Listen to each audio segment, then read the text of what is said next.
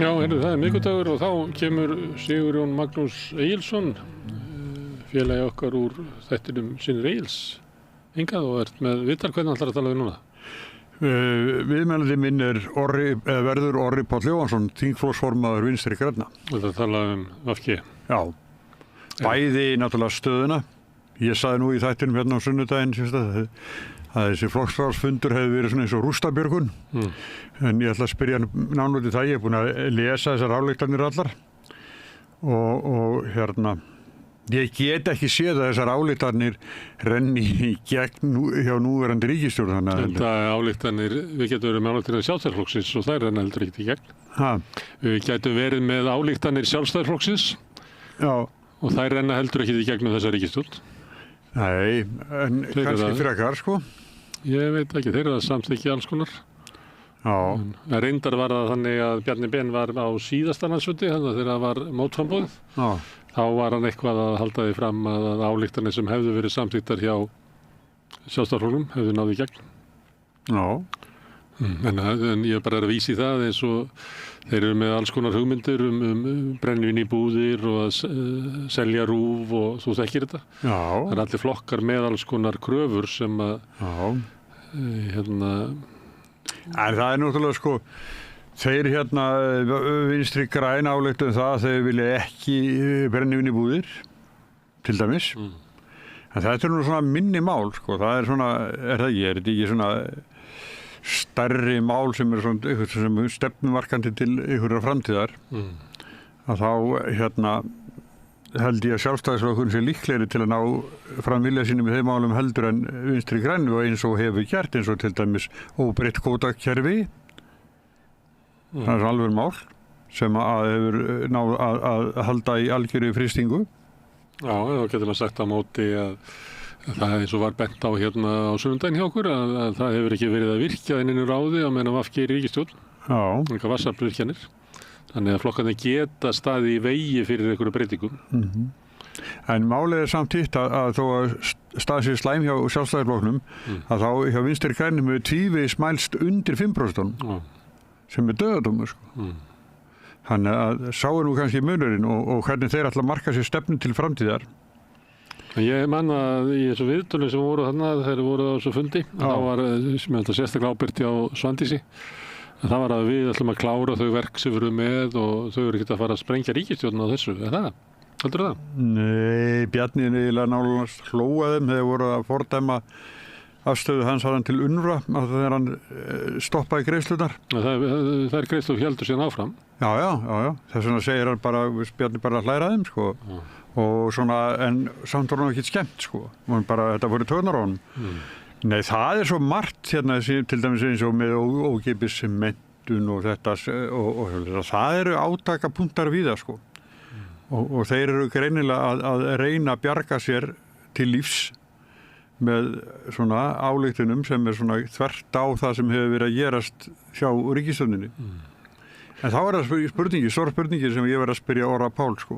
Hver ber megin ábyrgðin á þessu að svona séu komið fyrir flokknum? Það lítur að vera, þetta er afræktur af formannstíð Katrínar Jakobsdóttur. Já, við erum ekki nokkru vafa. En ég heyrði nú í útvarpi frá þessum fundi þegar að það var að vera að biðja klapp fyrir miklu starfi Katrínar Jakobsdóttur fyrir hönd flokksins eða í flokknum. Það var klappað en ekkert svona eins og bílarnir verið að koma fram. En þetta var fyrsti flokksráðsfundurinn eftir að hún hættir. Þannig að það var ekki neitt fundur þarna þegar hún hættir. Var það ekki kölluð flokksráð saman? Það gafst ekki tími til neins að bara forseta frambúðið bara og sagði af sér. Það er eðlilegt að hún var náttúrulega formaður 2013. Þannig að þegar flokkurinn meldist eitthvað með 7%, þá taldi Steingrímur að það væri ekki... Hann gerði ekki meir. Nei, og það var kallað á Katrínu. Og síðan eru liðin... Sem þá var vinsælasti stjórnmálamaður þjóðarinnar. Ég manna ekki alveg hvað það var alveg 2013. Jú, ég held. Heldur það? Já, mér finnst, þegar ég var með Sprengi, þá var hún alltaf eitthvað vinsælasti og þannig að fólk vildi helst og... Men það ekki svona frekar svona 2016 og 17 sem að fyrir upp í það. Ég skal bara... Ég spurði hana þá... Ég veit þetta næst þegar við hittust. Ég spurði hana ítrekka þá, eða svona þegar hún kom til mínu, spurði ég hvort hún ætlaði að vera forseti Íslands. Það seinna, sko. 2013... Ég hættu. Það 2013 bara rétt merja þau að fá ekki sama áfallið og Samfylkingin. Já. Síðan kemur 2016 og þá fer Samfylkingin niður í 5,7 og þá svona VG með svona betri útkomu. Og það einhverlega vegna þá var fólk ekki að dæma VG eins hart og Samfylkinguna fyrir ríkisstjórnina 2009-2013 sem að Samfylkingin var að fólk upplifði að Samfylkingin hefði bara svikið almenning eftir hrunið, varið hagsmuni bankakerfisins og fjármálakerfisins og sá dómur, hann lagðist ekki eins þungt á VG og Samfylkingin. Það er svolítið skrítið, sko. Það er eiginlega verið að taka tilskipun frá Alþjóðagjaldeyrissjóðnum og Steingrímur J var þar, handlágari, sem fjármálaráðherra. Og efnahagsmálaráðherra, ég held að það hafi þá verið skilgreint að fjármálaráðherra verið efnahagsmálaráðandi. Og Jóhanna var meira í breytingar á stjórnarskránni og öðrum svona... Jafnréttismálum. Já, og hún líka tók þátt í því að einfalda ráðuneytin og stjórnarráðið. Það fækkuðu ráðherrarnir í 8, ekki 12 núna aftur. Jú, og að búa til allskis ráðuneyti sem að ekki nokkuð maður hvað heita, sko. En ef þetta fyrsti flokksráðsfundurinn eftir að Katrín hættir, þá finnst mér ekkert óeðlilegt við það að flokkurinn þakki henni 11 ára formannstíð með einhvern hætti. Já, bara klappa niður í kjallara og vonum að heyrist upp á hæðirnar. Já, svona eitthvað þakki henni bara fyrir. Ég held að það sé eðlilegt að núverandi formaður hafi smá tölu það. Já. Það má ekki vera þannig að... En hann baði klapp. Það má ekki vera þannig að fólk sem að gefa sig eitthvað fram til ykkur að starfa því sé bara rækt á eftir því. Nei. En þú ert að segja að til þess að þessi trúður til VG þá þarf að vera eitthvað svona uppgjör við fortíðina. Já, og stefnum til framtíðar. En eitthvað í þessu sem að þú getur sagt að þarna samþykkt sem að segir að við gerðum mistök, við hefðum ekki átt að gera þetta? Nei, segir við ekkert neitt mórallega eftir sjá. Nei, þeir kom inn á margt annað, eins og til dæmis þjóðlendishákarinn sem ekki varð og eitthvað svona sem komið svona prinsipmál hjá þeim. Hann datt út 2021, vorið. Já, en hann komið inn aftur, inn í stefnuna. Já, ég segja. Þannig að þetta Þeir náðu því ekki gegnum þingið. Á því kjörtímabili og þegar það þing var að klárast, í aðdraganda haustkosningum 2021, vorið 2021, þá held ég að allir hafi metið þessi svo að hálendisþjóðgarðurinn væri stærsta mál VG. Ef að þeir myndi ekki ná því fram á því kjörtímabili, þá væri það kjörtímabili eiginlega ónýtt fyrir VG. En svo var því bara að pakka niður. Það loka álitinu að lokum vill fundurinn ítrekka að erindi vinstri hreyfinganna græns framboðs í íslensku stjórnmálum ótvírætt og hvetur forystu hreyfingarnar og alla félaga til að halda gildum okkar og góðum árangur á undanförnum árum á lofti í pólitískri umræðu. Já, þá það að halda góðum árangur okkar á undanförnum árum og þá það að segja, já, við náðum þó þessu gegn og við náðum þessu gegn, ef við hefðum ekki verið þannig að þetta verið verra. Ekki drepa skattur. En svo þeir mál sem að við höfum rætt. Svo eins og kynrænt sjálfræði og þungunarofslögin þeir vilja vilja fara með fjármagnstekjuskattin líka og þrepaskipta honum. Já, við vorum með það líka held ég síðast. Já, það er ekki orðið að neinu, það er Það er ekki Það var samþykkt hækkun á fjármagnstekjuskatti í tengslu við aðgerðir eftir COVID og þá átti það að vera eitthvað þannig að þá væri að fjármagnstekjuskatturinn myndi leggjast bara á hreina ávöxtun. Ég veit ekki hvernig þetta endaði svo þetta í einhverju samningum á milli VG og Sjálfstæðisflokks. Og það hérna til dæmis móti í einkavæðingu í heilbrigðis- og velferðarþjónustu og það er náttúrulega þvert og til dæmis Sjálfstæðisflokkinn. Og bara núverandi heilbrigðisráðherra, hann talar mjög fyrir ég vissum að ef við myndum raða heilbrigðisráðurum svona frá hægri og vinstri, þá Willum nálægt að vera bara með Guðlaugu Þór á hægri sinnustu heilbrigðisráðherra sem haft. En það er báði góður í fótbolta. En þetta er þetta er ýmislegt sem þeir eru sem að mér sýnist þeir ekki eiga mikla möguleika ná í gegn. Að þeir ekki að tala til ríkisstjórnar held ég þeir að tala til kjósenda í næstu kosningum. Þetta er ekki til að fara með í einu ríkisstjórn. Nei. Og þeir ætla ekki að fara með í einu ríkisstjórn, þeir ætla bara að ávarpa kjósendur. Já, ég held ekki bara ekki sem gerir fyrir að geta ekki.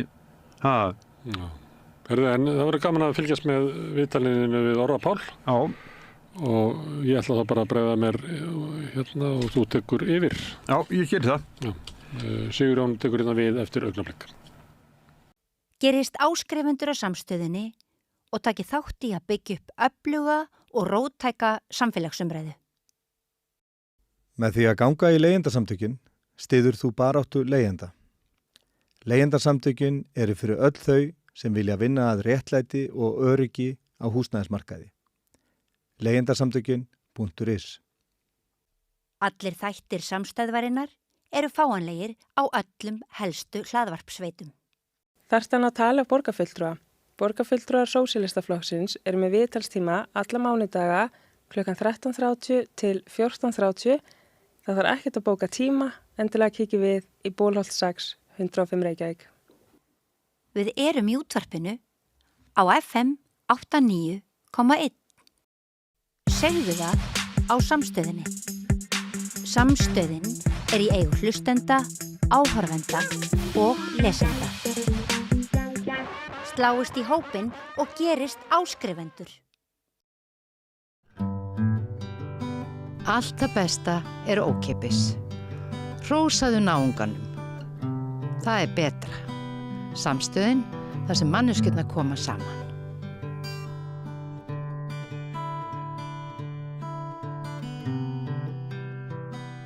Já, komið sæl. Hjá mér er Orri Páll Jóhannsson, þingflokksformaður Vinstri grænna. Vertu velkominn. Takk. Þið voru með flokksráðsfundu síðustu helgi og þá sagði ég í sunnudagstættinum okkar að þið væri í rústabjörgun. Að flokkurinn hefur mælst núna tvívegis undir 5%. Þannig að ykkur, þið þurfið að gera eitthvað, þið þurfið að gera eitthvað mikið. Já, þetta var þá hugað og glatt fólk í rústabjörgun, ef þetta var rústabjörgun þessi fundur. Þetta var góðu fundur, virkilega góðu fundur og vel á 100 manns sem að mætti. Til að mynda andlit sem hafa kannski ekki endilega tekið mikið þátt í starfinu að undanförnu sem að komið þarna til leiks. Og bara virkilega góður fundur og góður hugur og góð stemming og þéttur hópur.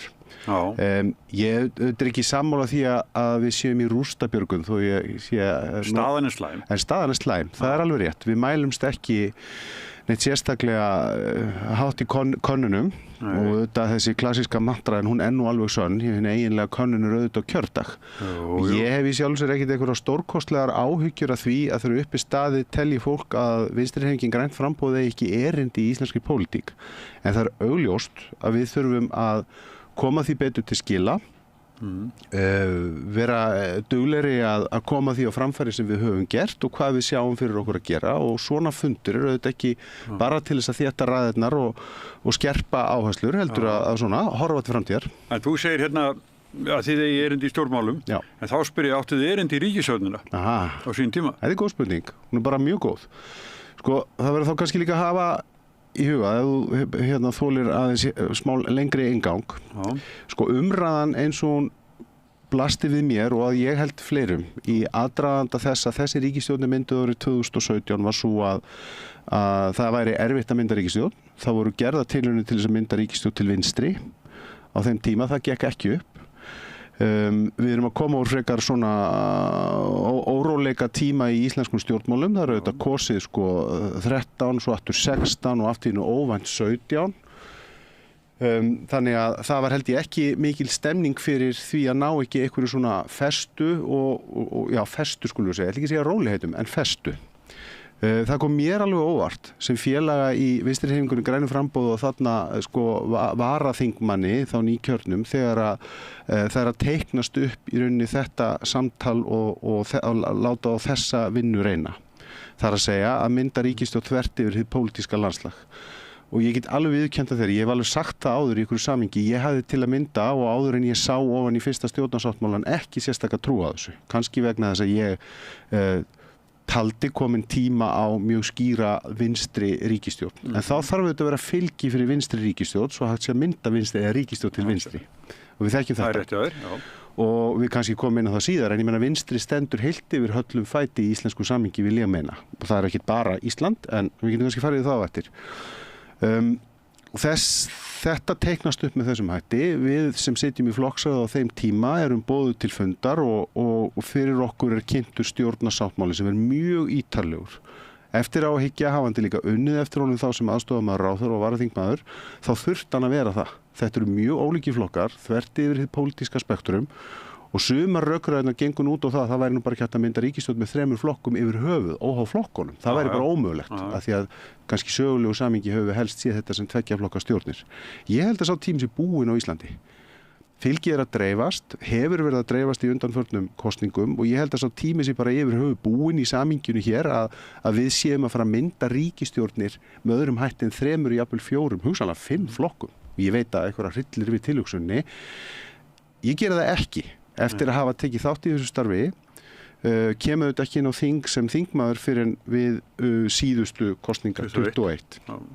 Og af hverju er þetta ríkisstjórnarsamstarf endurnýjað? Það er jú vegna þess í fyrsta sinn í 60 ára sögu lýðveldisins bætir ríkisstjórnin við sig fylgi. Sannarlega Framsókn umfram hina 2 flokkana en ríkisstjórnin gerði það. Og bara frekar góður byr með þessari ríkisstjórn til að byrja með. En það tók að halla undanfæti á einhverjum tímapunkti og við mælumst allir flokkar lægra í könnunum heldur en endilega í síðustu kosningum en við þó kannski sínu lægst miðað við það að við mælumst ekki inn á þingi eins og staðan er í dag og það er einboðið að við þurfum að sína fram á hvað við ætlum að gera. Já, ef við tölum aðeins svona fortíðina líka að þá þegar ég les ályktanirnar ykkar þá er ekkert NATO. Nei, það er ekki beinlínis neitt NATO en sko ályktanir eru sannarlega eitthvað sem að þetta virkar þannig að félagar, einstaka félagar, hóparfélaga, kjördæmisráð eða svæðisfélög koma með ályktanatillögur til umræðu og fundum. Stjórn gerir það líka og svo er þetta rætt og eftir atvikum samþykkt þá er þetta auðvitað bara ályktun fundarins og tekur oft breytingum. Má ég skilja þetta þannig að þetta er óbreytt stefna en alltaf óbreytt stefna vegna þess að henni er bara breytt á landsfundi. Þetta var flokksráðsfundur og það er alveg ljóst og skýrt í okkar stefnu að við teljum okkur eiga að standa utan NATO. En við erum eini flokkurinn á Íslandi sem er með það mjög skýrt í sinni stefnu og ég veit ekki ef eitthvað er að marka fylgistölur, ef að það er útgangspunktur í afstöðu fólks að þá fer nú þverrandi fylgi með því yfir höfuð í samfélaginu að standa utan NATO. Ég vil ekki trúa því að ómögulegt að taka einhvern einn málaflokk. Já, að sjálfsögðu er það. Ég er að segja að það er að snúa í allar áttir. Ég menn að spyrja þig, finnst þér ekki Katrín Jakobsdóttir bera mig glábir á því hvernig komið fyrir flokknum? Katrín Jakobsdóttir var formaður á þessum tíma sem að algjörlega og ég sagði hér áðan að þegar að stefnir í þessa ríkisstjórnarmyndun sem ég var efinsum til að byrja með en mjög sannfærður leið og ég sá þennan ítarlega ríkisstjórnarsáttmála og ég menna að það var bara verulega mikið vafki í honum og ef þú ert í pólitík til að hafa áhrif sem ég vil nú trúa að við séum öll sem erum í þessum störfum að þá hefur eðli málsins samkvæmt meiri áhrif þú situr við borðið en líka það sem þú þarft og situr með fleiri flokkum þá þarftu eðli málsins samkvæmt að gera einhvers konar málamiðlanir þú munt ekkert ná bara þinni stefnu í gegn augljósdæmi NATO sem spurður áðan það ljósta hinir flokkarnir og kannski meirihluti þjóðarinnar bara andvígur okkur í þessari afstöðu þá var augljóst að við munum ekki fara að ná því fram í gegnum enda var það ekki ákveðið á það í stjórnarsáttmála en að því þú spurður Katrínu sérstaklega Katrín er auðvitað sterkur leiðtogi bæði leiðtogi hreyfingarinnar en líka leiðtogi ríkisstjórnarinnar engin ráðherra haft jafn mikið persónufylgi á undanförnum árum eins og Katrín mælst hæst í öllum einhverjum mælingum því tengdum í langan tíma og ekki með þeim hætti kannski umdeilt og fólk treystinni virkilega fyrir þessu verkefni. það að segja hún ein beri ábyrgð á því hver staðan er. En hún var formaður, hún var forsætisráðherra, þannig ábyrgðin hennar mest. Sannarlega, já mest og mest. Ég meina ríkisstjórnin ekki fjölskipað stjórnvald. Hún sannarlega situr í öndvegi og verkstjóri ríkisstjórnarinnar. Hún skipar ekki ráðherra embætti, hún gerir tilnefningu til síns flokksum þá ráðherrastóla sem við tilnefnum. Og við höfum samþykkt tilnefningu okkar formens í því. Við höfum engin áhrif á það hvað aðrir formenn í ríkisstjórnarsamstöðunni gera með sína ráðherra. Þetta ríkir oft mikill miskilningur og það bara eins og það en það að segja að hún beri alfarið og eina ábyrgð á þessum sög, ég ekki segja þú að segja það, það hefur borið á þessari orðræðu, það finnst mér ekki hægt að segja því við erum auðvitað hreyfing. Hún fyrirliðin, hún fóringi. Hún það. Hún fer með flokkinn inn í ríkisstjórnina, hún kemur ítrekka fram fyrir hönd flokksins og ríkisstjórnarinnar og fylgið fer það dvínar og komið núna bara niður í kjallara og svo fer hún hérna í forsetakostningarnar og næri ekki settum árangri þannig að þessi vinsæli stjórnmálamaður sem hún hefur verið að svona endalokin þannig að flokkurinn í fallættu algjöri og hennar markmið nást ekki. Átt hún að hætta fyrr eða það ekki mitt að segja til það og ég bara ekki á því að við séum neinstar í neinum endalókum hvorki Katrín Jakobsdóttir ég Vinstri hreyfingin grænt framboð hún notar orðið endalók og ég þekki hana vel nærvera hennar mjög góð og fín manneskja allastæði. Katrín frábær leiðtogi, hún mikill vinstri sinni að mínum að þetta mikil eftirsjáðanni úr íslenskri pólitík sem hún tekur sjálf ákvörðun að hverfa á aðrar brautir. Ég studd hana heilshugar í því, ég studd hana líka í þessu fórstakjöra því ég veit að allt sem Katrín gerir það gerur hún vel. Það er mín afstaða. En það að hún velji að stíga út úr pólitík á þessum tíma hennar ákvörðun, alveg eins og ef ég tæki ákvörðun það gera það núna að verða mín ákvörðun. Sá hún ekki fram á endalok í þessu flokkurinn í þessari kreppu að þurfa að ná honum upp aftur og Ég get bara ekki sagt til það. En ég get sagt mína... Þú þekkir hana vel? Já. Og þess vegna er ég að deila minni afstöðu í samhenginu. Mér þykir mjög vænt Katrínu. Mér finnst eftirsjá af henni og ég veit að fleirum finnst það. Mér fannst afar ósanngjörn umræðan í tengslum við þessar forstakostningar en ég menna það gerur hún auðvitað bara sem einstaklingur að taka þátt í þessu.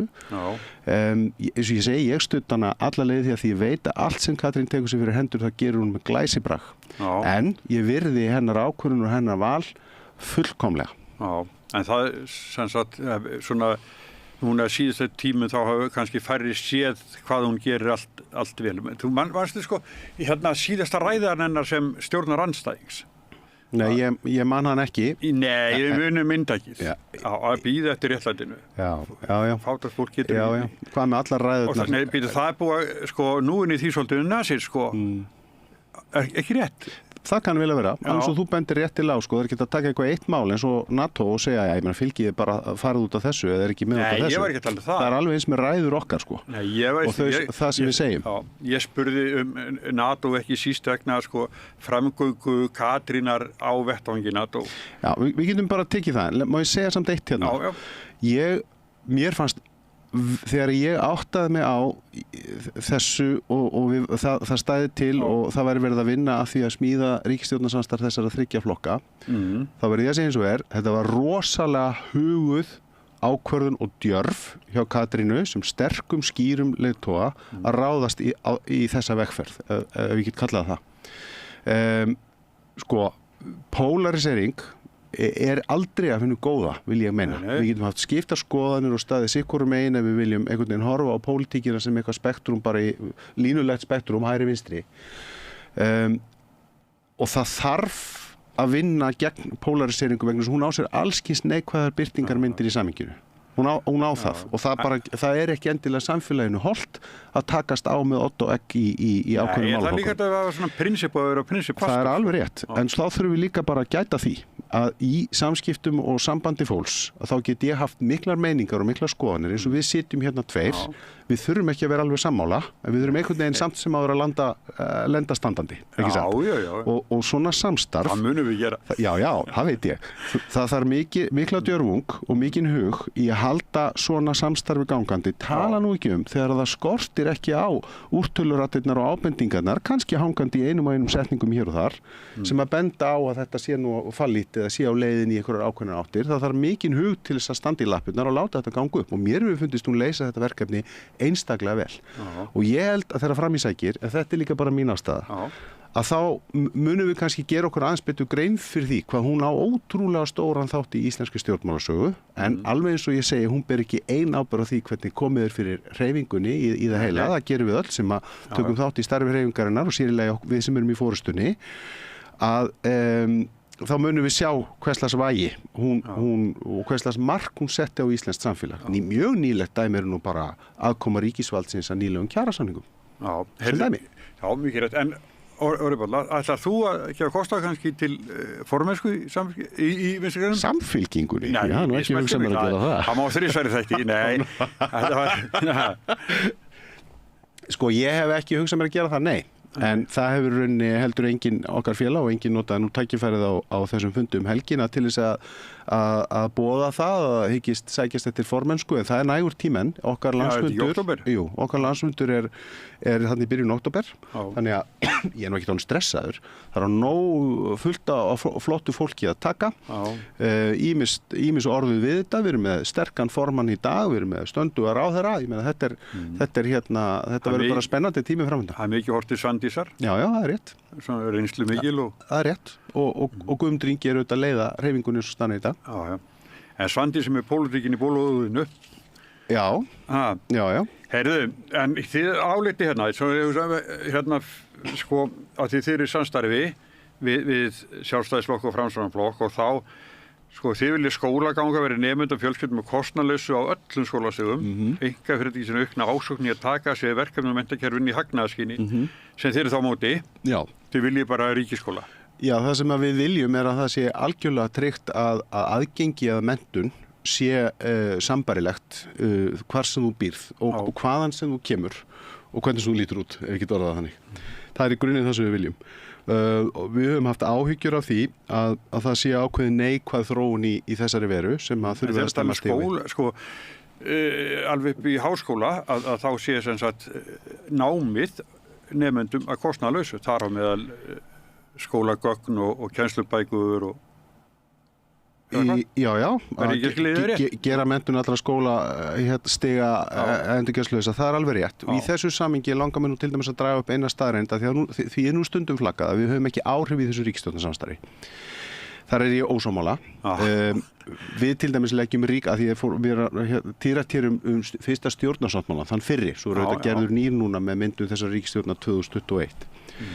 Við höfum lagt áherslu á það sem er einmitt grundvallað í svona vinnu og ég man ekki hvort það var flokksársfundur eða landsfundurinn, allavega er það mjög skýrt í stefnun okkar sem auðvitað er ekki breytt nema á landsfundi að við viljum sjá skólagjöld í listnám á háskólastigi afnumin. Þannig að það verður til að mynda okkar innlegg eitt af mörgum inn í þann stjórnarsáttmála sem er í gangi í dag. Það er til þess að jafna aðgengi fólks að námi á háskólastigi. Aðgengi hefur ekki verið jafnt með tilliti til listnáms. Hvað erum við að sjá núna? Boðaðar aðgerðir menntamálaráðherra í þessum efnum eða háskólaráðherra í þessum efnum fyrir gefið, af því að það er sikkur ráðherran þarna í þessum efnum. Háskólaráðherra í þessum efnum, þannig að skólagjöldin verða afnumin í listaháskólum frá með þessu hausti. Það hefur þýtt hvað? 2-földun í fjölda umsækjenda í skólan. Við sjáum þetta bara á fyrstu mánuðunum, hvað gerist við þetta. Þetta er svona dæmi okkar áherslur í þessu. Á sama tíma er þá verið að gera og ráðherra fór þá leið að gerir þarna samning við Bifröst sem hefur kannski fyrst og fremst verið með fjarnám. Það er sama leið farin þar. Ég meina fjarnámsnemendur eru mörg hver utan á landi, ekki satt? Búa kannski á minni stöðum eða langan veg að sækja skólabygginguna sjálfa, þannig að á sama tíma er þá námið endurgjaldslaust fyrir þau líka. Eins og ég hef skilið að gera áður í þessu. Já, ég bara að taka sem dæmi að áhrif og hvernig þetta hefur verið grundvallandi í okkar stefnu í mjög langan tíma sem að raungerist á til að mynda núna í gegnum stjórnarsáttmála og ákvarðanir ráðherra. Það er ekki VG ráðherra, en það er vegna þess að hann er að framfylgja stjórnarsáttmála. En þeir taka, einkafyrirtæki sína aukna ásókn í að taka sér verkefni og menntakerfinu í hagnaðarskyni. Hjallastefnan? Þetta þýðir ekki að einkafyrirtæki í menntakerfinu sé ekki gera hlutina vel. Það má ekki lesa það út úr þessu. En það sem að náttúrulega sést ekki endilega í svona ályktunum, það eru umræður sem því fylgja, meðal annars í dagskrárliðnum almennar stjórnmálaumræður, sem er klassískur og við förum alltaf í gegnum á þessum fundum okkar. Virkilega mikilvægur liður fyrir okkur sérlega kjörna fulltrú að sitja og fylgjast með í rauninni hvar púlsinn slær í félögum okkar. Já. Og það hefur verið umræð innan hreyfingarinnar ákveðin verkefni og ég ætla ekki að vera að nefna einhver ákveðin nöfn í því samhengi. Það sem að þróunin er ekkit endilega kannski til betri vegar. Kostnaðurinn á bakvið það sem er verið að bjóða er svimandi hár. Og það eru áhyggjuefni þarna, eða það er áhyggjuefni þegar að við kannski missum fókusinn sem er hætt við á mikilvægi þess að aðgengið að námi og upplegginu til að mynda í gegnum þessa 6 grunnþætti námskrár sem hún setta 2011 og einmitt í tíð þáverandi menntamálaráðherra Katrínar Jakobsdóttur missum fókusinn af mikilvægi þess að þegar upp er staðið að þá er skólakerfið að skila manneskjum út í samfélagið sem geta lifað og þrifist í samfélaginu eins og við viljum hafa það. Þannig að við höfum haft ágjörð þessu, þetta er auðvitað ekkert farið í þetta í neinum smáatriðum hér, þetta er bara verið að benda á að þetta sé þróun sem við höfum ágjörð af, sama umræða hefur verið uppi í tengslu við heilbrigðisgeirann, þannig að, og þetta er algjörlega í takti við púlsinn í félögunum í minni hreyfingu eins og hann hefur verið. Já, það er eitt mál sem að ég myndist á hérna áðan, það er að býða til réttlætinu síðust að ræða Katrínar sem stjórnaranstæðings, en þá kemur þýðlegi hérna að þýðlegi áherslu á að ríkisstjórnin komin til framkvæmda ákvæðum stjórnarsáttmálum halda áfram að bæta kjör hinna efnaminnstu í hópi ellilífeyrisþega. Já.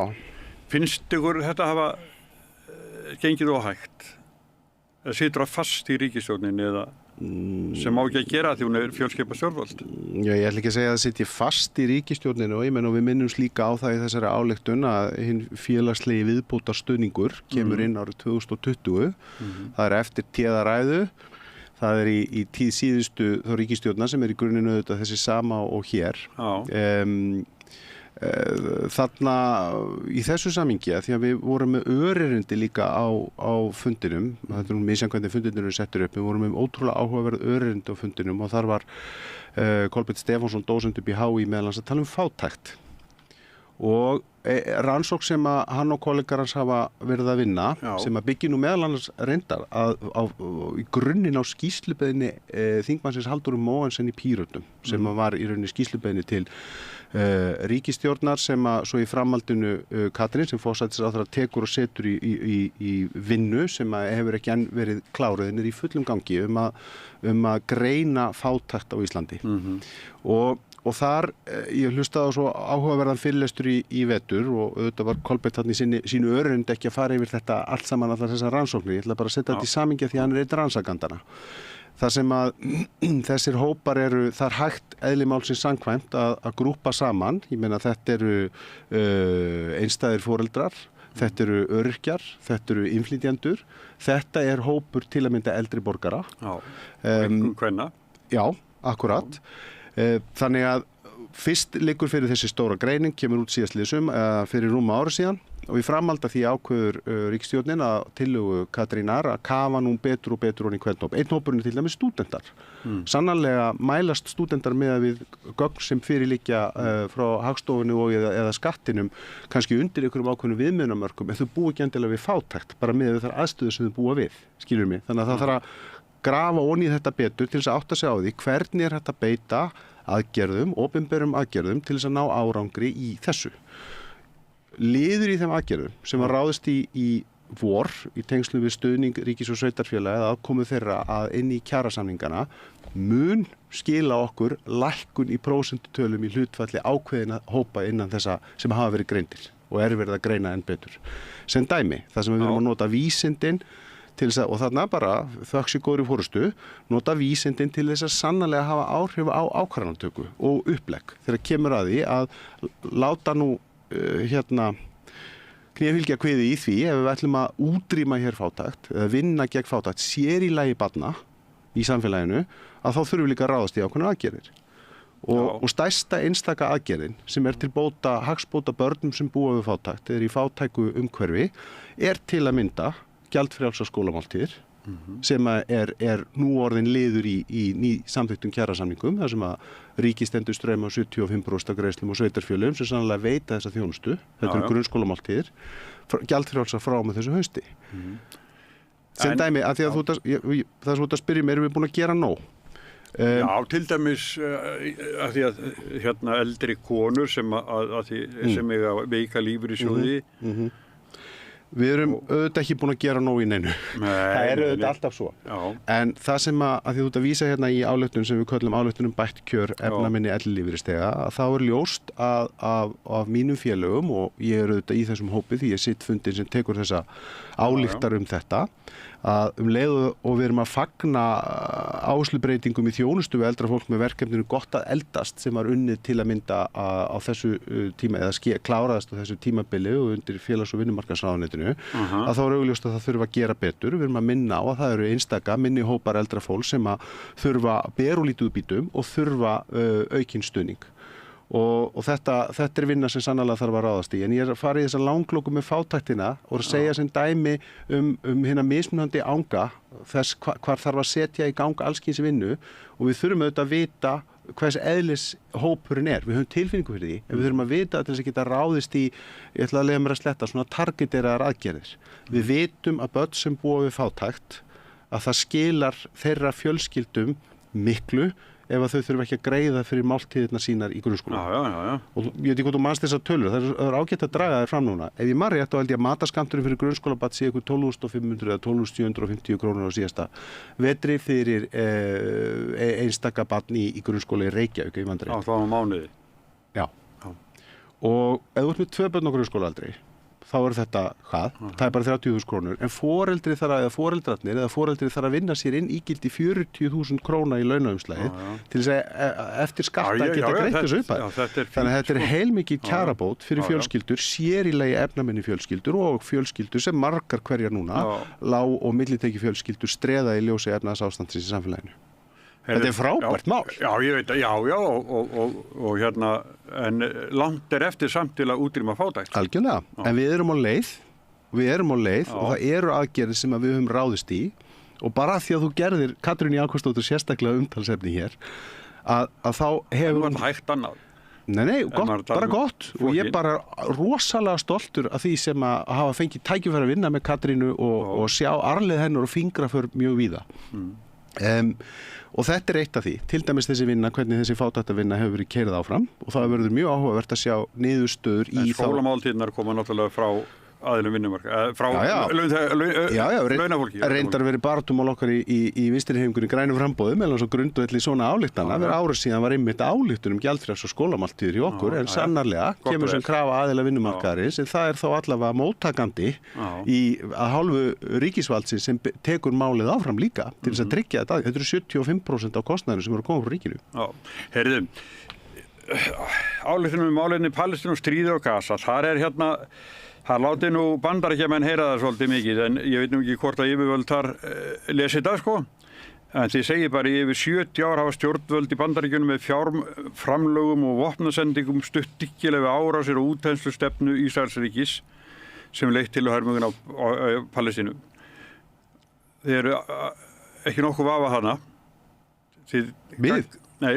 Enga veginn og þetta er orðræða sem hefur ítrekka komið upp á okkar fundum sem það eru flokksráðsfundir eða landsfundur eða bara félagsfundir þess á milli eða í blaðaskrifum eða greinaskrifum einstakra félaga, þetta er hérna atriði sem alltaf er dregið upp og félögum mínum og ég er þeim algjörlega sammála, fannst full ástæða til þess að halda þessu mjög skýrt til haga í ályktunum þessi mál. Þetta er mjög ákveðið orðalag.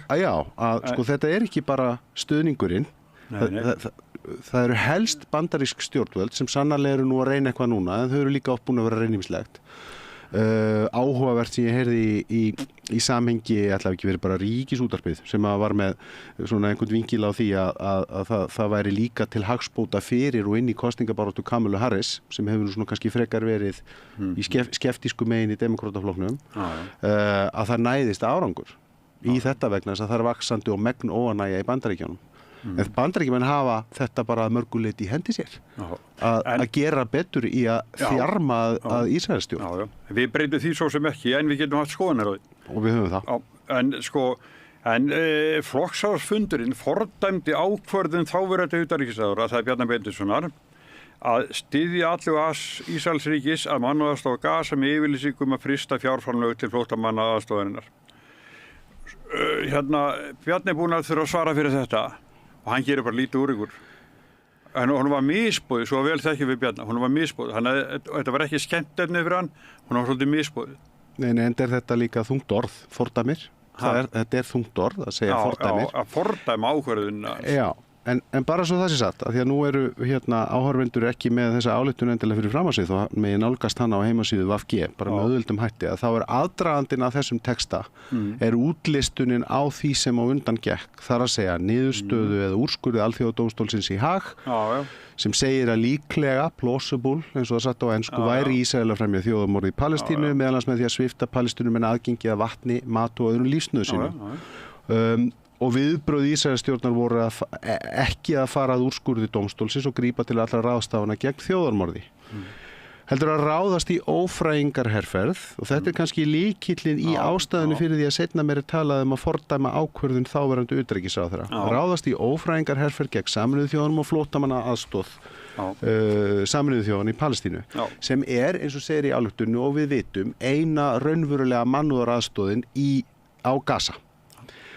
Þá ætlum ég aðeins að staldra við hér. Þetta er alltaf gerast á sama tíma, þar að segja þessi niðurstaða Alþjóðadómstólsins, þessi ófrægingarherferð sem fer í gang, þar að segja að þarna hafi verið mögulegast starfsmenn flóttamannaaðstoðarinnar sem tóku þátt í þessari árás 7. október sem að mörgum er tíðrætt að halda alltaf til haga í samhengi þessara mála. Og sum láta að því liggja að það sé bara upphaf þessara deilna og við vitum betur, það er ekki svo.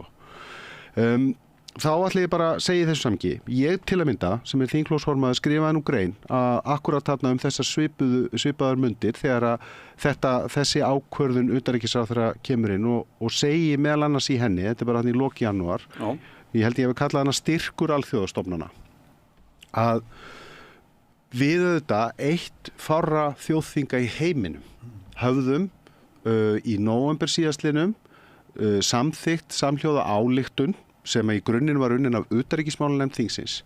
Það sem að við erum að fordæma aðgerðir Ísraels, þar sem Alþingi Íslendinga gerir það og við erum að setja ríkisstjórninni og þá erindrekum hennar ákveðin skilaboð á hálfu þjóðkjörinna fulltrúa og lýðræðissamkomunnar. Eitt af því sem við lögðum áherslu á var aukning í mannúðaraðstoð á svæðinu.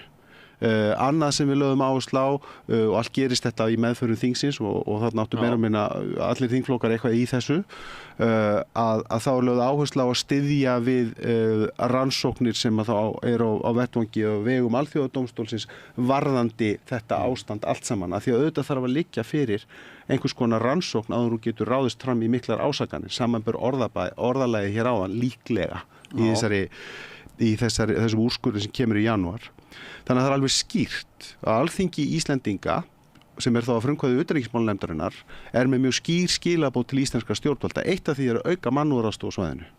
Og í greininni sem ég skrifaði þessar mundir, þá segi ég, það skýtur nú skökku við að þessi ákvörðun skuli vera tekin af utanríkisráðherra. Hann hefði að lágmarki að mínum og þetta segi ég þá hann hefði að lágmarki átt að ræða þetta utanríkismál sem að bara einhverjum mánuðum áður hafði átt frumkvæðið að því og þingið allt sendt mjög skýr skilaboð. Og það augljóst í rauninni af þessari ályktun og umræðu sem hefur verið innan minna hreyfingar að það þungt í fólki að þarna hafi þá íslenski ráðherrann og hann hefur nú sagt sjálfur að þetta hafi, ég held að orða það þannig að allar vestrænar þjóðir hafi gert það. Ég kann nú ekki höfðatölu í því en það kannski ekki alveg aðalatrið í þessu. Lagt þessu lið á sama tíma Antonio Guterres að vara einmitt við þessum viðbröðum út af neyðinni og ástandinu sem þarna og hefur verið í alla þessa mánuði. Þannig að einhverju leyti kemur það nú mér ekkert óvart að félagar mínir vilji nota orðalagi fordæma og þetta samþykkjum við á fundinum af því að þetta situr í fólki að það hafi komið högt á vilja eða ætlun íslenskra stjórnvalda með þessum orðum sem svo raunar og það hefur Bjarni sjálfur bent á og það hárrétt hjá honum sem að raunar varð ekki. Greiðslan stóðst, hún skilaði sér og ef eitthvað þá jukum við sem svo aftur má rekja til ályktunar þingsins við jukum fjárframlög til mannúðar fyrir ákvörðunin samt stendur. Já, það var ekki ákvörðun, þannig að hann svona flaggara, hann segist vilja aðeins bíða með þessar greiðslur og það sem að gerast í orðræðu landana allra. Við vorum ósatt á þeim tíma og það má sjá það í minni grein. Ég noti ekki orðið fordæmir, það gera félagar mínir á þessum tímapunkti. Fundur líka gera það. Ég veit það, ég segi félagar mínir bara vegna þess að ég skrifa þetta ekki í grunninn, en ég tek þátt í þessar afgreiðslu og stend við hann eins og allir aðrir, ég var á þessum fundi.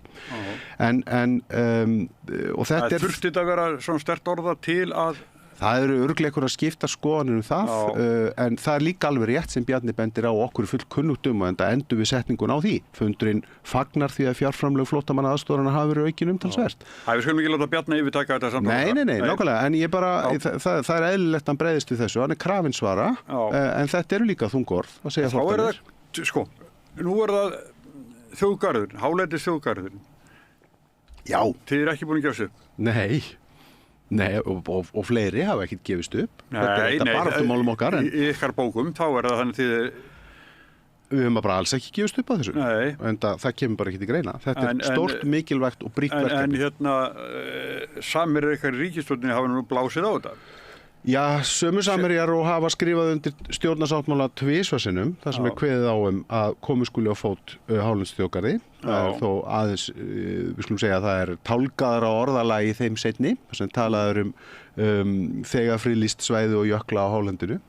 Og þá, eins og ríkisstjórnin virkar, ég meina hún með náttúrulega bara með þennan stjórnarsáttmála sem við öll vinnum eftir, og það á hver og einn ráðherra að vita hvað til síns friðar heyrir í því og það stendur þá upp á umhverfis orku og loftslagsráðherra sem fer með málefni náttúruverndar og friðlýstra En þið gerir vonur þetta verði fyrir kosningar á meðan þessi ríkisstjórn, á líftíma þessar ríkisstjórnar? Já, nú býð ég spenntur eftir þingmálaskrá ráðherrana sem birt við þingsetningu 10. september og kannski kemur ráðherra með þetta, kannski ekki. En það verður hann líka svarið fyrir það, hvernig stendur því hann ætlar ekki að virða ákvæði stjórnarsáttmála í samstarfi við okkur. Já, sem Guðlaugur Þór Þórðarson. Já.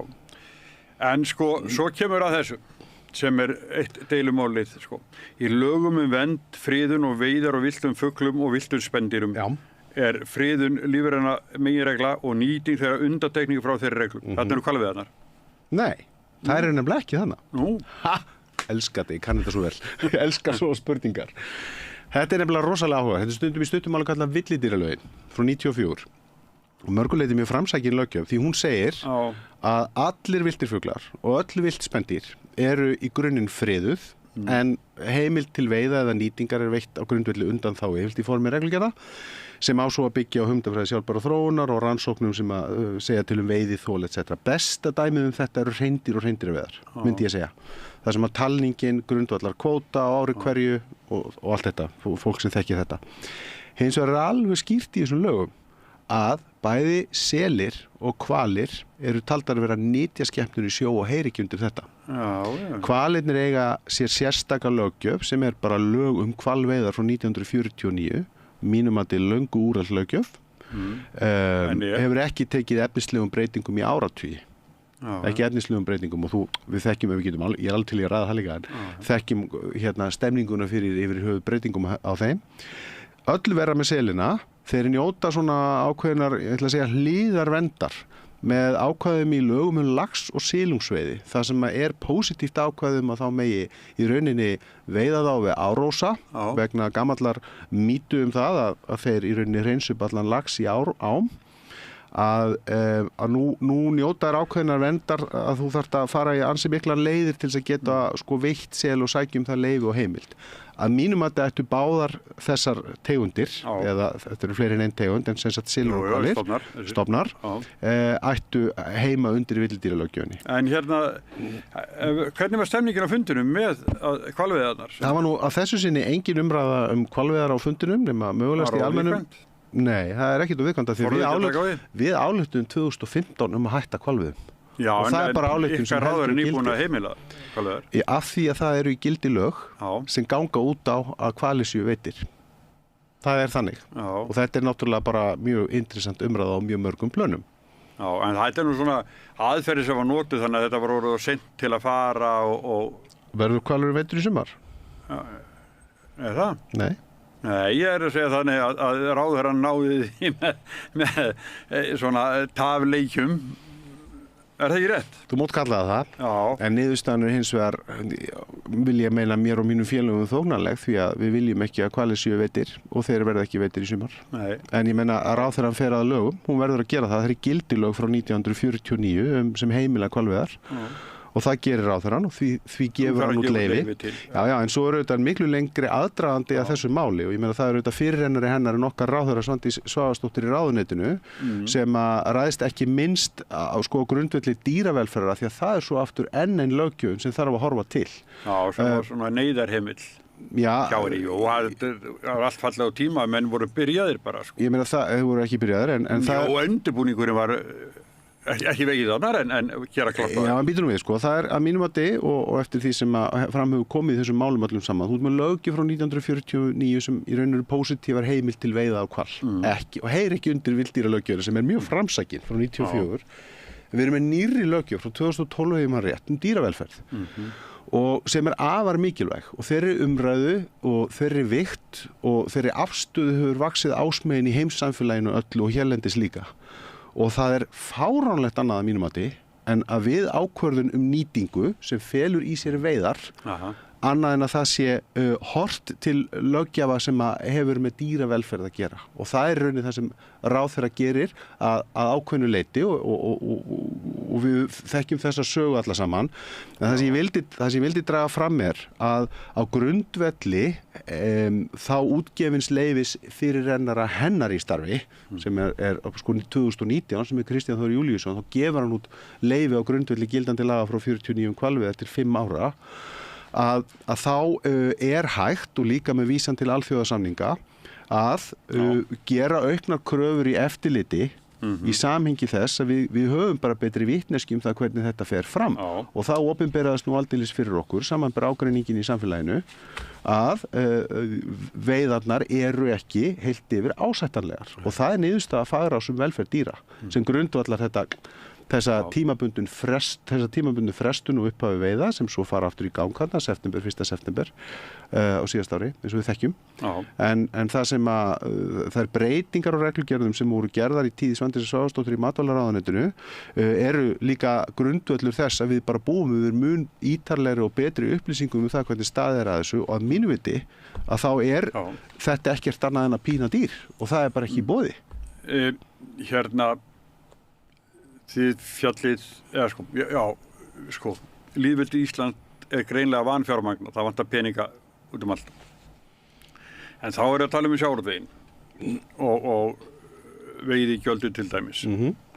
Að þið viljið þau vera hækkuð og þau eru ýmsa breytingar reyndar í sjávarútvegsmálum og við höfum ekki tíma til að fara nákvæmlega út í það. Þannig svona stóru prinsipin. Viljið þið hærri veiðigjöld? Við segjum á tilgreindar uppsjávartegundir til að tryggja greitt ekki botnfisk. Nei, tilteknar uppsjávartegundir til að tryggja greitt sér sanngjarnt gjald fyrir afnota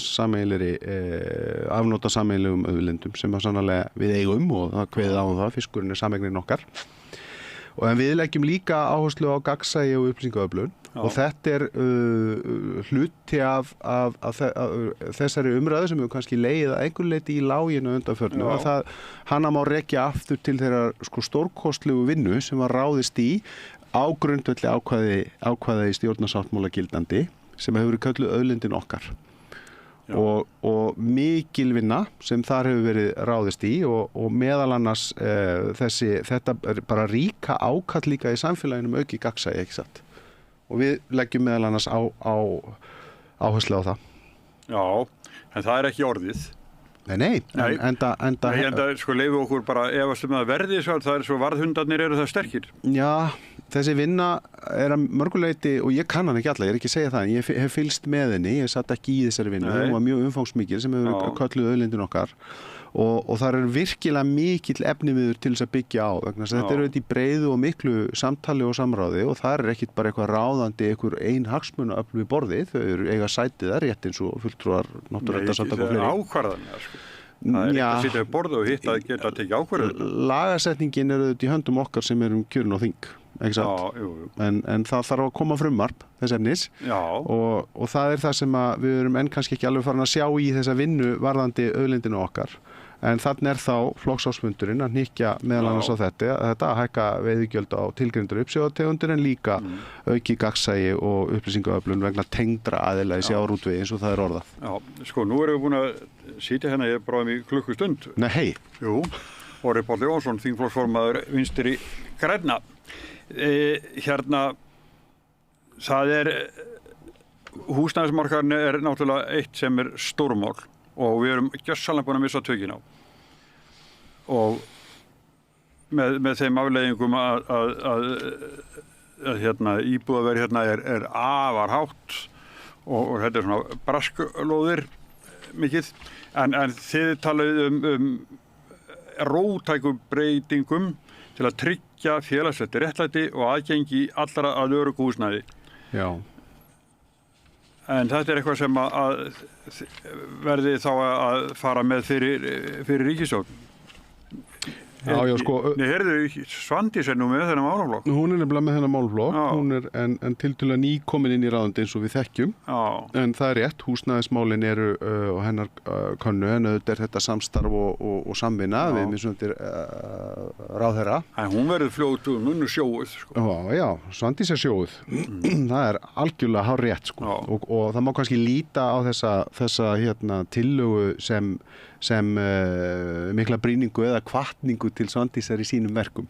En eðlilega ef þú ætlar að gera róttækar breytingar á húsnæðismarkaði eins og við orðum hérna til þess að tryggja félagslegt réttlæti og aðgengi allra öruggu húsnæði þá gerist það nú kannski ekki alveg á einni nóttu. Þannig að já, ég veit ekki hvað skal segja, ég er auðvitað ekki farin að sjá þingmálaskrá ráðherrans og veit ekki hvort að þar er að finna einhverja svona sérstök teikn í þessa veru umfram það sem þó, þú segir að hér sé allt eða þú notar ekki orðið kaldakóli en það er svolítið umræðan það sko. Fólki sem að lifir við það segir, fólki sem er í kólakjallurunum, það segir þetta sé allt í kaldakóli. Já, ég meina eðlilega, það er náttúrulega fullkomlega óboðlegar aðstæður og svífur það að fari skuli svona verið með fólk en maður getur orðað þannig. Sko, við höfum auðvitað verið í tíð þessara ríkisstjórnar verið að efla almenna íbúðakerfið. Og það er að mati okkar í VG góð leið til þess að standa, og það þarf þá að efla það en frekar eins og við segjum í ályktunni að því í grunninn að þá þarf að tryggja fjölbreytt búsetuform og við höfum verið að leggja mikla áherslu á óhagnaðardrifin félög í þessu samhengi og þessi ályktun er nú svona, hún er ekkit eitthvað með einhverjar hinnar eiginlegu lausnir í einu en einu. Brýningu bara. Já, hún er kannski aðalega líka að draga fram hugmyndir sem og þetta, að því ég bara veit að því ég þekki vinnuna á baku þetta er í grunninn hugmyndir sem að ungvinstir grænir að koma með inn í umræðuna sem að endar í þessari ályktun. Að horfa til húsnæðissamvinnufélaga í þessu samhengi og eins eitthvað sem var rætt í þessu samhengi var sko samvinnubúsetu pælingar sem er ekkert ítarlegar farið í þarna hvað það þýðir en við þekkjum ákveðin mynstur í þessu stúdendagarðar og eitthvað slíkt sko. Þannig að já, þetta er kannski meira brýning heldur en hitt. Herri skattamálin, það er þið tala nú ekki það þið hérna náðu gegn að þriggja þrepa skattkerfi en það er hérna sem er stórmál og það er hérna með fjármagnstekju skattinn. Þrepaskiptan. Já, þið viljið þrepaskipta honum. Það er bara í stefnunni. Hefur verið í töluverðan tíma Já, en ekki komist áfram. Nei, en ég menna annað sem að hefur nú samt verið gerð allu að, en við höfum ekki séð endilega frumvarp sem að ég hef, nú held ég séð, já það hefur aðeins verið hérna breytingar á fjármálaráðherranum, ég man ekki hver það var sem svaraði til að það hefur verið vinna í gangi varðandi sko að reyna að stemma aðeins stigu við, hvað ég að segja, neikvæðri þróun þegar að þú ert í rauninni ekki með reiknaðan eignarskatt, en hvað var það reiknað endurgjald? Var það þá líka bara eins og tekið sveitarfélag í því samhengi? Þannig að við býðum nú alltaf eftir að sjá aðeins ofan í það, ég veit ekki hvort að núverandi fjármálaráðherra mun vera með það á sinni þingmálaskrá í vetur, en þetta er rétt, við höfum lengi verið með á okkar stefnuskrá með þrepaskiptan fjármagnstekjuskatt. Innan ríkisstjórnar hefur verið varið gegn því sko. Já, en þú segir þið náðu í gegn 3 þrepa skattkerfi, réttir það, þá ætlum ég að minna á. Í kosningabaráttunum bæði 16 og 17, þá var nú klífað á því að það þyrfti að einfalda skattkerfi, það var pólitík ákveðin annar aðila sem svo núna undirgengumst þetta og hafa nú held ég ekki að hafna gæðum þessarar hugmyndar. Nei, heyrðu, en hérna, hvenær verður kosið? Já, eina sem að líkur fyrir er að kjörtímabilinu líkur bara með lögum 25. september 2025. Eftir rúmt ár? Já, kosningalögum, þar að þetta eru bara 4 ár. En er það best? Er þessar ríkisstjórnar eiginlega bara búið? Er ekki að koma núna fram hversu ólíki flokkarnir eru? Þetta er eilíðar skemmti umræða, allstaðar. Ég það nú stundum að spyrja því, ert ekki til í að ræða pólitík, en við erum búin að vera að gera þeir á klukktíma, þannig ég ætla ekki að gera það í þessu samhengi. Sko, það hefur alveg, bara svo ég tala nú í alvöru, sko, það hefur alveg verið umræða það, en ekki verið tekin inn ákvörðun eitt eða neitt í því samhengi, hvort að það fari, og það bara umræða sem byrjaði í rauninni fyrir löngu, ég menn auðvitað er kosið bratt þarna 2016 og það er að hausti og það gerist aftur bratt að hausti 2017. Svo er það ákvörðun á sínum tíma að kjósa þá að hausti 21. En það hefur alveg verið umræða það hvort að það sé bara heila praktískar að kjósa vori. Eins og við vorum vön að gera stutt í fjárlögi þegar kýst að hausti til dæmis, þegar ég segi praktík sem er aðalmál þingsins hverju sinni algjörlega, þau byggja auðvitað sannarlega á fjármála áætlun sem er í gildi og hún er auðvitað alltaf afgreidd að vori sko, og til 5 ára en þetta er alveg rétt, þannig að ég menna hún er nú ekki nákvæmlega það munar bara 100 milljörðum í tekjur út frá fjármála áætlun og raunveruleikunum já, sem er nú bara gott ég veit það, en áætlun er ekki nákvæmlega það sko. Nei, en hún er kannski líka svona útgjalda, þú veist, það er hýrliðin á henni en þannig að það hefur alveg verið til umræðu en ég veit að það hefur engin ákvörðun verið tekin annað en að það bara klára þetta kjörtímabil en ég vænti þess að það verði einhver umræðu þetta áfram á næstunni. Ríkisstjórnin lifi hennar síðasta þingvetur? Já, akkur ætti hún ekki að gera það? Ég segðu ég veist að myndi margir vilja það sé bara komin og sérst meðal annars á fylgi allra stjórnarflokkana. Já. Sjálfstæðisflokkurinn er hálfur miðflokkurinn núna til dæmis. Já. Þannig að þetta er svona... gott, ég þarf ekki að svara fyrir það.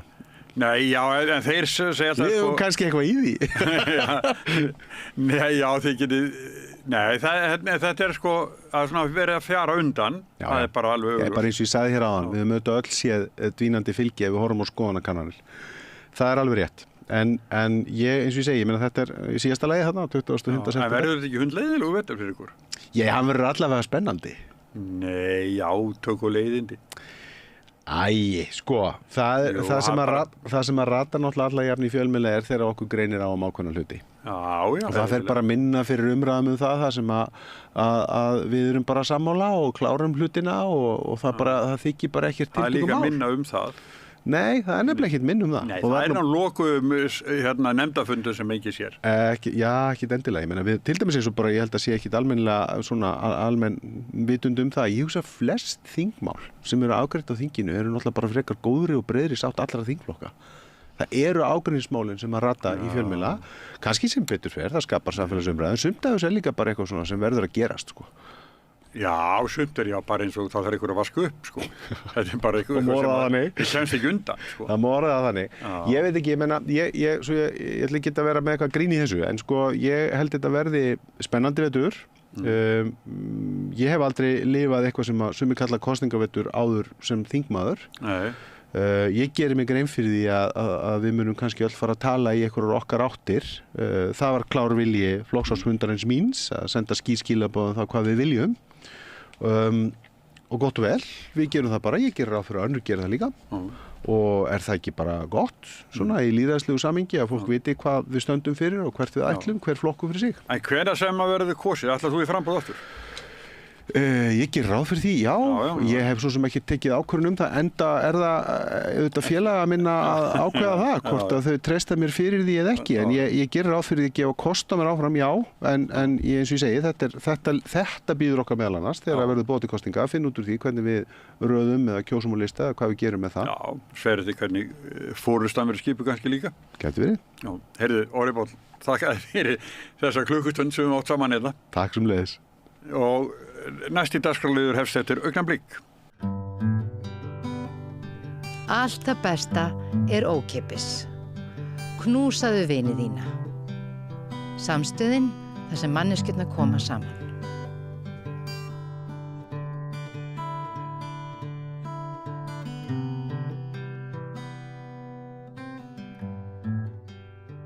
Já, hingað komin Þórdís Jóna Sigurðardóttir, forstjóri miðstöðvar menntunar og skólaþjónustu. Velkomin til okkar. Takk fyrir, Kjalla.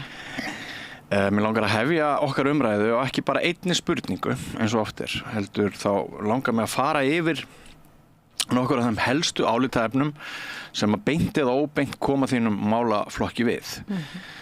Við á samstöðinni höfum sem síðustu vikur verið að leggja sérstaklega áherslu á hagsmuni barna og ungra Íslendinga.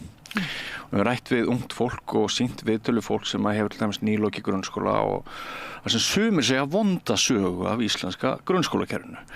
Bæði menntun og einelti. Og ég þekki nú persónulega tilvik þar sem einelti kom upp innan grunnskóla og foreldrar þolandans upplifðu, við getum sagt, ráðaleysi skóla yfirvalda til að grípa inn í að þeirra sögn vegna þess að skólastjóri sagði að þegar upp kemur svona mál væri snúið að leysa þau vegna þess að réttur gerandans væri svo mikill. Og ég og þú við þekkjum að í gamla daga var náttúrulega aga umhverfið í skólastofunni allt öðru vísi. Það var hægt að henda okkur út úr tíma, það var hægt að reka okkur burt úr skóla í viku eða eitthvað svoleiðis og engin foreldri var neitt að anda við því. Þannig að þetta er svona eitt af þeim álita efnum sem að upphafa komið. Nú, andleg líðan barna, hún mælist alla Evrópu verri en áður. ESB hefur talað félagslega náttúruhamfarir. Skýringin sumpart sögð tengjast menningar og tæknibreytingum internetsins og snjallsímanna sem hefur náttúrulega áhrif á allt félagslíf nútímamannsins og ekki síst inn í grunnskólanum. Og það sagt að margt bendir til að skólastarfinn í íslenskum grunnskólum hafi skaðast kannski meira á einbeitingarskorti og agaleysi sem að sumir segja einkennir rafrænu snjallsímabyltinguna en í sumum öðrum löndum þar sem að hefur bara verið tekið fastar á þessari breytingu sem orðið hefur. Síðan þá eru náttúrulega PISA-kannanirnar sem að bara segja okkur það að óbreyttu endur við hvorki læsni skrifandi, við munum ekki skilja mælt mál og síður þá verði aðeins þeim sem njóta forréttinda innan á heimilunum í rauninni gert kleift að forma heila hugsun í snjallri málsgrein, svo ég íkyn nú kannski aðeins. Foreldrar barna í sumum grunnskólum ræða líka við mig veikindi grunnskólakennara. Margir sem hafa sagt mér sem blaðamanni að kennarar kvart undan gríðarlegu álagi og stundum líður foreldrum og börnum eins og annar hver kennari sig á leið í veikindaleyfi, kulnaður eða útbrunnin. Kynjaskekkjan innan grunnskólana er svakaleg og þar get ég lýst persónulegu dæmi. Ég var viðstaddur útskrift 10. bekkinga í einu grunnskóla Reykjavíkur nýverið. Og þegar ég horfði yfir kennaralið skólans í júní, kennaraliði sem hafði kennt barninu mínum og öðrum börnum sem voru útskrifast undangengin ár, þá var 1 karl í kennaraliðinu. Ég held ég hafi talið 14 konur og 1 karl. Og ég hugsaði með mér að drengur sem elst upp hjá einstæðri móður og er svo óheppinn að eiga pappa sem lætur eins og drengur sé ekki til. Það styttist í að hann geti tekið doktorsgráðu í íslenska menntakerfinu án þess að sjá nokkru sinni fullorðnum karlmanni bregða fyrir innan veggja menntastofnana. Og hvers konar skilaboð eru þetta? En ég myndist aðeins á PISA áðan og við höfum náttúrulega tekið eftir því hvernig Morgunblaðið hefur herjað á í rauninni veikleika kerfisins í sumar. Sumir telja að það sé upptaktur af því að blaðið sé að tala röddu þeirra sem vilja bara einkavæða grunnskólakerfið. Ganga alla leið, þetta kerfi sé meira og minna ónýtt. Við sjáum það á tölum og gögnum. Og það náttúrulega þekkt leið að eyðileggja opinber kerfi ef við viljum einkavæða þau. Fyrst eyðileggjum við þau, rýrum traust almennings til þeirra og svo einkavæðum við þau. Þannig að ég ætla hér á eftir að fá að vita þína persónulega skoðun á því hvort við eigum að breyta rekstrarformi skólana. Þetta svona, ég fer að verða búinn á þessum punktum sem ég er búinn að taka saman En mér langar náttúrulega að benda á það að auðvitað vitum við að margt hefur jákvætt þróast í skólastarfi síðan við vorum ung, krakkar með heilkenni, raskanir, bara lesblindur nemandi sem áttu að hættu að vera barinn hreinlega inn í skólastofunni fyrir hortuheit fyrir nokkrum áratugum. Hann fær greiningu núna, sérstakann nálgun og gengur vel í skólan og það alls konar bragabætur sem að hafa mætt sumum en skólinn sem jöfnunartæki virðist samt sumpart í ákveðinni kreppu. Ég hef verið þingfréttaritari samstöðarinnar frá áramótum og margir þingmenn hafa sett á dagskrá að þeir sjá ekki skólinn sé það jöfnunartæki sem hann var út af því hvernig nemendahóparnir eru núna samsettir. Það fari sumir benda á að sko foreldrarnir hafi mest það að segja hvernig nemendum gangi núna innan grunnskólans og þá náttúrulega skólinn ekki jöfnunartæki, heldur snýst þetta bjargir foreldrarna, hvort foreldrarnir eru menntaðir, góðir einkakennarar heima á heimilunum og það mjög mikið talað þá bekki og þá skóla sem eru kannski með 60-70% nemenda sem að tala íslensku ekki sem fyrsta tungumál. Að orkan hún fer náttúrulega þá í eitthvað annað en það sem hefðbundi kennslustarf ætti að fara í. Og svo eru margir sem lýsa sérstökum áhyggjum af því hvað við erum með fáa afburðanemendur samkvæmt könnunum. Þannig að sko eins og þú heyrir og þessari upptalningu og því miður þá gæti ég haldið áfram klukkutími saman þá sú staða uppi að mjög margir Íslendingar hafa mjög miklar áhyggjur af því sem að gerast inn í grunnskólanum og mér langar svona eftir að hafa nefnt þetta við þig hér í upphafi þá langar mér til þess að biðja þig að taka það út sem að þér finnst varða mestu að ræða af því sem að ég taldi upp og hvaða leiðir þú sér þá til þess að bregðast við og bæta. Ef við byrjum þar. Einmitt. Bara takk kærlega fyrir að taka þetta saman. Ég bara tengi við alla þessa punkta sem þú ert að nefna hérna og þetta eru verkefni sem er framundan. Þetta það sem við stöndum frammi fyrir. Þetta þessi veruleiki og sem betur fer að þá nefndir þú líka að það margt gott gert í íslensku menntakerfi og ef þú ættir að segja hvað ég tek út úr þessu þetta ég fæ í hjartað þegar að tala að það sé ekki verið að mæta börnum ef barn þarf að þola einelti og fær ekki þann stuðning sem þarf til þess að komast yfir það og vinna úr því að þá það ekki í boði. Það bara ósköp einfalt og það var stofnað svokallað landsteymi sem var einmitt ætlað að aðstoða skóla, foreldra, börn, kennara, bara hvert sem til þess að fara inn í þessu erfiðu mál og tryggja það að fólk fengi ekki einhver svona einföld skilaboð að þetta væri nú svo flókið, þetta væri svo erfitt og það fólk ætti nú bara sætt sig þetta. Já, það þetta einskismannsland, sko, þetta limboland sem foreldrar barna sem eru lögð í einelti ræða að þau upplifi. Einmitt. Og það á ekki þurfa að vera lengur þannig. Við erum með fólk hjá okkur sem í þessu landsteymi sem ætlað að styðja við skóla og við börnin þar sem að þetta gerist. Og síðan erum við líka með farsældarlögin sem má ekki heldur gleyma. Það þetta tiltölulega nýtt og svona sveitarfélög eru að æfa sig í því að það að þegar að börn þurfa fjölbreytta nálgun og fjölþætta nálgun frá ólíkum kerfum að þá eigi það að gerast án þess að það sé eitthvað verið að velta því fyrir sér. Það bara réttur barnsins að fá þá aðstöð og fá þá þjónustu sem að það á rétt til því að sem betur fyrir að þá lagaleg staða barna á Íslandi gríðarlega sterk. Þannig að það sem við þurfum að gera þá bara æfa okkur í að uppfylla þessi lög og standa með börnunum okkar. Þannig að það svo, eins og þú segir, þegar að við horfum svona yfir svið og veltum okkur fyrir okkur, hvernig eigum við þá bara að byrja á því að fara að nálgast þetta verkefni? Ég hugsa ég hafi sem blaðamaður heyrt á tugum eineltismála þar sem foreldrarnir sögðu eina úrræði sem ég hafi því var að taka barnið úr skólanum og flytja það. Það náttúrulega óboðlegt. Nei, það bara algjörlega óboðlegt. Og það sem að við getum bara farið aftur í tíman sem nú oft stundum svona pínu hjálplegt þó að stundum maður gleymir sér aðeins þar. Ég ætla að gera það bara mjög hratt. Það var tekin í ákvörðun að flytja skólana yfir til sveitarfélagana og ég held að sé nú ekkert af okkur sem að myndu nú vilja taka það ákvörðun tilbaka því það gott að þjónustan sé nálægt fólkinu.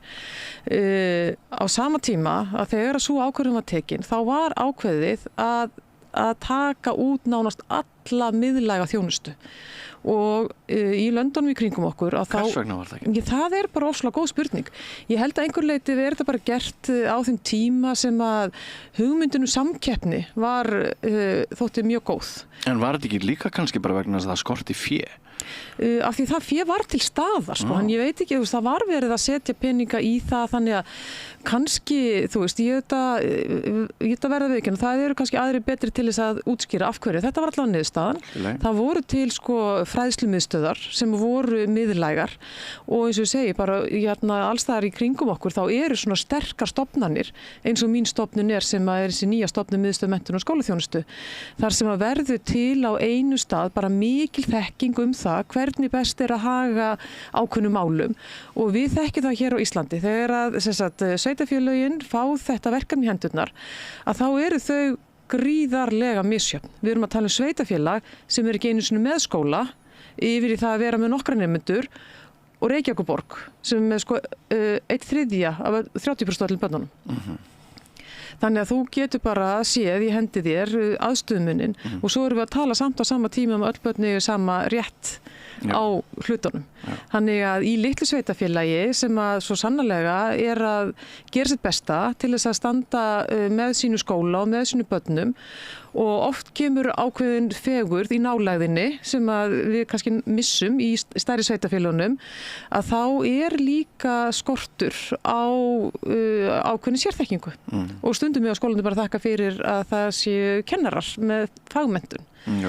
Þannig að það sem við erum að sjá fyrir okkur að verða betri í að læra hvort af öðru þannig að við séum með bestu mögulegu vitneskju hvernig hægt að mæta þessum áskorunum eins og bara til dæmis eineltismálunum. Það eru til leiðir til að leysa svona mál mjög farsællega og margir skólar bara ótrúlega góð í því. Þannig ef einhver skóli sem segir að þetta sé eitthvað ógerlegt þá vitum við betur og getum hjálpað. En persónufrelsi einstaklinga og einstaklingshyggjan hefur náttúrulega, þessu hefur aukist mjög ásmegin að foreldrar, börnin okkar eru einhver svona allsherjar gimsteinn sem við viljum ekki að neitt kerfi hrófli við. Þetta hefur flækt útfærslu lausna mjög, ekki satt? Jú, þetta er líka tvíþætt á sama tíma að þá erum við að tala einstaklingsmiðað nám sem að miðar af því að það sé verið að mæta þér sem einstaklingi.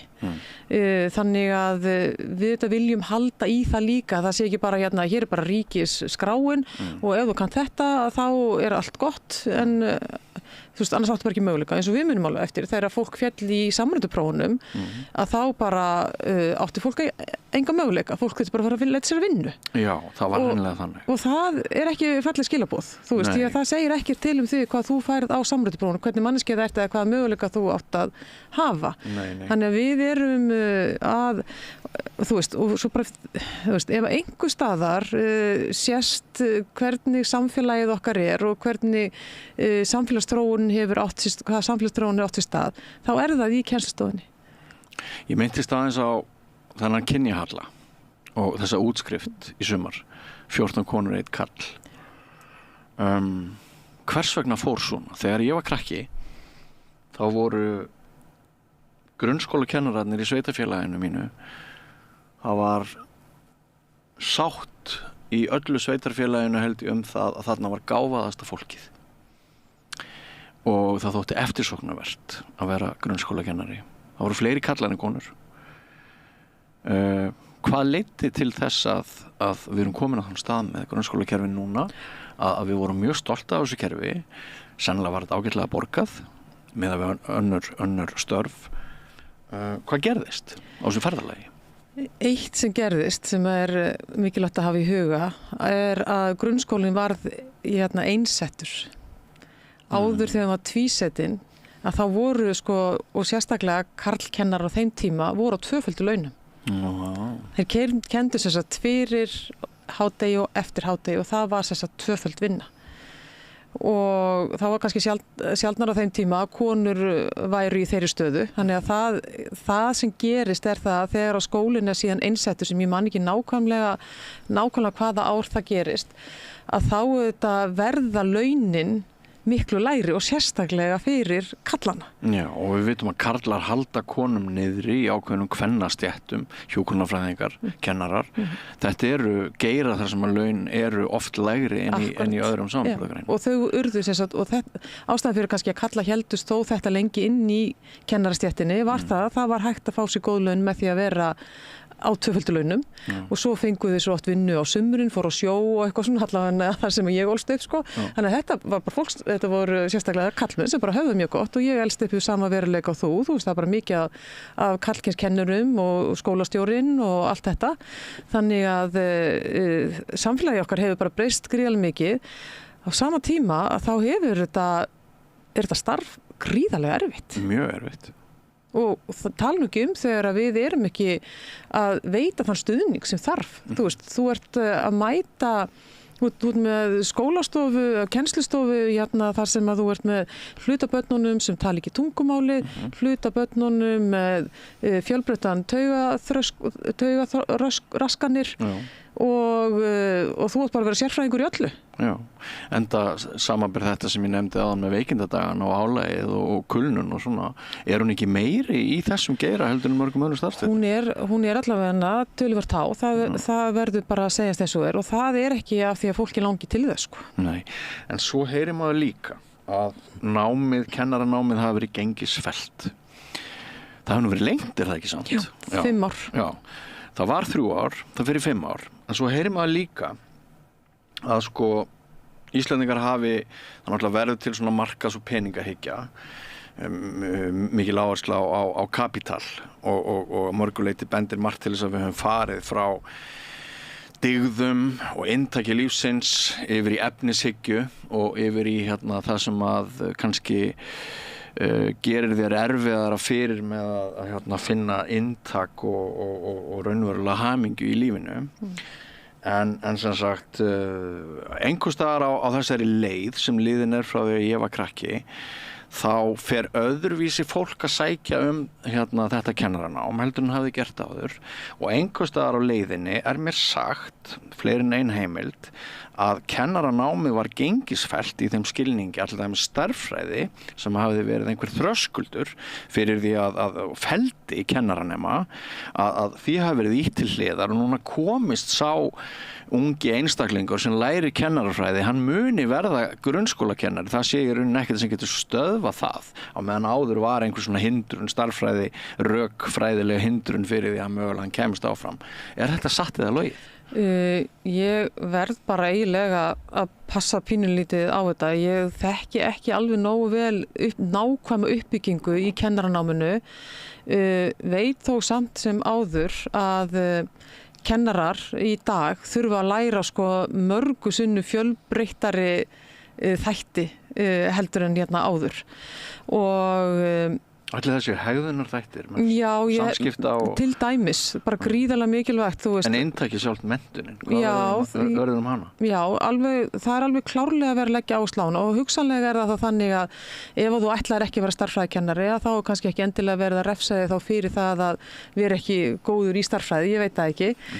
Þannig að þá ef þú ert með, þú veist, aðra styrkleika og ert að kenna þá. En þá komum við aftur að því að þú nefndir sem galla á samræmduprófunum, að þegar þú hafðir fallið á samræmduprófunum þá komst ekki inn í framhaldsskóla og þú bara fórst að vinna í fiski.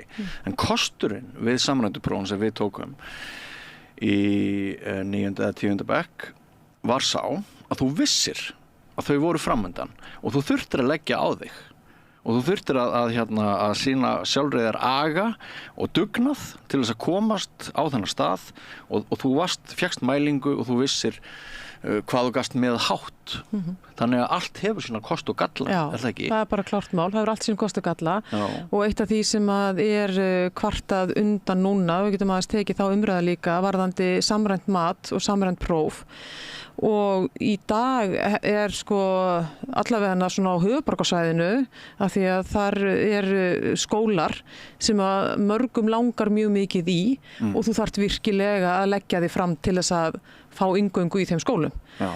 Þannig að þessi hvati er nú alveg til staðar á mjög mörgu leyti að það sé að það er samkeppni plássin og þannig að nemendur í grunnskóla, þú veist, vilja heilt yfir útskrifast með háa einkunn.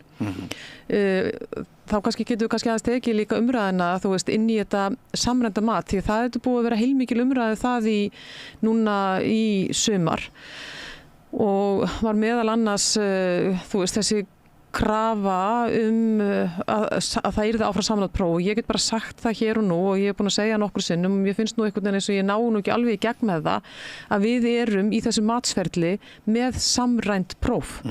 Börnin eru öll að taka sömu prófin. Þannig að þau verða áfram samrænt, þannig að þá geta foreldrar að séð hvar stendur barnið mitt miðað við landsmeðaltal og það sem skiptir mestu máli er hvernig eru framvindan hjá barninu. Að því við getum verið að taka læra stærðfræði, þú veist, og svo kemur allt inn að því við erum læra algebru og okkur bara búið ganga vel. Svo allt inn bara, þú veist, erum við ekki alveg að ná þessar algebru og þá er alltaf að grípa það strax fyrir ekkar heldur en að þú veist, ég ætla nú alveg upp í það, fólki þóttu bara eðlilegt að segja það gæti ekki lært stærðfræði. Það gæti ekki lært stærðfræði, þú veist, það er bara skrítið að fólk fái leyfi til að segja það, því að það er bara ekki þannig. En þannig að við erum með þessu að hafa þessi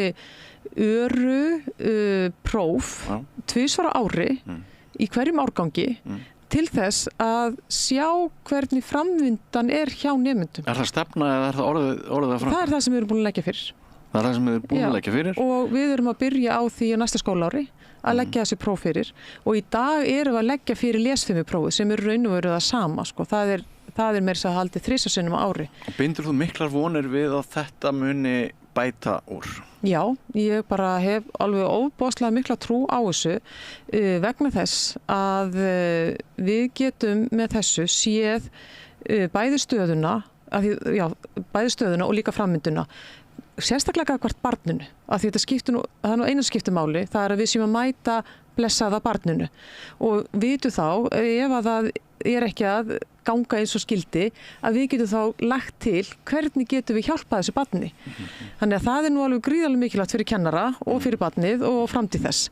Í öðru lagi, af því að það eru þarna ákveðin próf sem er skilda og við þetta höfum væntinga með að önnur próf verði líka það því veltekið að þau verið notuð og þá getum við hort á hver þróun kerfisins er hjá okkur. Já, og færðu einhverja mælingu á frammistöðu einstakra kennara með þessum prófum? Það er nú það sem er nú líka kannski áhugavert fyrir kennarana af því að við erum með mælingu í upphafi skólaárs og í lok skólaárs að þá sér kennari, hvernig stendur hópur minn á landsmeðaltali í upphafi og hvernig stendur hópurinn minn með landsmeðaltal í lok ársins. Af því að oft eru kennarar með alls konar tilraunastarfsemi sem er svo heilbrigð og góð og við viljum fara áfram. Og þá getur þau verið að mæla það og áhrif af kennsluháttunum, áhrif á því hvernig þau byggja þetta allt saman upp og við erum bara með svo ótrúlega mikið af flottum kennurum og það er það sem að svona þú veist, það sem mig dreymir í mínu starfi að það er að vera í liði með kennurum, að valdefla kennara, að koma með tæki og tól sem að styðja þau í sínu starfi. Þannig held ég að ég geti gert mest gagn og mín stofnun. En nú erum við bæði utan á landi, ekki satt? Og til dæmis þegar ég ákvað að flytja frá Akureyri til Reykjavík fyrir 3 árum, þá hefði mér finnst bara mjög fínt ef ég hefði getað fengið bara googla það, hvaða skóli stendur sér vel í þessu og svona, þú veist, hvert meðaltal einkunna þarna og frammistaða þessa skóla samanborið við aðra skóla þegar koma því að við veldum hverfi, við veldum okkur íbúð, hvar ætlum við að búa og svo framvegis. Á hverju þessi leynd á milli skólastofnana? Sko, það eru nokkrir að mínu viti, nokkrar mjög góðar ástæði fyrir því að þeir eigi ekki að birta niðurstöður niður á skóla. Og í fyrsta lagi að þá segja þær niðurstöður svo óbóðslega lítið vegna þess að þetta fer eftir því hvaða nemendur eru í skólunum. Nemandi sem að er af erlendum uppruna gengur eðlilega ekki eins vel í lesskilningsprófi og barn sem að fættir hér og íslenska foreldra. Þannig að bara sú breyta, hún mun hafa gríðarlega mikil áhrif og það sem við höfum áhyggjur af að það verði bara til ákveðin stéttskipting, það verður til ákveðið stigma og þessi nemendur eru síðan að sækja í framhaldsskólum, framhaldsskólarnir ákveða að þessi nemendur kemur þessu hverfi, þessu skóla, hann er ekki nógu góður og án þess að skoða heildarmyndina því það sem skiptir mestu máli í þessu öllu saman eru framfari barnanna. Og þú getur verið með skóla sem er kannski ekki endilega að skila sterkum niðurstöðum en hugsanlega geta framfararnir hjá einstökum börnum verið langmestar í þeim skóla og þú veist ekkert það. Þannig að síðan erum við að sjá það, til dæmis í PISA, sem er mjög alvarleg staða að félagslegu bakgrunnur nemenda hefur meiri áhrif heldur en nokkuð tíman áður á niðurstöður í PISA. Já. Það þýðir það að þú ert þá að fara að ákveða að með því að bera saman skólana að þá getur orðið ákveðin verðbólga, svo ég noti það nú skemmtileg orð sem við Íslendingar elskum, það getur orðið verðbólga í því og ákveðni skólar svona einhvern veginn settir á stall og íbúðaverð þar verður dýrt og þegar er verið auglýst eftir kennurum, hugsanlega verða þeir skólar vinsælli.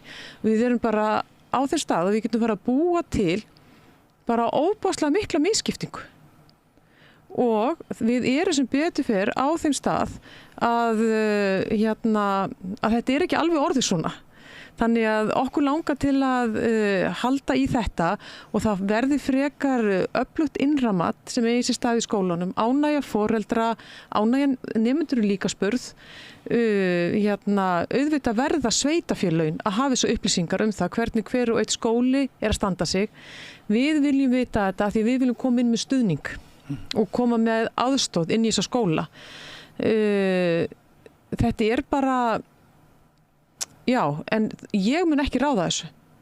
Þú veist, ráðherra getur bara birt þessu upplýsingar. Út milliliður almennings og stjórnvalda. Já, þannig að þú veist, ef að mér er falið að birta þetta, þá mun ég alveg sjálfsögðu gera það. Og þetta er í raun og veru pólitísk spurning sem ég er að hafa skoðun á. Já. Sem er ekkert alltaf gott. Ég get alveg fengið ráðherra sem breytir þessu. Ég held að fólk sinni stöðu verða að hafa pólitískar skoðanir. Já. Ég ætla að deila þessari skoðun með ykkur. Já, en sko, mér langar að segja þér eitt. Mér langar að, ég eignaðist mitt fyrsta barn árið 1990 og mín ævi hefur verið svo mikið kaos að það má segja að ég hefði 8 börn í leik- og grunnskóla frá 1990 til ársins sem nú er að líða, 2024.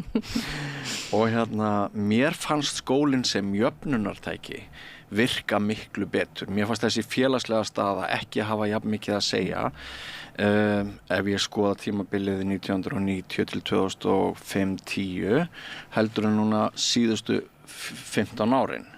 Og ég byggi það að hluta til á því að þá var samsetning nemendahópsins, hún var önnur heldur en hefur síðan orðið. Hinsleitari. Ég hef núna 8 börn í grunnskóla þar sem hlutfall nemenda sem töluðu íslensku sem annað tungumál var held ég á milli 55 og 60%. Og það segir sig sjálft að þá reynir kannski meira á heimilin. Og það eru einmitt heimilin sem að munu þá, eins og ég nefndi áðan í inngangnum eða þessum aðfarar orðum, að hver góðir kennarar eru inn á heimilunum, hver mennta er fólkið inn á heimilunum. Þarna held ég að sé að verða til mjög alvarlegur ójöfnuður. Og margt skólafólk segir mér líka að þessi ójöfnuður verði til vegna þess að með hugmyndinni skóli án aðgreiningar hafi aldrei fyllt það fjármagn sem hefði þurft að fylgja. Og þetta gæti verið ein stór ástæða fyrir þessum PISA-mælingum, en þetta gæti líka verið bara ein ástæða fyrir því að börnum líður ekki nógu vel, og þetta gæti sannarlega verið ein ástæða þess að Íslands samfélag stefnir ekki eins vel eins og við vildum sjá það stefna.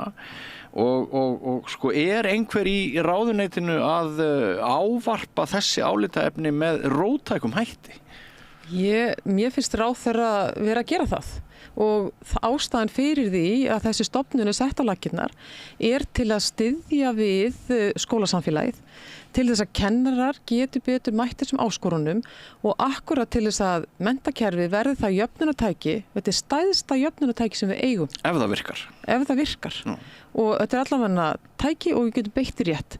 En til þess að það sé, þá verðum við, eins og þú sagði réttilega, það var sett á laggirnar skólan aðgreiningar og því fylgdi ekki fjármagn né innleiðing á því hvað þetta þýddi og hvernig þú ættir að mæta þessu. Þannig að þegar við erum að segja að kennarastarf sé erfitt, það út af þessu að kennari mætir í skólastofunni svo ótrúlega fjölbreyttum áskorunum og við þurfum að horfast í augu við það, við þurfum að mæta þessu og þar getur stofnunin sem mér falið að leiða komið inn í með miklu öflugurum hætti, en til þess að ég geti gert það, þá verði ég að vita hver staðan og ég þarf að geta mælt árangur af því sem við erum að gera.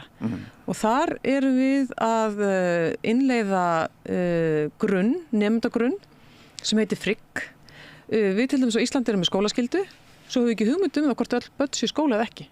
Það síðan bara sveitarfélag sem heldur utan sín börn og einhvern veginn hringsóla í þessu kerfi 400-600 börn á ári. Sem ekki skóla. Og þannig að, þú veist, við þurfum að... Tengist það því sem kallað skólaforðun endilega? Bæði, þú veist, það bæði skólaforðunin en líka bara að börnum haldið frá skóla. Já, það bara þannig. Já. Það bara til dæmi það. Og auðvitað trúi ég því að stærsta hluti þessarar tölu séu börn af erlendum uppruna. Það fer gríðarlega mikil vinna í að finna þessi börn, að vita hvar þau eru. Þannig að við erum að setja þennan grunn og í þessum grunni þá munum við fylgjast líka bara með, þú veist, barnið með greiningu, þú veist, hvaða úrræði er verið að grípa til þess að aðstofa barnið, fylgjast með, þú veist, þessum mati sem kemur úr matsferlinum, og öllu þeim prófunum. Þannig að líka þegar barn fer á milli skóla, eins og þú ert búin að vera að gera, að þá viti kennari betur, þú veist, bara hver þú veist, sagði þessi barn, þurfi ekki að eyða kannski hálfu vetur bara í að kynnast barninu og vita hvað það stendur, heldur það fylgi meiri upplýsingar barnið og þannig að við erum að fara bara í þessa stafrænu vegferð fyrir menntakerfið og á sama tíma að gera það sem við getum til þess að byggja upp stuðningslausnir og að finna út úr því með kennurunum. Því það var nú gagnrýni sem að ráðherra fékk á sig núna í sumar. Það væri að kennararnir væri að ráða miklu það hvernig hlutinni væru og þú veist, það er okkur einlæglega trú að til þess að ná árangri þá þurfum við að vinna með fólkinu sem á að leiða breytingarnar og það hefur við verið að gera og niðurstöðurnar úr þessu sem við erum að innleiða núna eftir þetta samtal og samráð og samvinnu og virðingu. En þú sagðir áðan að þú teldir að það hefði margt gott áunnist með því að grunnskólinn færist frá ríkinu yfir til sveitarfélagana, en þú hefur líka sagt, og við vitum það að sveitarfélagin eru mjög misvel stakk búin til þess að sinna þessum málflokki. Væri ekki einhverju kostir líka bara hreinlega við að ríkið myndi allt grípa þetta kerfi inn í sinn stóra faðm sem vonandi sæmilega bústaður af fé miðað við mörg önnur sveitarfélög og miðað við resursuna sem eru mjög mismunandi á milli sveitarfélaga? Akkurat, þetta er bara frábær spurning því að ég tel að við séum í raun og veru að stíga svona halva leið í það með því að segja við sveitafélög sem að vilja gjarnan, þú veist, þá standa sér betur en hafa hugsanlega bara hvert hefur það að leita, þú veist, það er bara ekki fólk sem býr í bænum eða í neinu nágranni eða eitthvað þess áttar. Þannig að miðlastofnun geti þá stutt þessi sveitafélög betur, byggt á reynslu og þekkingu úr öðrum sveitafélögum, hvað hefur verið að reynast vel. Þannig að ég held að eins mikla trú og ég get nú alveg haft á ríkinu að þá hef ég nú líka að því þú komst nú inn á einni inngangnum, þú veist þetta með einkavæðinguna, ég sko held að Myndir þú vilja svo meiri einkavæðingu? Nei, sko, ég held að það væri ekki gott að, þú veist, að ríki færi að taka skólan aftur því að það gæti bara alltaf mikið fjarlægð, skilningsleysi jafnvel á aðstæðum og allt þetta, þannig ég trúi því að þetta sé góð lausn að sveitafélögin séu með þetta en þau þurfi líka að fá stuðning af því að þau eru misjöfn af stærð og gerð og uppbyggingu, þú veist, og við getum þá orðið þetta afl til þess að læri betur á hvort öðru og allt það. En fellur hugmyndin þér aukna einkavæðingu þér ekki í geð? Sko, ég held að við þurfum að passa okkur líka þar, þú veist, að því að við höfum verið að sjá margt ótrúlega gott gerast. Við getum bara talað eins og þetta verkefni Kveikju neistan í Vestmannaeyjum. Þau hafa verið ótrúlega ánægð með þetta verkefni. Þetta er ennþá tilraunaverkefni og er það svo sem þetta er ekki einkavæðing á skólunum en það er svona, kemur svona kraftur frá einstaklingum. Lýstu því einu orði út á hvað það gengur?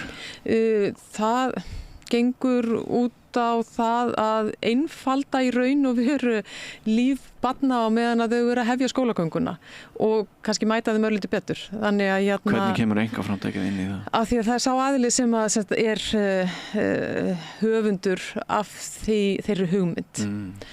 Svo næsta skref við væri svo eins og til dæmis bara Hjallastefnan sem hefur tekið að sér að reka leikskóla og er með nokkra grunnskóla líka.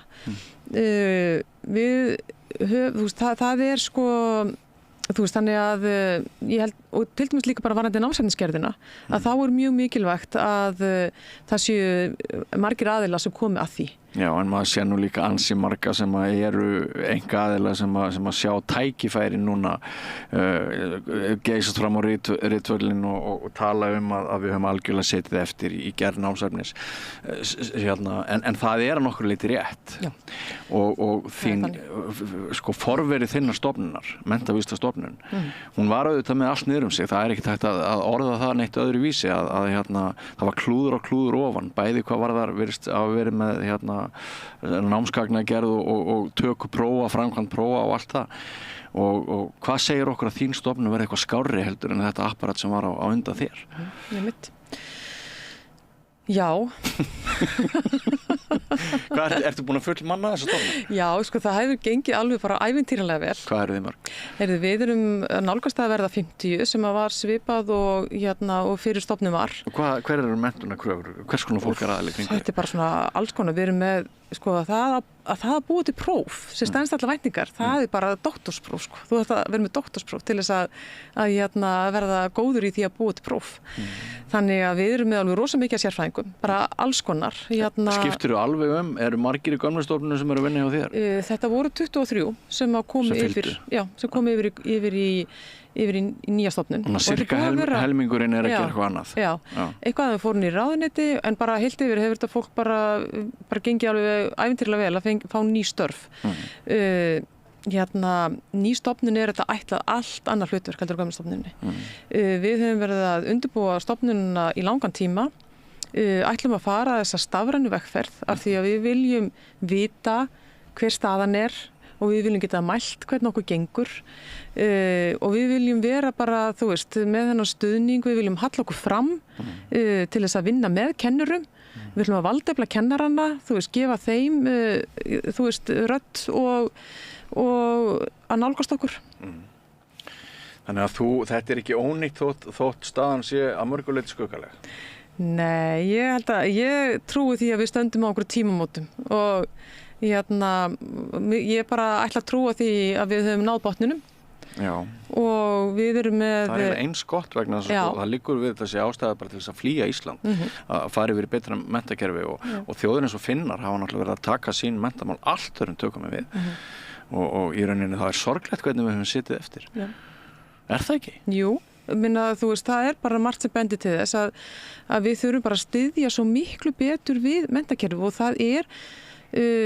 það er þessi miðlæga stofnun sem getur gert svo mikið og líka, þú veist, við erum að fara að innleiða vonandi þrepaskiptan stuðning. Það bara það að skilgreina þá með kennurum og stuðningsaðilum inn í skólunum, þú veist, hvað þarf til þess að geta mætt þessum ólíku þörfum sem að eru... Þetta hefur verið svolítið þannig að kennarar kenna foreldrum og foreldrar kenna kennurum og skólastjórnendum og þetta hefur svona á þess að menn hafi verið að mætast. Þannig hef ég upplifað þetta umhverfi núna upp á síðkastið. Nú ætla ég að setja allir sambát. Já. Og bara hvað þarf til? Já. Til þess að við gerum betur. Einmitt. Það segir í lögum grunnskóla, hlutverk grunnskóla í samvinnu við heimilin er að stuðla að alhliða þroska allra nemenda og þáttöku þeirra í lýðræðis þjóðfélagi sem í sífelldri þróun. Það segir sig alveg sjálft að hellingur af nemendum hefur gjörsamlega fallið á milli skips og bryggju og það má segja að það sé verið að fremja lögbrot inn í grunnskólanum á hverjum einasta degi. Þá skal grunnskóli leitast við að haga störfum sínum í sem fyllstu samræmi við stöðu og þarfir nemenda og stuðla að alhliða þroska, velferð, farsæld og menntun hvers og eins. Þetta er bara rugl. Þetta er ekkert smára. Nei, þetta eru mikil orð, en sko veruleikin hvergi nærri þessu. 40 mínútur, fara kannski einhverja 3 til 5 einstaklinga. Allir einir fá lítið fyrir sinnsnúð. Við rétt innbröðum á því áðan hver fáir afburðanemendur verða til hér á Íslandi núna. Ef við skortir leiðtoga til framtíðar fyrir þjóðfélag, einangraða eyju lengst norður í Ballarhafi sem ekki einu sinni með belti og axlabönd eins og ESB, þá getur maður rétt ímynda sér sko, hvað getur farið illa fyrir okkur. Og þetta tengist náttúrulega einhverju leyti, hljóta flestir að sjá að gildin okkar eru önnur. Við horfum í aðrar áttir en það er að mennta hluti grunnskólans væri það mikilvægasta sem að við gætum einbeitt okkur að. En á ég segi það svolítið persónulegt. Ef ég fengi að lifa aftur, þá myndi ég ákveða að verða grunnskólakennari. Ég fæ bara gæsa þegar þú segir þetta og ég er alltaf að segja, ég held þetta hljóti að vera besta starfi í heimi. Já, í því hvaða gefur manni mikið. Nákvæmlega. Já, hlutverk þitt, hugsaði. Já. Það að vera foreldri er náttúrulega stórkostlega gefandi hlutverk. En sko... Þú ert bara margfaldað það. Já, þú ert bara margfaldað það. Ár eftir ár. Já. Og í rauninni bara börn eru yndisleg en viðkvæm og hvað við höfum ekki verið nógu góð við þau. Nei. Og við höfum ekki verið nógu góð við íslenskar fjölskyldur og ég vona það að þér takist að rífa þetta kerfi upp á rassinum. Mér finnst gott hjá það að fara ekki í vörn þegar ég flutti þarna all stríðan ingang og það er kannski byrjunin á betra samtali og nýrri framtíð að við séum ekki alltaf að neita því sem að flestum mætti vera augljóst. Eru þú sammála það? Algjörlega, bara takk fyrir að sjá það. Ljómandi. Kæra þakkir Þórdís fyrir komuna. Takk. Gangið vel. Takk. Og þá förum við sannlega í einhverja allt aðra sálma. Ég veit ekki hver tekur við af mér eða hvað er framundan en eitthvað verður það, einhver annar kafli. Með því að ganga í leigjendasamtökin styður þú baráttu leigjenda. Leigjendasamtökin eru fyrir öll þau sem vilja vinna að réttlæti og öryggi á húsnæðismarkaði. Leigjendasamtökin.is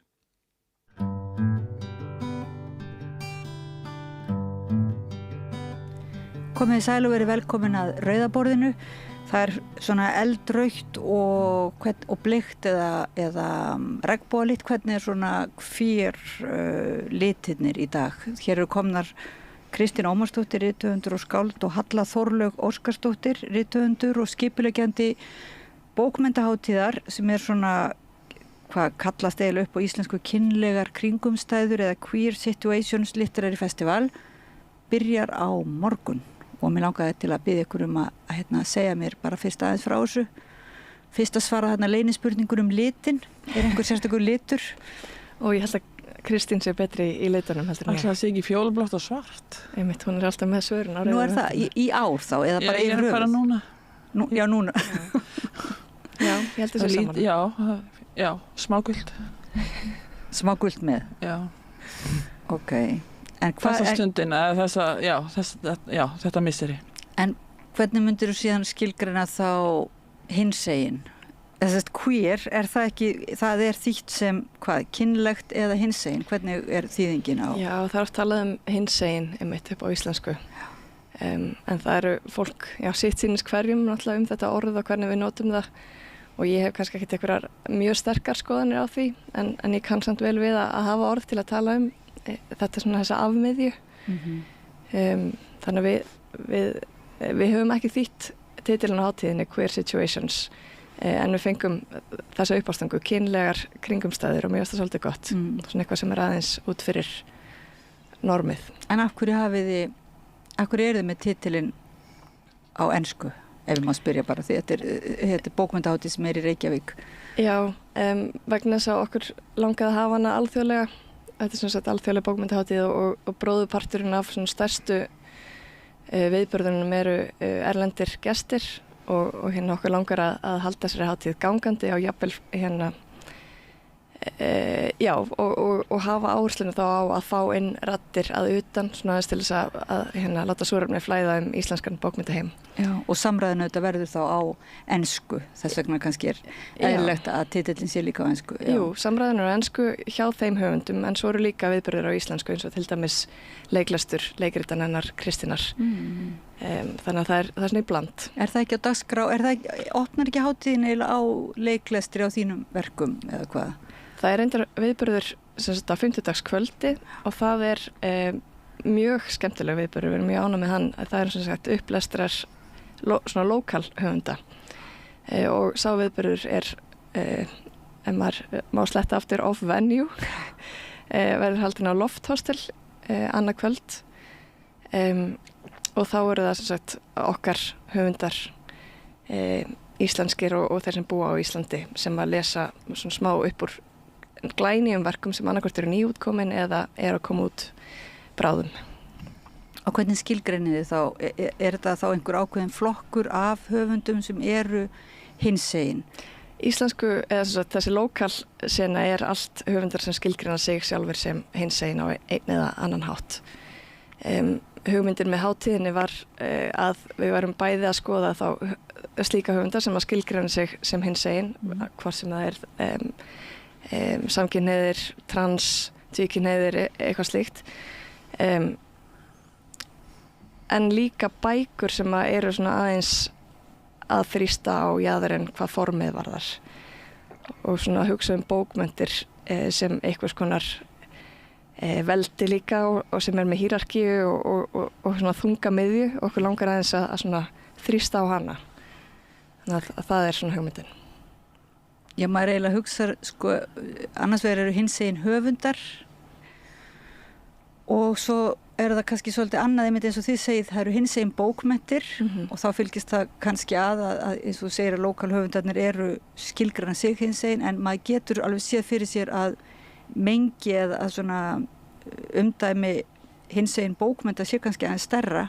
Já, að það sé hægt að hugsa það sem svona raunverulega eins og kannski gamla daga módernískar bókmyndir eða einhverja tilrauna bókmyndir voru skilgrendar að þá kemur upp svolítið spurning, eru þeir sem ekki skilgreina sig hinsegin og kannski eru ekki að fjalla það á neitt hátt en eru að gera tilraunir með bókmyndaformin á svipaðan hátt og þessir höfundar eru það þá ekki hinsegin höfundar. Er þetta ekki svona svolítið einhver rökræða sem að þið lendið í eða hvað? Þetta er algjörlega rökræða sem við lendum í og ég hef eiginlega ekki beinlínis svar á reiðum höndum en við erum einmitt með langborð á hátíðinni sem að ber titilinn hver má fjalla eða skrifa hinsegin reynslu ef ég man rétt og þar kannski svona verðum við aðeins að tala þetta líka þú reyndar nefndir að fjalla ekki hinsegin reynslu en svona hvar liggja þessi mörk og ég held að hinseginleiki sé líka róf og það sé miklu fleiri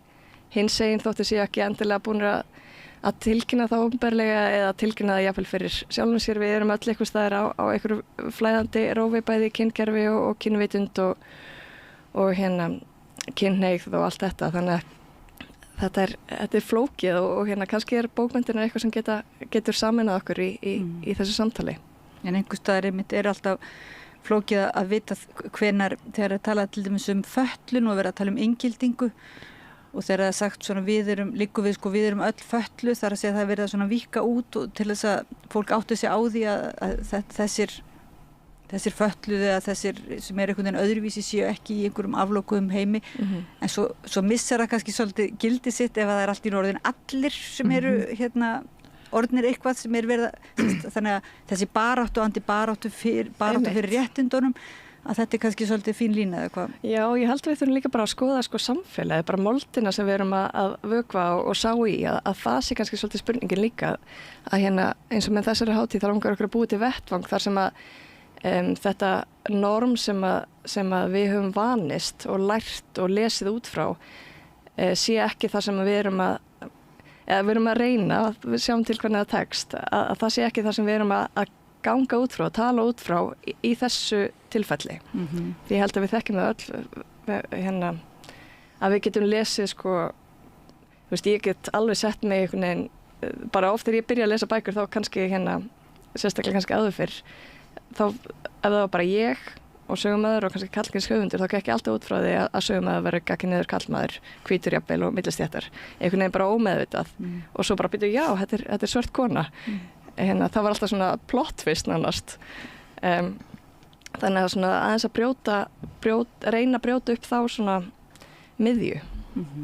Hvað segir þú, Kristín?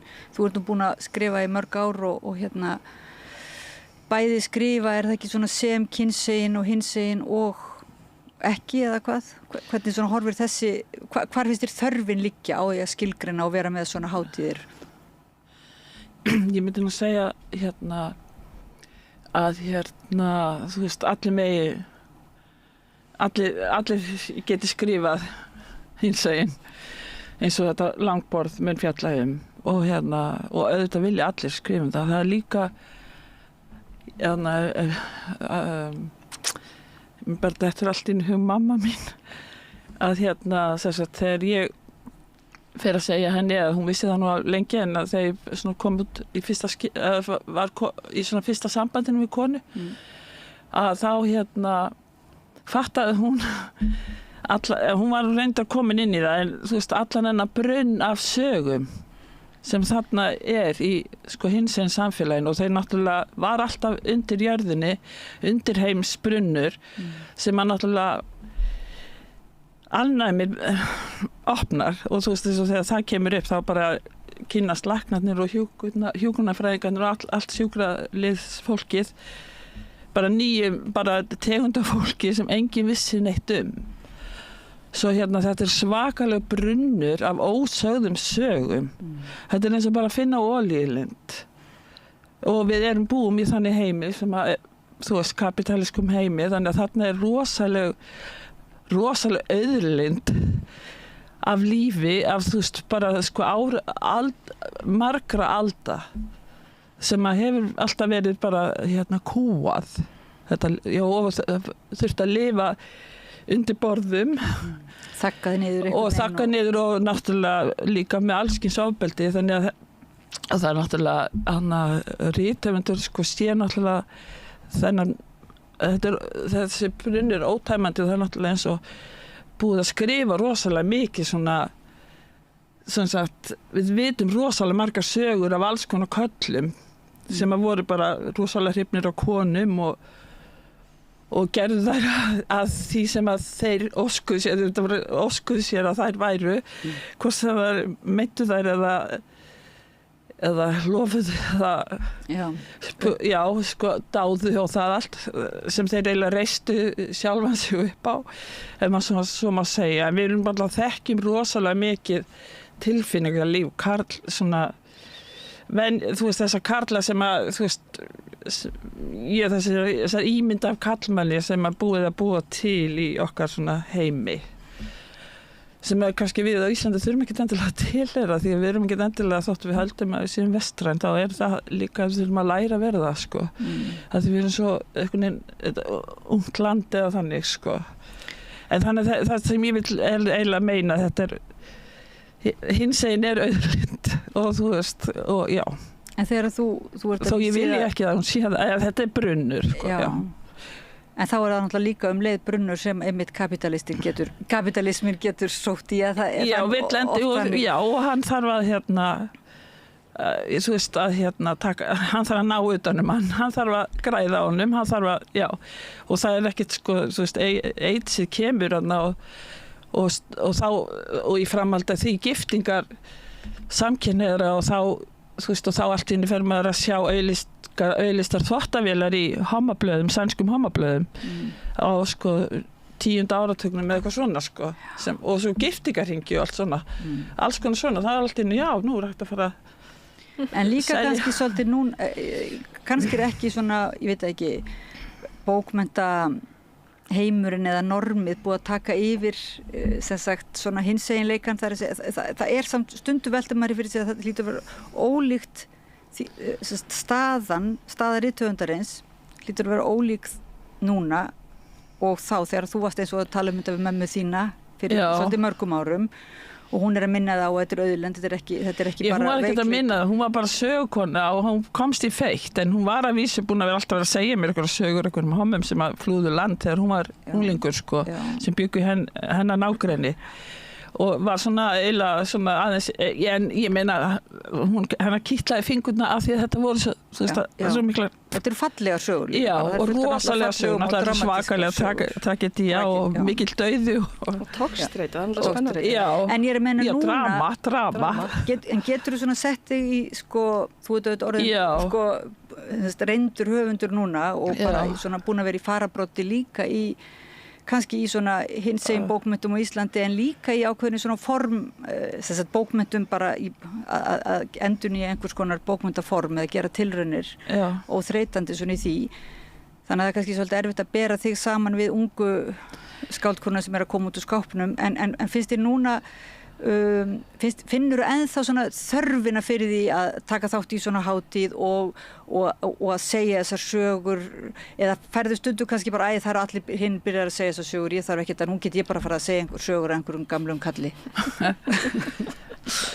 Nei, ég finn ekki fyrir hvorki þreytu eða þú veist, nei, ég finn ekki fyrir neitt þreytu, sko alls ekki mér finnst þetta bara rosalega gaman að Halla Þólu og Eva Rún búið til þessa hátíð og eins og vinkon mér sagði það er gott að það sé ekki bara verið að djamma þegar kemur að hinsegin fólki það sé bara í gleðigöngu og alltaf spila eitthvað disco og svona og rap og eitthvað svona og dansa og þannig að þeir séu líka að sína á Íslandi að þeir séu líka rosalega mikið að hugsa og skrifa og þetta er náttúrulega alveg stórkostlegir höfundar sem eru að koma hingað og Já, ég var kannski aðeins að fara yfir af því að þetta er aðeins svona umræða sem hefur verið víða út í heimi svona hinsegin bókmenntir en kannski hefur hún ekki verið tekið þetta hefur ekki verið svona tekið markviss til umræðu hér Ekki markviss held ég hef ekki verið vör við örglega á einhverjum svona bókmenntabloggum og svona podcastum og svona hlaðvörpum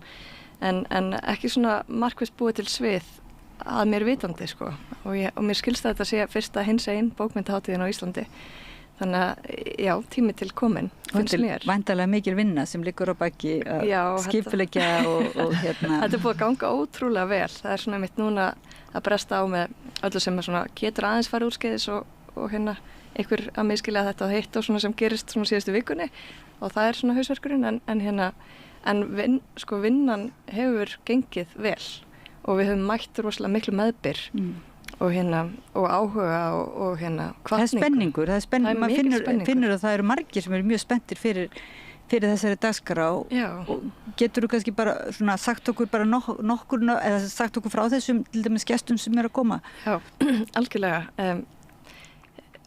Maggi Nelsson er væntanleg til landsins og hún er svona ein af okkar uppáhaldsrithöfundum okkar Eva Rúnar þannig að þetta hófst eiginlega með henni við vorum í fríi og varum að lesa bækurnar hennar sumar í fyrsta sinn og aðrar aftur og bara einhvern veginn að tala bara hvað þetta er spennandi og hvað hún er búin að opna huga margra og ákvaðum bara að láta á þetta reyna og sækjum styrk og fengum fyrsta styrkinn og þá eiginlega bara ok, við þurfum að gera þetta höfum sambandi við hana og leiðum henni bara að velja tímasetningu þannig að hún kemur og Harry Dodds sem er hennar maki hann kemur líka til landsins, hann hefur skrifað eina bók sem heitir My Meteorite og svolítið svona á sama meiði og Maggie Nelson sem og fyrir það sem ekki þekkja til Maggie Nelson þá skrifur hún svo kallar svona, hvað ég var að segja, sjálffræði sögur, þetta svona sjálfsögur sem hún blandar inn í svona fræðimennsku og hennar þekktasta verk eflaust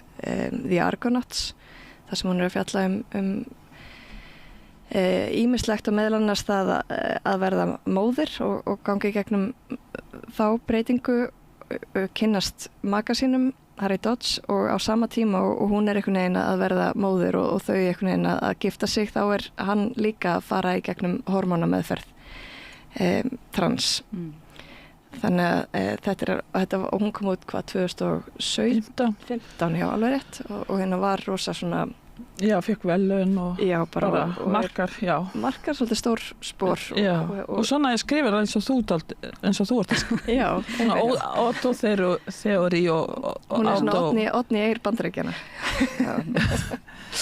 Nei, hérna og svo kemur Madame Nielsen sem danskur rithöfundur sem mjög spennandi og svolítið svona wildcard. Hún líka svona flæði, hún svona flæðikynja, hún eiginlega vill ekki skilgreina sig sem ákveði kyn, notar samt fornafnið hún. Á tímabili bjó hún, sem sagt, lifði hún án allra, eða reyndi að lifa án allra pappíra, hún sem sagt bara lýsti sem sagt sig yfir látna eða látin og ég framdi sjálfsmæla á þessum manni sem og hún leikona eða leikari held ég upphæðlega. Já, hún allan að gera svona gjörninga og syngur og hún mjög spennandi og núna einhvern veginn að vinna með að breyta sér í pöddu, skils mér. Þannig að við erum mjög spenntar að sjá hverju hún tekur upp á. Og svo Ía Jenberg, sænskur rithöfundur sem að skrifa bók og hún í rauninni svo eina sem á bók sem hefur verið þýdd yfir á íslensku, Smáatriði, hún kom út hjá Benedikt í fyrra og hún lesbía og ég var svona að hugsa, af hverju hún, að því við erum að tala um svona hinsegin bókmyndir, en þetta hún líka öðruvís þessi bók, hún skrifar henni einhvern veginn svona hún að fjalla eina manneskjun í rauninu út frá 3 mismunandi öðrum manneskjum. Þetta alveg dásamleg bók og bara einhvern veginn hafði rosa mikil áhrif á mig á eitthvað svona mjög svona djúpstæðanhátt, svona subtle svona heldur hún sé svona autobiografísk þessi bók, ég held það en ég hef ekkert fyrir mér maður veit það nefnilega ekki. Nei, maður veit það ekki. Hún heitir Smáatriðin á íslenskri þýðingu. Já, hver þýddi hann aftur? Þórdís Gísladóttir. Já. Og hún núna, hún margverðlunuð þessi bók og núna á stuttlista Booker verðlununu, þannig að það mjög bara gaman að fá hana og þau eru öll einmitt bara svona stórnöfn í lista og bókmyndaheiminum. Harry Dodge líka myndlistamæður og hefur fengið Guggenheimer styrk og Þannig að þetta eru svona miklar, þetta eru svona stór stjörnur í hinsegin bókmyndum heimsins. Já. Sem ætla að koma, því að hér náttúrulega eins og þú segir við erum auðvitað með hinsegin daga og hinsegin daga og djamm og þó nokkra umræðu kannski en svo fellur svolítið umræða niður. Já, hún fer svolítið svona í skuggana því að mér langar alveg að gefa hinsegindum kredit fyrir þau eru með upplæstrarkvöld á hinsegin bókmyndum en það fellur kannski svolítið í skuggana af einmitt stærri viðburðunum og dragsjóinu og svona upplifi ég allavega. En það var líka á samstöðinni höfum við verið að reyna svona, það eru ýmis málefnin sem að það er upplagt að ræða þau í tilefni af svona viðburðum og þegar það er svona verið að blása til sóknar og í kynningar átök þá auðvitað upplagt að ræða málin en svo finnst manni stundum að það sé mikilvægt á svona stöð þá sé mögulegt að þeim ræða það svolítið áfram. Já. Og svona kannski fara aðeins lengra inn í umræðuna og þannig að ég hlakka mjög mikið til að fylgjast með þessu langborð. Er það ekki opinn viðburður? Nei. Það inn í salnum þannig að þetta rauninni fyrir gesti sem koma á hátíðina, þannig að nei, ég meina opið fyrir gesti jú, algjörlega, já, þetta er ekki sem sagt, og það er líka hugmyndin með þessu svo kallar langborði sem að að brjóta upp ákveðna hierarkíu, þannig að uppstillingin er þannig að það er langborð með stólum og svo eru stólar í ytri hring líka og það eru áhorfendunir en öllum áhorfendum er í rauninni boðið og gefst kostur á að standa upp hvern sem er og setjast við langborðið og taka þátt og samanskapið þá geta þeir sem sitja við langborðið farið og bara tekið pásu og hver búið ákveð hver er við langborðið? Bara vonandi sem flestir.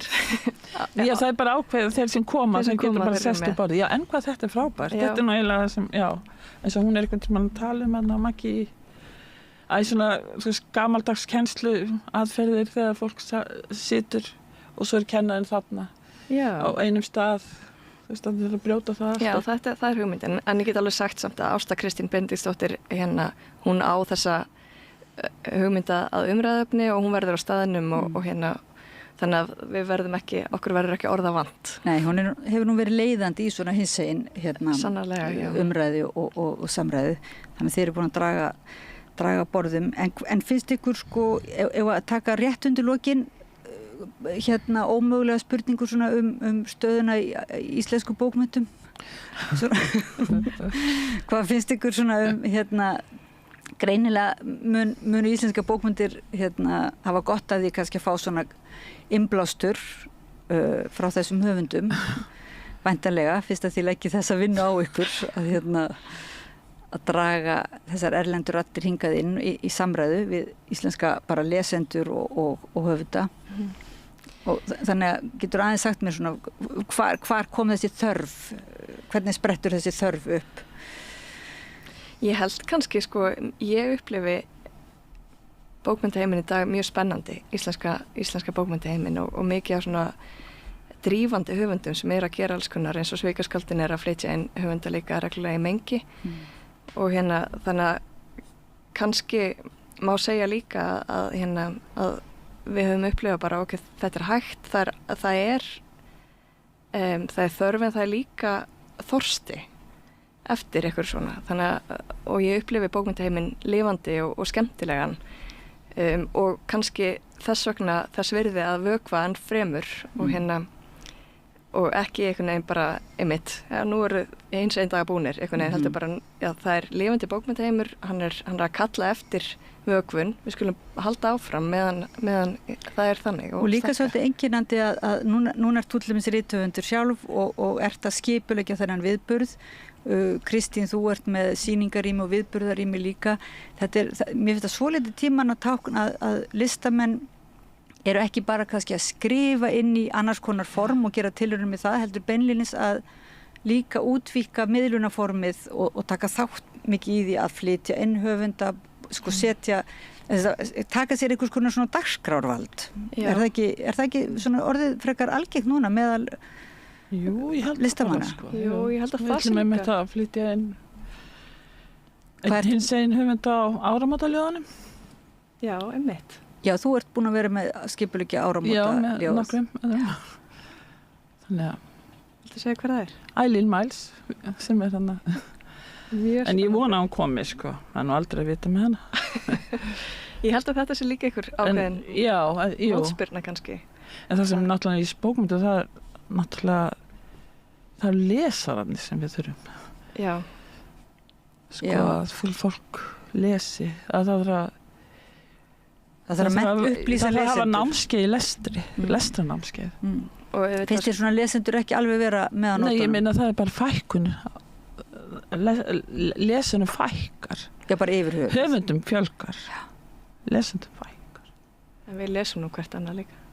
Já, það verður að, ég held að það er mjög fjörugt og skemmtilegt líf í bókmenntunum, algjörlega.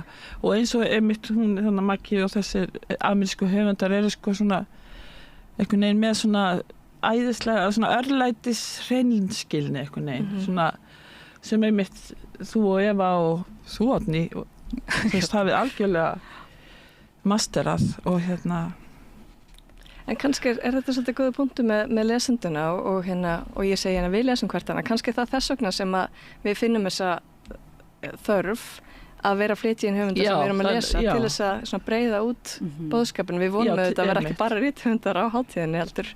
Líka því þeir eru búin að vera að auglýsa að maður geti keypt bækurnar í Sölku bókabúðinni. Já, einmitt. Og ég labbaði þangað og hitti með þig á leiðinni. En allavega þú ætlaði líka að fara og þannig að þú veist svona og líka eins og þær gera í Svíkaskaldunum að þær eru að einmitt auglýsa bækurnar áður, þær eru að panta þær og svona. Þannig að til að þú veist en til þess að, já. En við skulum kannski ekkert vera komið þá niðurstöðu að útgefundur sé ekki að standa sig en við getum samt séð að það er einhver vöntun á því líka að mennta eða svona að lesandinn sé ekki bara að útgefandinn sjáum allt, höfundurinn skili bara handritinu, útgefandinn búið til þennan grip sem er bókin og svo er einhver sem kaupir og setur í jólapakka til lesandans og lesandi les á jólanótt og Jesú fætti, bara Jesú og bók þannig, þetta er svona að taka bókinu upp og eins og úr jötunni sem úr svona skrjáfandi pappír taka hana upp og það er náttúrulega ofsalega falleg mjög fallegt en mitt ekki þessi aðskilnaður þannig að þetta sé meira í svona það sé ekki landamælan á milli. En ég hef alveg heyrt sko að sumum útgefundum finnst það kannski svolítið pirrandi að akkur þurfa höfundar að vera eitthvað kássast í öllu núna eitthvað. Geta þeir ekki bara að skrifa bækurnar og látið fagfólkið það sem það kann eða svoleiðis, þú veist. Það er náttúrulega líka rosalega einmannalegt fyrir höfund að það sé rosalega fáir að lesa bókinum hans. Skiljið, það er rosalega einmannlegt. Þú ert að gefa, þú skrifar til að færa það öðrum. Þannig að raunverulega með því að skipuleggja svona viðburði og fá fleiri og fá lesendur eins og þá eru lesendur allt í orðin svona þáttakandi í einhverju menningar þróun og einhverju svona viðburði. Þá lesendurnir fá einhver svona konar annar hlutverk að vera með höfundunum í þessu svona viðburðarými, er það ekki? Skapar nátt. Og það er von þín Kristín að þá kannski svona það muni breiðast út og fleiri fara að lesa. Já, við þurfum bara, þú veist, eins og sá maðurinn einhvern veginn að fara út í eyðimörkina og og ber út lestrarfræði. Þú ert alveg óþrjótandi þú ert ekkert orðin þreytt á því að vera þarna í eyðimörkinni og Ég náttúrulega, ég held að líka að rauður sé litur. Anna hinn segir liturinn þetta misseri. Þreyta, nei. Ég veit það ekki, en rauður er það þá svona til að vekja eða svona ég held að sé kannski bara rautt og svart. Sveimir þá, sem sé bara hinn segir litur. Rauður er náttúrulega svona baráttuliturinn. Ég veit, en allavega byltingin. Nei, ert þú þreytt á að vera hátt í eyðimörkinni? Það væri nú betra að þú myndir vera einmitt hérna í mínu, því þú ert mjög góða, Kristín náttúrulega búin að vera að taka viðtöl við höfunda og það er mjög vönduð viðtöl og það var mjög gaman þegar þú ert að fara að gefa út bók fyrir jólin og kannski ef þú væri til í að koma hérna við rauðaborðið, fyrst að rauður er nú líka litur. Hins einn þá var það nú gaman að hérna fyrir jólin að við getum rætt aðeins bara um það verk og þín verk kannski í þessu samhengi, haldið umræðina áfram eftir hins einn dag. Hins einn dag, þetta er fyrir götur hins einn dag, þetta er Queer Situations Literary Festival sem er að byrja á morgun 22. ágúst. Akkurat. Mér langar svo skjótin einu af því að við tölum aðeins áðan þótt þess að fara aftur aðeins inn í smá umræðuna. Þú varst að tala þú spurðir Kristínu núna kannski og ég veit varst að grínast, en þetta er samt góð spurning. Núna þegar það er auðveldar að koma til skápnum og svo margir að skrifa hins einn reynslu viltu kannski bara fara að skrifa gamla kalla og þá finnir spurning og svolítið spott á hana því að ég held að það sem einkennir þessar bókmenntir sem við erum allavega spenntar fyrir er þessi hvati og kannski kennir bara allar bókmenntir að það er eitthvað hvati, eitthvað dræf til að skrifa og þegar þú býrð það sama reynsluheimi eða svipuðum reynsluheimi, þú hefur mætt mótlæti eða þurft einhvern veginn að segja einhvernum hver þú ert og leiðrétta í rauninni hvernig þú ert lesin, þá er það ákveðin reynsluheimur sem að er svona sammertur með allavega þessum bókum sem við erum að fókusera á þessari hátíð og það er rosalega þakklátt þegar maður finnur bara keiminn af þessari reynslu í bókum þótt að bækunar séu alls konar. Já, og svo er náttúrulega líka þess að hún er að tala um að það er kvenrödd, hún er ekki tekið eins mark á henni eins og kallarödd og lesbírödd, en þú veist það er bara svona, hún er bara svona einhver, einhver svona tíst og sem er ekki eins marktæk eins og hún fjallar hérna í Maggi í þessari bók Argonauts og það er mikill styrkur er það ekki þegar að einhver er í baráttu fyrir viðurkenningu og bara láta rödd sína heyrast beinlinis í þessu lífi að þá er mikill styrkur að koma saman og finna svona samhljómin sko. En það sem ég var að vísa í að stundum eins og í litlum samfélögum þá þegar maður finnur kannski rosalega samhljóm það er svo mikill styrkur í því en þá ef maður er kannski svolítið þverhaus þá getur maður farið að snúast í mann og hugsa bara nei, það er búið að segja það er að segja þá finnur maður ekki lengur kannski fyrir svona baráttu þörfinni, brennandi þörfinni sko.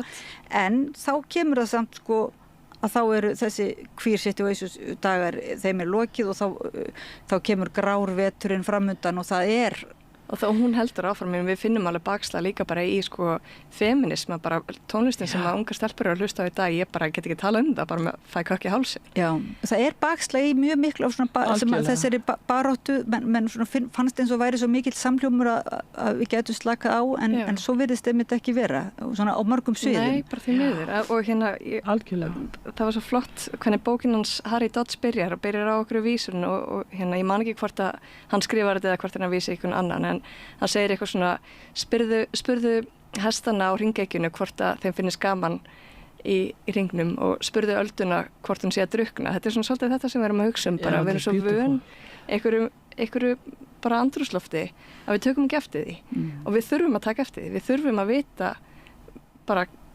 hvar við erum horfa kringum okkur og finna lyktina. Já, að því líka lifum dálítið í draumi á Íslandi þótt að hann sé harður. Sumir segja martröð. Já, ég er að meina það. Þú veist, þetta við erum einhvern veginn, þorum ekki alveg að taka þarna sambandi við jörðina alveg. Já. Og horfa í speilin held ég. En þið erum alltaf að gera það hér. Sem er... Já, og maður þarf, eins og segir, við þurfum að kannski vera dálítið svona halda eins og segir á... Vita hver við erum. Halda vökunni og halda áfram að tala. Sjá í gegnum trappið. Og við hvetjum bara alla að fólk getur keypt sér miða á þessa hátíð. Já. Það er ekkert orðið uppselt. Nei, en þeir rjúka út miðanni þessa dagana. Það er rosa gaman að segja frá því. Þannig að það er þetta að kaupa miða á heimasíðinu okkar queersituations.is eða á Tix. Og og hún byrjar á morgun og byrjar með leiklestri, byrjar með upplestri á loft, já. Og svo á föstudaginn þá hefst hún sko í Úlfarsárdal með fræðadagskrá á bókasafninu þar. Mjög stolt af þeirri dagskrá líka. Nú hvetjum öll til þess að kíkja á hana. Þar verður meðal annars fjallað þessa aðferðafræði Maggie Nelson, Auto Theory. Æðislegt. Þetta er nú bara rosalega. Viltu segja aðeins frá þeirri aðferðafræði á 2 mínútum? Nei, ég get ekki sagt frá hann. Nei, en við bara hvetjum alla til þess að taka þátt hvort sem þeir skilgreina sig sem hinsegin eða hvernig sem fólk skilgreinir sig. Að þetta er einmitt, það er verið að búa til samræðu milli og opna augu lesenda. Já, og fræðidagskráin er opin öllum, það kostar ekkert en á hana. Í Úlfarsárdal. Já, sem er þannig, já. Í Borgarbókasafni í Úlfarsárdal. Þá segi nú bara gangi ykkur vel og góða skemmtun og hlakka til að hitta ykkur í stöðinu. Halla Þorlaug Óskarsdóttir, rithöfundur og skipuleggjandi Queer Situations Literary Festival sem hefst á morgun og Kristín Ómarsdóttir, rithöfundur og skáld og galleristi og brautryðjandi og með meiru. Takk fyrir okkur. Takk fyrir komuna. Og næsti dagskrárliður, næsta viðtal er rétt handan við hornið við komum aftur að rauðaborðinu eftir smástund. Allir þættir samstæðvarinnar eru fáanlegir á öllum helstu hlaðvarpsveitum.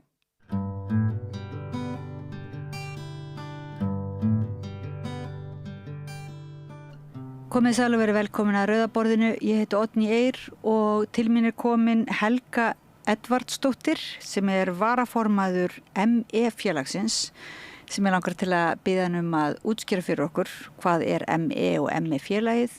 En tilefnið svona eiginlega tímamót svolítið í þessum tímamót í viðhorfi til ME sjúkdómsins, kallað sjúkdómur. Jú. Þar sem var gerður samningur sem þið þó eruð ekki kannski beinir aðilar að, en þið hafið fagnað í opinberlega að það var gerður samningur við eitthvað sem heitir Akureyrarklínikinn rannsóknir á þessu fyrirbæri, ME. Má ég þó bara biðja þig að kannski byrja á að segja okkur svona bara hvað þetta ME til dæmis. Já, ME taugasjúkdómur og mjög svona flókin taugasjúkdómur sem með 10 einkenna og ekki allir með það sama en hann kannski það sem einkennandi fyrir ME sjúkdóminn eru svokölluð PM-köst, þannig að fólk getur kannski gert ýmislegt en það kemur kannski ekki fram, reynir ekki á líkamann fyrir eftir 1-3 daga sko.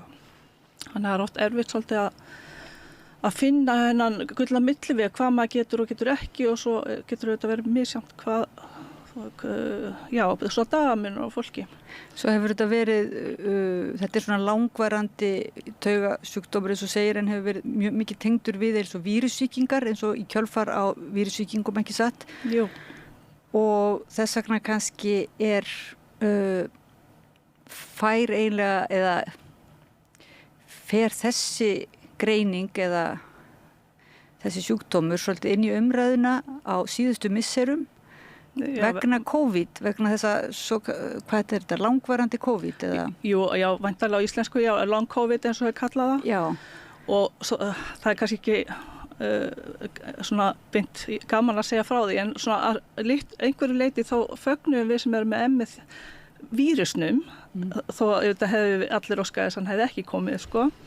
En við vissum eiginlega strax að það yrðu long COVID fólk sem þú veist, þannig að þetta myndi hjálpa okkur í bara því að veri fleiri rannsóknir á ME og bara af hverju gerist þetta eftir vírusa og ég veikist eftir ég fekk einkenningasótt 2015 og þannig ég segi oft ef ykkur spyr og hvað ertu með? Ég segi, nú veit allir hvað long COVID eða flestir og ég segi, ég get alveg sagt því sem long einkenningasótt. Já.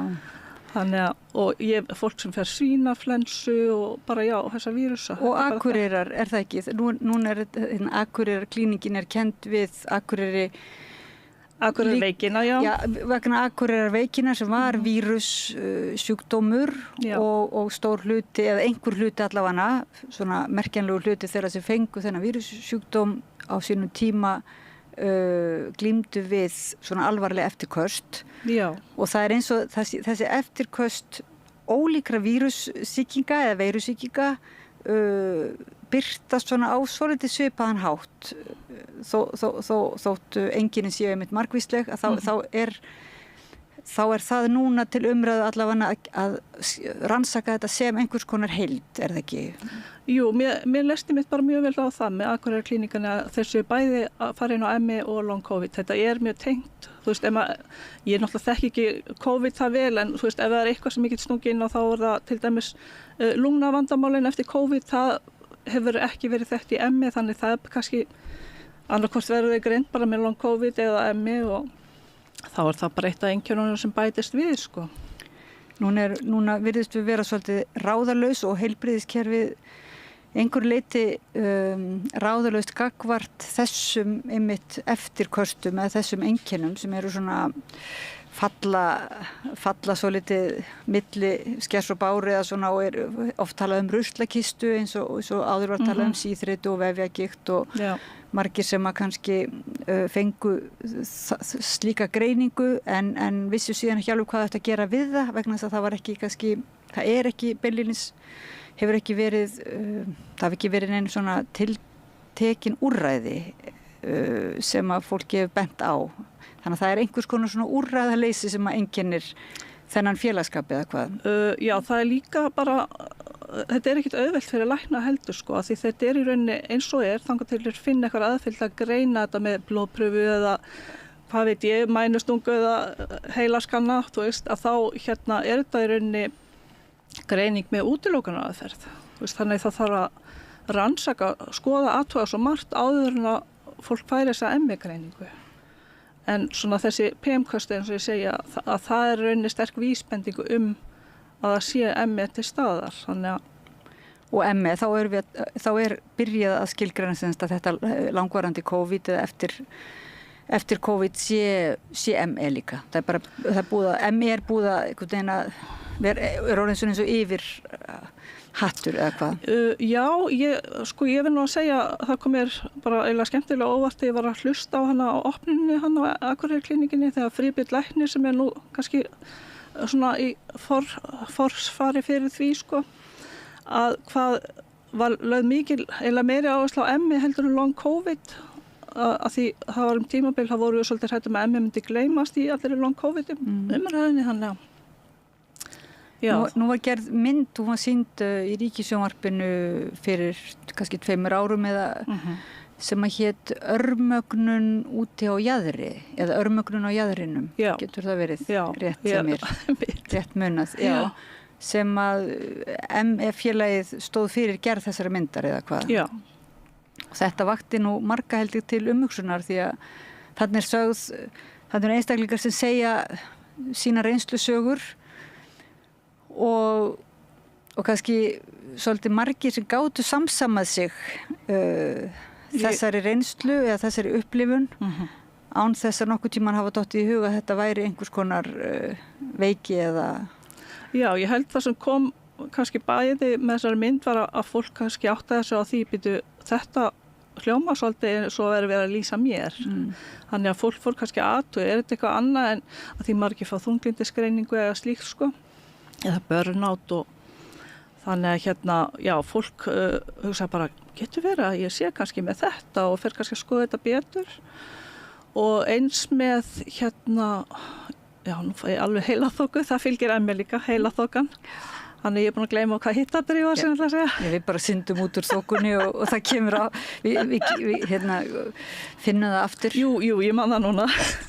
Það var hitt sko hvað ég og fleiri hefði líka með ME fengur svo góð viðbrögð frá vinum, fjölskyldu, það bara, nú skil ég þetta miklu betur, fekk maður að heyra sko bara. Eftir að sé myndinu. Já, þannig þetta var mjög gott. Sko. Það er náttúrulega mjög merkilegt að heyra reynslusögur fólk sem mjög ólíkum stað í þjóðfélaginu, ólíkum aldri, bara ólíkt fólk sem að segir samt ekki sömu söguna en það eitthvað sem þetta sameiginlega og kannski helsta, eins og þú segir, helsta kannski svona greiningar sem maður getur glitt í einhvers konar einkenni, helsta einkenni eða birtingamynd, eða hvað að segja, þessi sem hún kallar PM sem ekki ensk Post-exertional malaise. Já, það svona þetta ef að þú reynir of mikið á þig þá eiginlega hefnir líka með sér eða þá eins og kemur ekki fram fyrir en eftir á, já, þá eiginlega og þannig að þessar svona góðu ráð það að hreyfa sig og stunda líkamsrækt að það verður að fara mjög varlega í það hjá þeim sem eru með þessa. Ég greindist með þetta á sínu tíma í útlöndum og fyrir mörgum árum sko og það var mjög svona merkilegt einmitt að sjá þessa mynd fannst mér að ég var búin að steingleyma þessu sko. Ég var einhvern veginn búin að gleyma því að ég hef verið greind með þetta og kom mér eitthvað svo bæði skemmtilega og leiðinlega og óvart að sjá þessa mynd og aðaleinkenni var þetta með þegar maður ætlaði eins og að hressa sig við og fara í líkamsrækt og jógatíma þá laðist maður í rúmið með hita á eftir. Já, þannig þú varst kannski raunin að fara bara áfram á hnefanum bara. Já, svo eftir ég fæ þessa greinu þá varð maður eins og bara að beita sér svolítið, maður þyrfti svolítið að breyta attitúdinu að raunverulega bara gera aldrei nema helmingin á æfingunum, vera kannski bara í hálfum tíma og svona byggja sér rosalega hægt upp og ekki að labba ekki bara labba rösklega einsinni en þetta svolítið erfitt að vera fyrir ungt fólk að vera eitthvað að lötra og labba hægt sko, þá náttúrulega leggst það á geði líka. Já, einmitt, en sko þessun kannski líka svo erfitt fyrir lækna eða sjúkraþjálfara að leiðbeina fólki hvað það má og má ekki gera af því þetta bara svo misjafnt.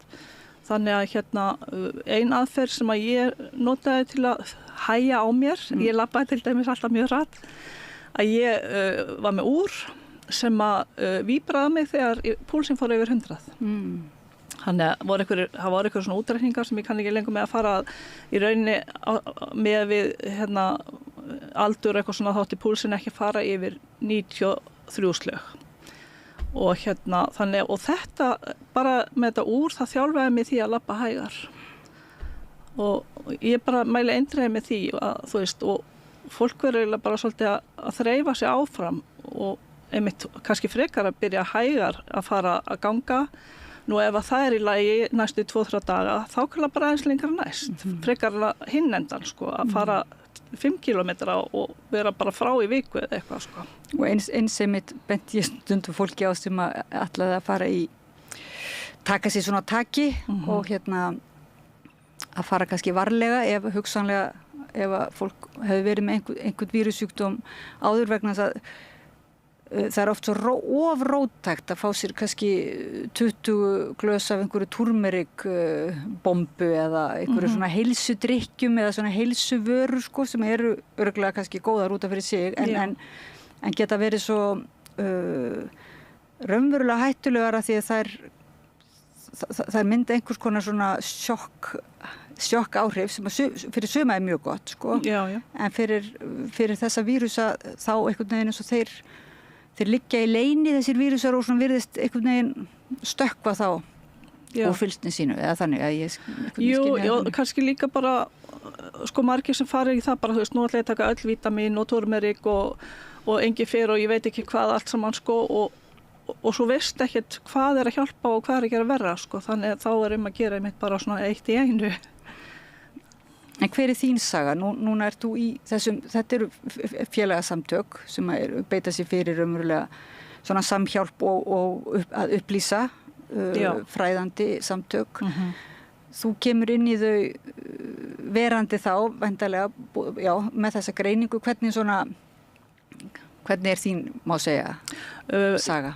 Já, sko, ég raunni flutti til Íslands fyrir rúmið 2 árum. Var búsett í Luxemburg þegar ég veiktist og áður en ég flutti heim það var ég búin að finna á netinu og Facebook hópinn sko ME-félag Íslands sem ég fagnaði mjög því það í Luxemburg ekkert í gangi það bara með þetta sko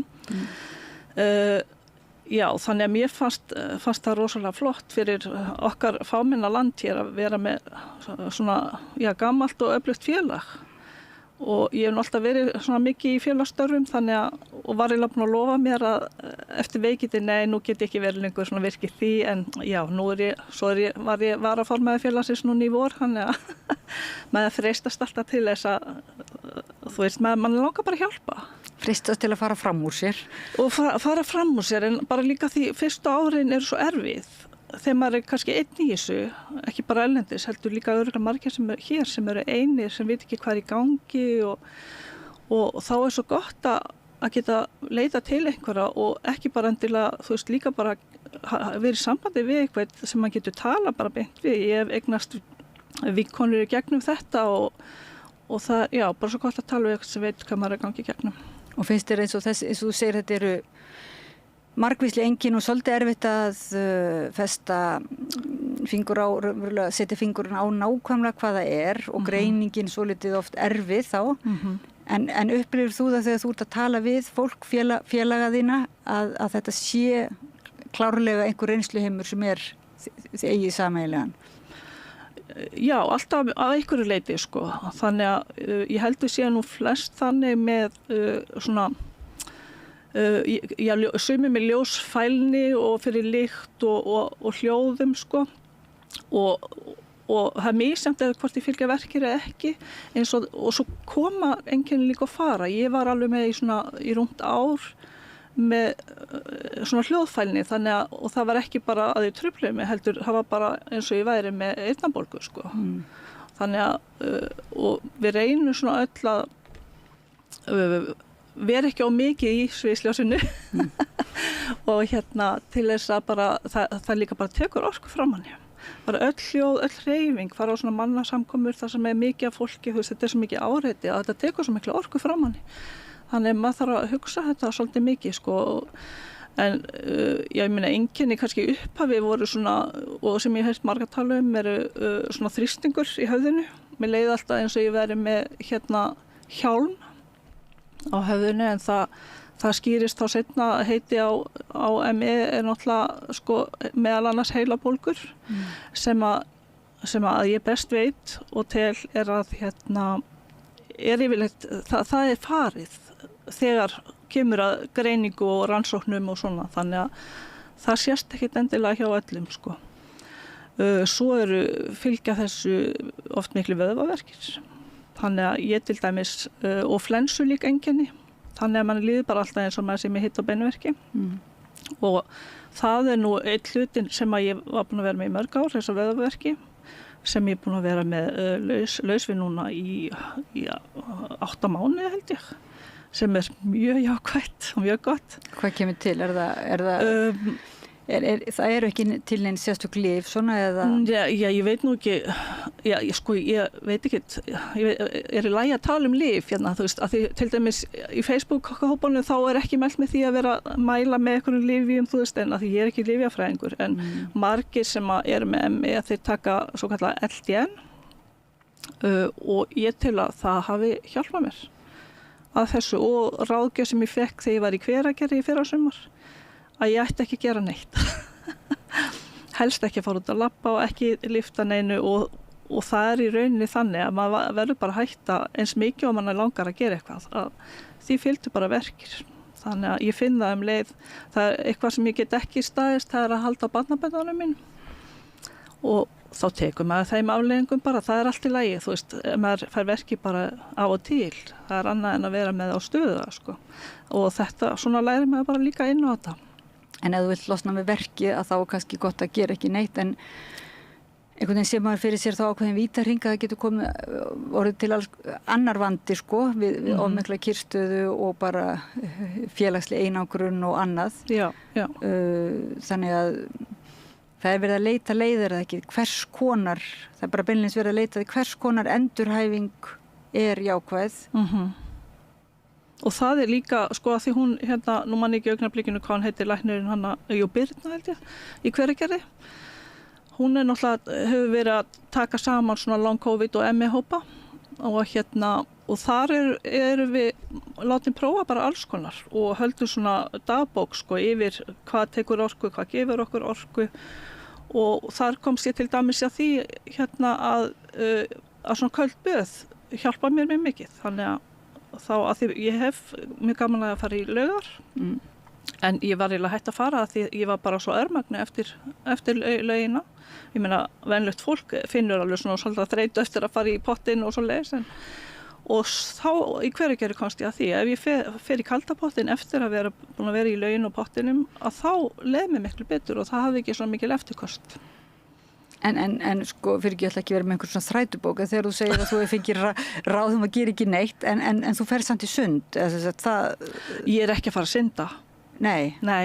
Ég oft ég finn nú yfirlt í laugardagslaugina og ég oft bara í barnalaugin og að láta mig fljóta og eða sitt bara og það bara gott að vera í svona hálfgerðu þyngdarleysi og úti bara. Já, þannig að gera eitthvað sem sko ekki í þessari, gera ekkert sem svona kallar á áreynslu eða þannig, ekkert sem kallar á það að þú svitnir eða Já, alls ekki sko, en það ekki þar með sagt að allir sem með ME eigi ekki að gera ekki neitt, skilur þú veist, það bara ég flokkastvíst og ég vil ekki viðurkenna sjálf undir frekar slæmt tilfelli þannig að, og það sést ekki endilega á fólki en Já, þannig að þú veist, eins og ég sagði, fólk það bara að finna það hjá sjálfum sér, hvað það getur og getur ekki og þó að mér hafi verið álegt að gera ekki neitt og ég sagði bara, ég verð að komast út. Ég hef gaman að fara út að labba og þá bara, já, fara út að labba og labbaði 5 mínútur og sestu svo bara bekk og svo labbaði tilbaka og ég ekkert alltaf að hlýða því, þú veist, að þetta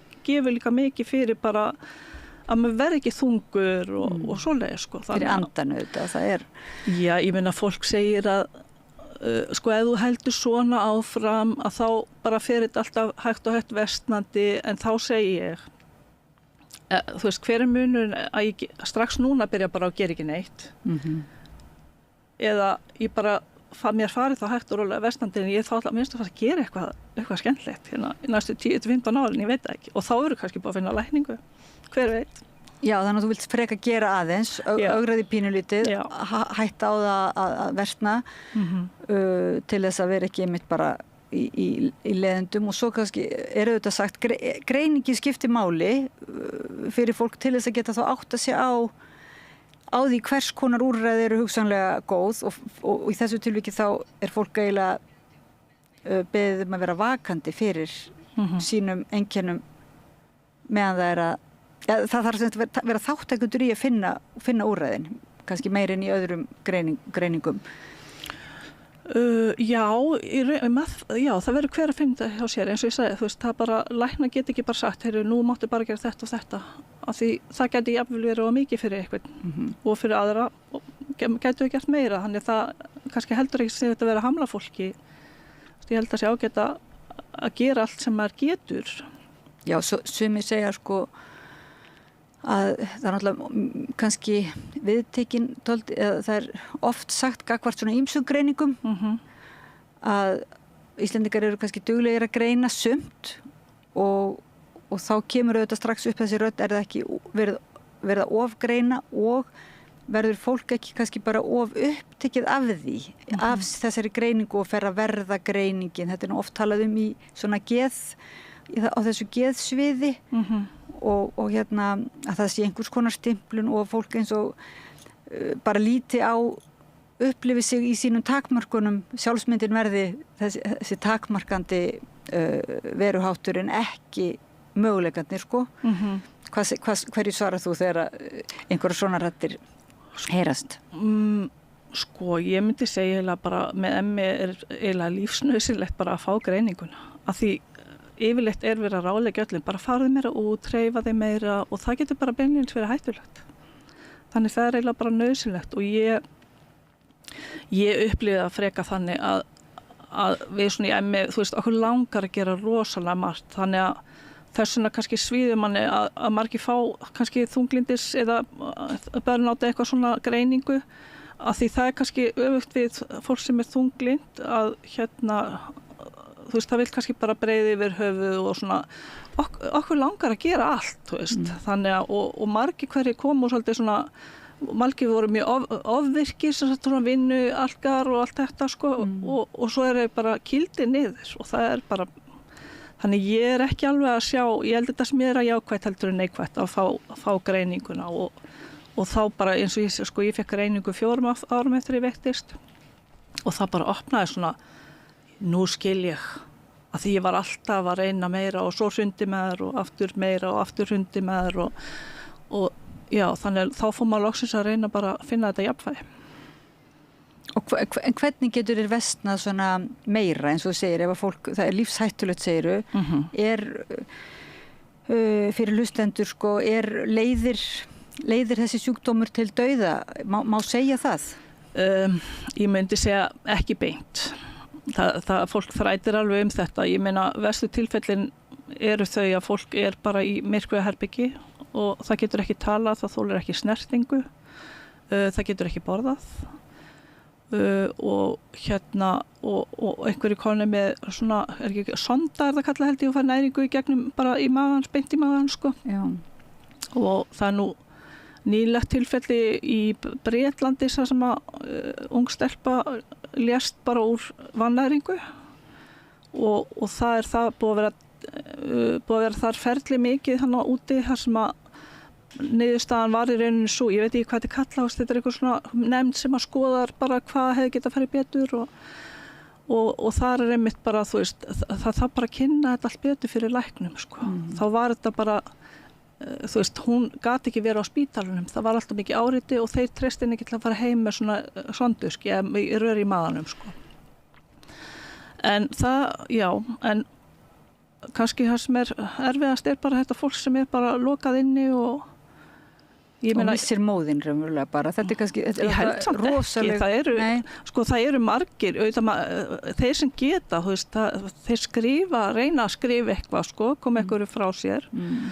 En þú veist, það langar öllum að komast aftur út úr þessu og ég hef verið miklu verri heldur en ég núna á tímabili, 3 ár síðan, þá var ég komin í svona þessa stóru þungu hjólastóla að því ég átti svo erfitt með að vera upprétt og það var bara því ég vildi komast út, ég var, þú veist, þannig að þá gæti ég farið út með því að vera með stólinn og var bara svona hálfliggjandi og ég hef líka alveg verið ekki þola birti en eitt þannig bara verið inn í herbyggi með dreigi fyrir og þú veist, þannig að, en það er einlega leið líka tilbaka, þú veist, þetta ekki, það þýðir ekki að þú verði þá alltaf þannig. Nei, ég ætlaði einmitt að spyrja það næst, hverjar eru svona, ekkert kannski prósentum, en hverjar eru svona bata horfurnar finnst þér ekki eins og sé stór hluti hóps sem að glímir við þessi eftirkost vírussýkinga, við erum að tala fyrir þá sem að koma inn í spjallið, hlustendur og áhorfendur, þá erum við að tala við Helgu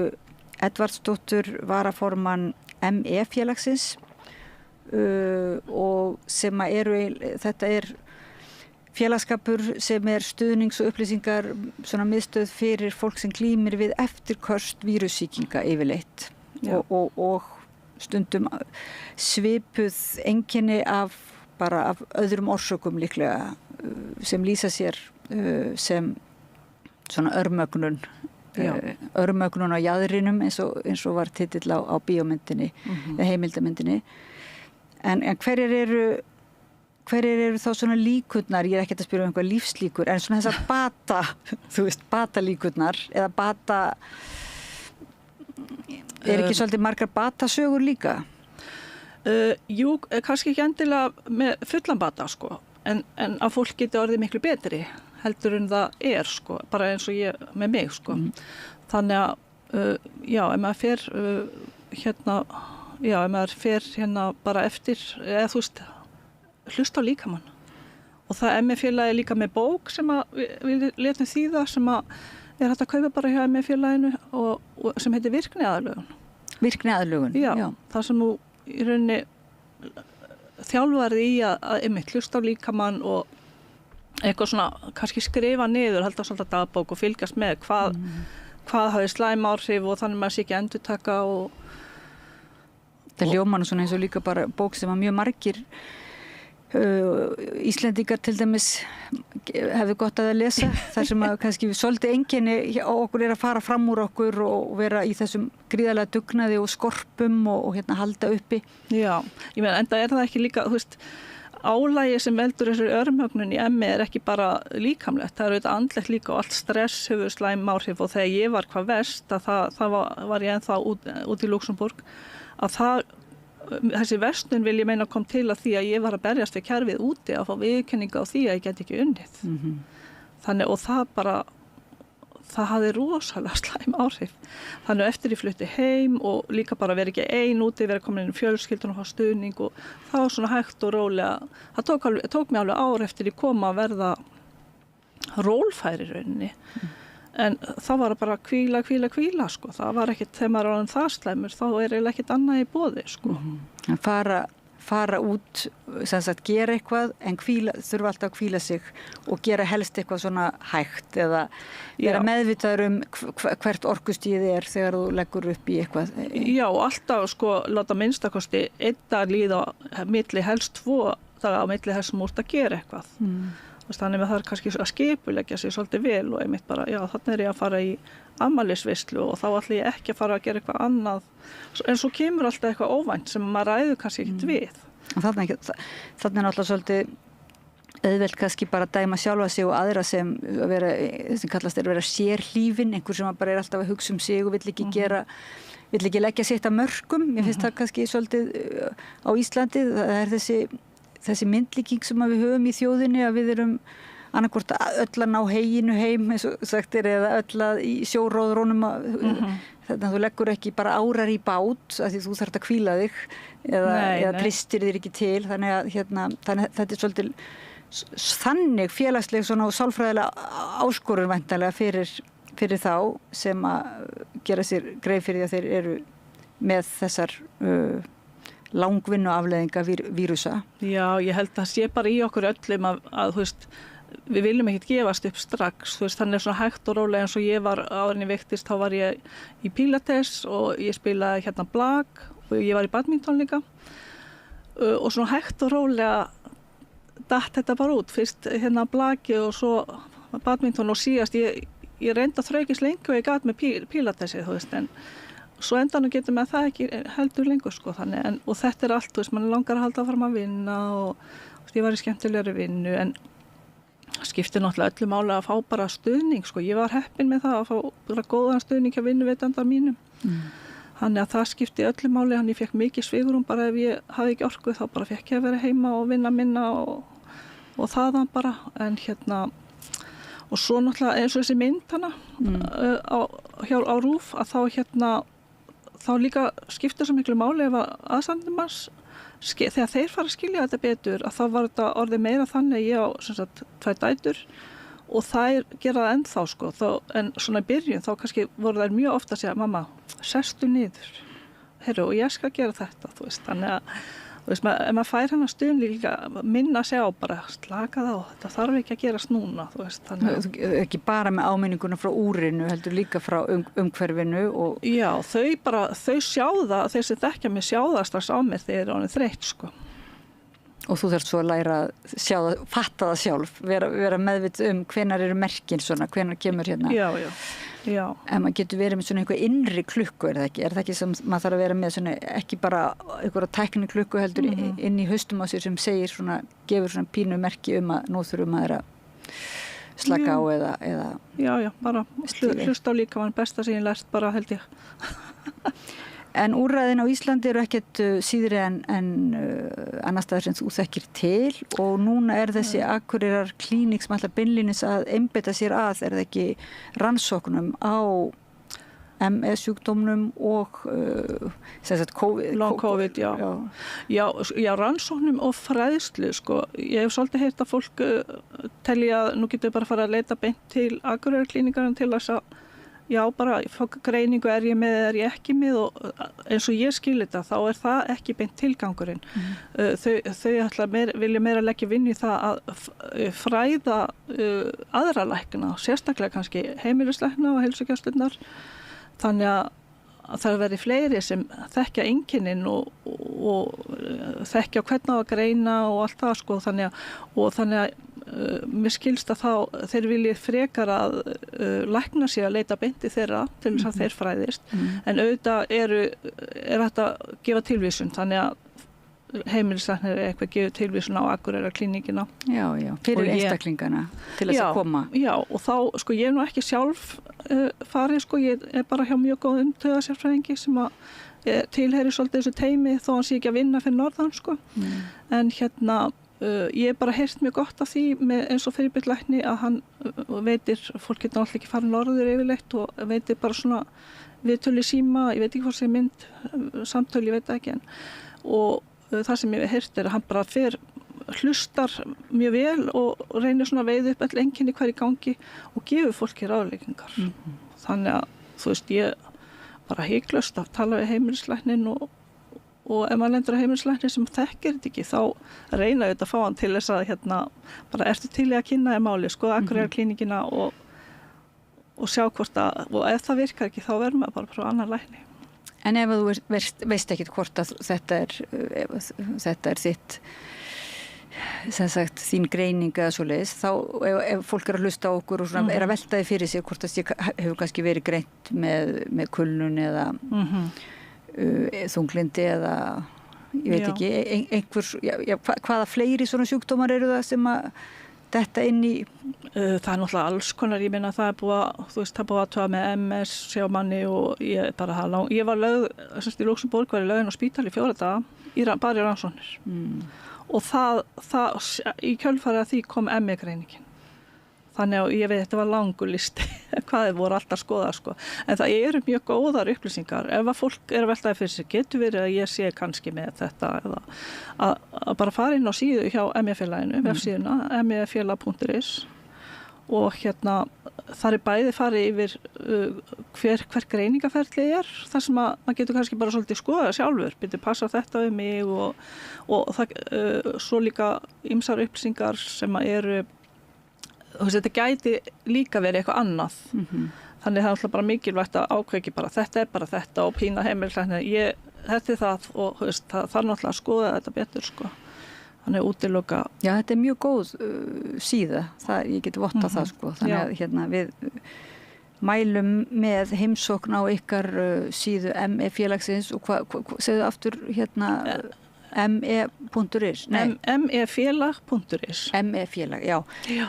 En nú er þetta sko á ensku, ég var að hlusta á okkur podcast, þá var alltaf talað me, sko það er að skamsta á stundu sem me, svona eins og ég bara, er ekki me, já. Og leikið sér að því þetta þýði þá, sem sagt, ég, að fólk endurheimti, með greiningur endurheimti það sig, en ég var ekki að hugsa sem sagt, það er meira svona eins og tenging við sauðfé eða svona kindur, jarm, þannig að ég veit ekki alveg. Nei, ég meina, þetta er náttúrulega bara skamstöðun á held í latneska heitinu á veikindunum, sko. Jú, ég veit það, en ég var að hugsa svona bara til þess að hvað myndi bara endurheimta þá í íslenska, svona, lambið, unglambið innra með sér. Já, kannski eitthvað. Við erum ekki hugsað að þannig, sko. Nei. Geti þá áttina. En þetta er þess mefélagið.is og fara síðan og kannski og kynna sér Akureyrarklínikina og vita samt hvort Akureyrarklínikin og þið eru búin að upplýsa heimilislæknana og heimilislæknarnir kannski búin að vera líka í endurmenntun og þetta er auðvitað þekkt í mörg ár, þannig að margir eru vel með á nótunum. Já. Og teymisvinnan er orðið svona kannski algengari núna. Já, ég held bara í kjölfara COVID og long COVID að þá eru læknar bara miklu opnar á að hlusta og skoða allavega málin, sko. Já. Þannig að því það er náttúrulega þekkt að það bara, kannski læknar er ekki alveg að nenna þeim sem eru búin að greina sjálfa sig á netinu og allt það sem maður skilur alveg, þú veist. Þannig en ég held að allavega opnari fyrir að skoða möguleikan á því hvað sé í gangi. En ég sá líka, ég fór inn á vefsíðuna hjá Akureyrarklínikinni og þeir eru búin að setja inn hellinga upplýsingum sem eru líka mjög gagnlegar. Þannig að því að það er ekki kannski vænlegt að fara inn í veturinn og alltaf að bíða af sér. Það fengur nú margir COVID í sumar á Íslandi. Algjörlega, ég líka.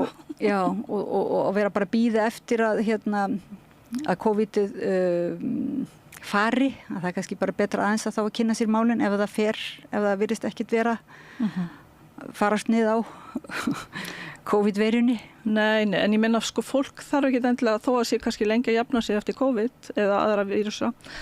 Þá þarf ekki endilega að fá ME, þú veist, það getur tekið einhverja mánuði, þess vegna held ég að skipti bara miklu máli að taka því bara rólega eftir veikindin. Já. Ef maður, þú veist, þó maður sé hún hítalausi eða hvað, sko, ekki rjúka bara stað og fara að pína sér í vinnu og bara. Af því að ef að menn taka ekki kannski rólega þá geta menn dottið inn í það að þróa með sér ME, er það ekki svolítið? Ég hef aldrei lesið, ég er nú ótrúlega að lesa, sko, þetta, en ég hef aldrei lesið neitt það að það sé ástæðan ef fólk hefur ofreynt sig eftir en þú veist, ég freistast alveg til þess að hugsa, sko, hvað ef ég hefði, sko, þannig að þú veist, ég minnir að verið frá vinnu í 2 vikur og ég var ekkert orðið hress og ég hef aldrei orðið hress síðan, sko, en það bara, ég er orðin hítalös, drífa sér vinnuna og þú veist, auðvitað læðist að mann svo hugsa hvað ef ég hef tekið bara eins rólegra, sko. En það er þá líka kannski einmitt hlutverk lækna að benda fólki á bara taktu því bara rólega, þú veist, bara til öryggis. Já, leyfa okkur að njóta vafans og spyrja spurninga. Já. Helga Edvardsdóttir, varaformaður ME-félagsins. Þakkaði kærlega fyrir að koma til okkar í svona lok sumars þar sem margir eru að svona byggja sig upp til að fara inn í veturinn og sumir eru kannski ekki alveg nógu hressir, þannig að þá skiptir máli að hlusta á sjálfan sig og leita sér hjálpar og ræða við fólk. Já, takk kærlega fyrir að koma á samstöðina hérna við Rauðaborðið þar sem við erum að ræða einmitt bara allt milli himins og jarðar. Já, takk fyrir að bjóða mér. Við endum Rauðaborðið í kvöld á samræðu sem var eiginlega ekki við Rauðaborðið en telst til Rauðaborðsins í kvöld. Það samræða Gunnars Smára Egilssonar við Frosta Logason og þeir ætla eitthvað að rex og pexa. Þannig endar þátturinn og ég þakka öllum sem að hafa bara komið hingað að borðinu og tækni fólkinu okkar, Pétri Fjellsteð og Laufu Líndal Ólafsdóttur fyrir að gera þetta mögulegt og keyra út þáttinn og ég þakka ykkur hlustendum og áhorfendum fyrir að vera með okkur og bendi á að þið eru þáttakendur í þessari tilraun, þessu svona tilraun róttæka og nýstárlega fjölmiðlun þar sem við erum að reyna að gefa fleiri rödd og búa til samhljóm, samfélagslegan samhljóm og búa til einhvers konar samfélag í samræðunni og það gerist með hlustun og áhorfi með deilingum og umræðu, gagnrýnni umræðu það sem við erum að gera hér og svo náttúrulega líka alltaf gott að hafa einhvern pening í sjóð til þess að efla dagskrárgerðina þannig að við bendum á svona styrktarnappa á heimasíðu samstöðvarinnar, samstöðin.is, það svona lítill takki sem stendur á áskrift og þar má svona skella sér í áskrift fyrir 2500 og líka velja að gera steila svona bara eigandi að þessum fjölmiðli. Með því þá þakka ég ykkur aftur fyrir og óska ykkur skemmtunar í samræðu Gunnars Smára og Frosta. Segðu það á Samstöðinni. Samstöðin í eigu hlustenda, áhorfenda og lesenda.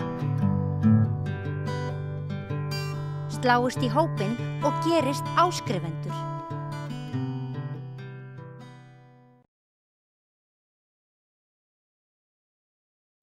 Ertu á leið heim úr Stiltu á FM 89,1.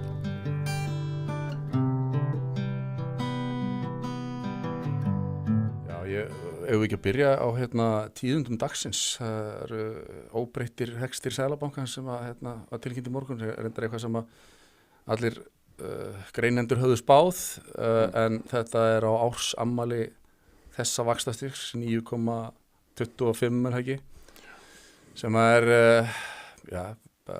blóðmjólka almenning í landinu. Ég sá þú skrifaði smá pistilum við á Facebookina þína áðan.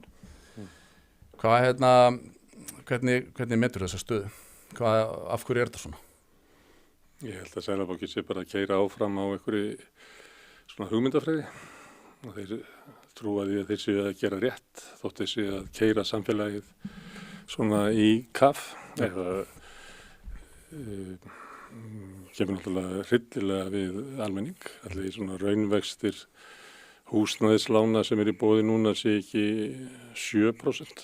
Bara stýrivextirnir með raunvext upp á 4% sem að þú getur farið út allan heim, þú finnur hvergi dæmi það. Ekki 17% vextir, yfirdráttarvextir, þannig að það voru kannski 12% raunvextir sem að fólk að borga, þeir sem að eru blankir og að reyna að eiga fyrir bara framfærslu sinni út mánuðin.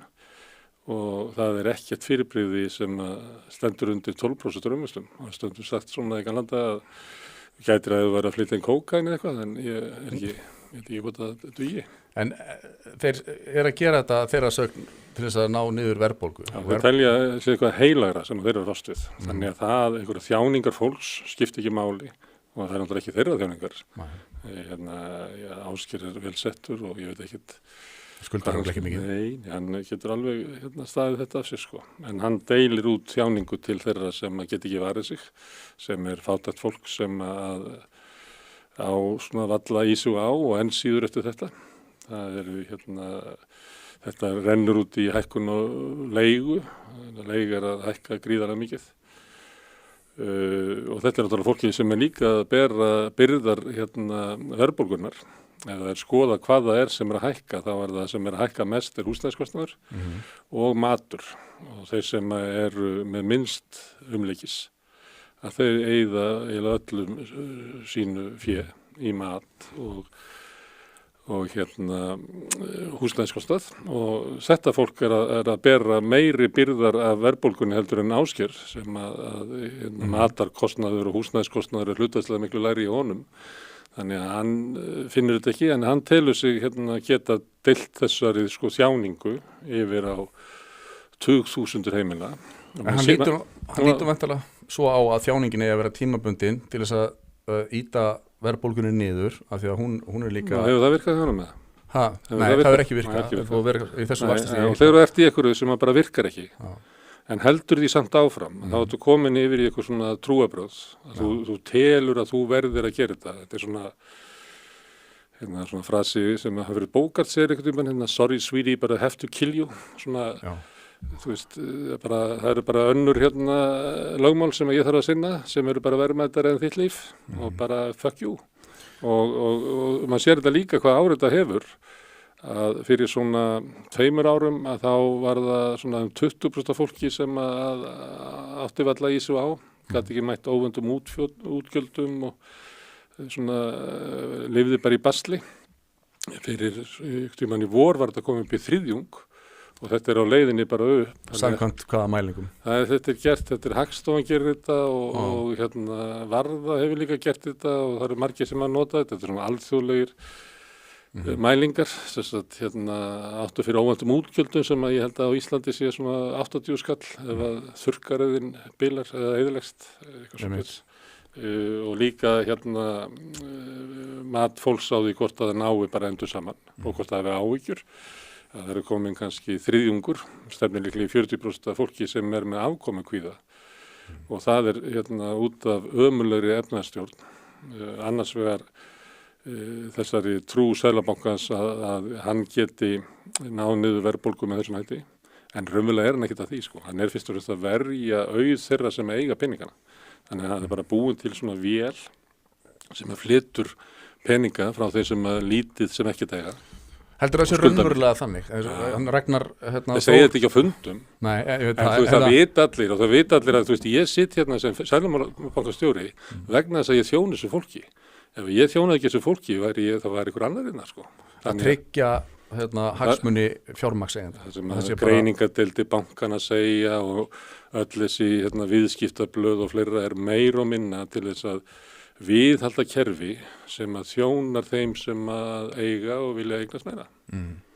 Og þetta þurfum við að hlusta á í fréttunum. Þetta er þessi ríkisstjórn alltaf að tala við greiningadeildir bankana og hverju græða mest á háum vöxtur, það eru bankanir. Af hverju þá verið að kynna fyrir okkur sjónarmið bankana eins og þessi eitthvað svona hlutlaus afstaða og auðvitað verðum við að gera þetta þannig, sögðu greiningaraðilar það og markaðsaðilar fólki sem að braska með skuldabréf og hlutabrif þau að segja þetta, verðum að herja vexti, já og auðvitað verðum við að gera það, auðvitað ekki þannig. Við erum bara haft þetta eins og viljum. Og hinum megin bara Ragnar Þór í VFR, þú veist, með veikumætti og þú kannski á samstöðinu að tala fyrir þessu sjónarmið Vill upp á Skaga. En svo annað því að við erum með þetta vaxtastefnu, þessi trú á því að það að búa til einhvern svona jafnvægi á markaði og þessi markaðurinn sem að leitar einhvern veginn jafnvægis sem svona dellu hugmynd sem bara undirstaðan undir efnahagsstjórn síðustu 40 ára að við höfum að láta svona markaðin bara vera af því hann leitar jafnvægis og það sem öll röskun öll inngripin í markaðin, það er ekki nokkuð með þessu trúi svo lengur, allir átt að segja að það eru markaðsbrestir mjög víða og það er þess markaðsbrestir í húsnæðismarkaði sem að því það að við erum með einhvern system sem á að búa til húsnæði fyrir almenning og gerir það ekki, það vantar húsnæði. En ég held að þetta sé ekki alveg rétt hjá þér, markaðurinn svona til lengri tíma. Ég veit að þú trúir þessu. Já, ég get ekki tillitið til þess að þú sett einhver ofsatrúarmaður að þessu leyti. Ég vil bara segja það sem er satt. Já, það er þín skoðun, en sko aftur að Seðlabankanum, hlutverk hans á að vera að tryggja fjármála stöðuleika og hvað myndi gerast heldurðu ef að Ásgeir væri eins og þú gefur til kynna, hann sé bara að verja hagsmuni fjármagnseigendanda, ef hann væri ekki í því og væri bara hugsa hag Íslendinga og myndi ákveða við ætlum að lækka vextina núna hressilega, þetta orðið allt of mikil ánauð fyrir fólki í landinu og við verðum að lækka vextina og ég ætla að tilkynna það bara að það eru lækkaði núna hressilega. Hvað heldur þú að myndi þá gerast í hagkerfinu? Sko ef þú horfir á það þessi mælda verðbólga sem þá er hún fyrir utan húsnæðiskostnaði svona 4,2%. Við erum núna með 6,5% verðbólgu, eitthvað svona þar bil, hefur verið herra og það er fyrst og fremst drifið af skorti og húsnæði. Þannig ef að Ásgeir og Seðlabanki væri með svona full FM, að þá myndum við segja það, ég meina hvaða grín er það að láta okkur vera að berjast við verðbólgu sem að myndast af skorti, af húsnæði, með því að hækka vexti sem að mun auka skortin og húsnæði. Þetta er bara rugl, myndum við segja. En hann má ekki segja þetta, þannig hann segir ég verð að gera þetta eitthvað. Akkur má hann ekki segja þetta? Hvað tærir hann að stíða þá? Af því að hann gengst inn á þessar trúarsetningar sem eru. En það er pólitíkin sem að heldur niðri þessum skorti, heldur þessum skorti á, við heldur skortinum á húsnæði. Það er vegna þess að þau eru að þjóna aðilum sem að græða á þessu, sem eru verktakar og þau sem eru í okurleigu. Það er margsins komið tillögur, þú nefndir hann að verkefnishreyfinguna, það var samþykkt 2016 af þáverandi ríkisstjórn að grípa til aðgerða til þess að laga hér leigumarkaðinn. Það var allt saman svikið þegar á reyndi að þá þjóna stjórnmálamenninni þeim sem að vilja braska. Og ef við tökum bara leigumarkaðinn, þá er þetta alveg stjarnfræðilega ótrúlegt að þetta skuli geta gerst.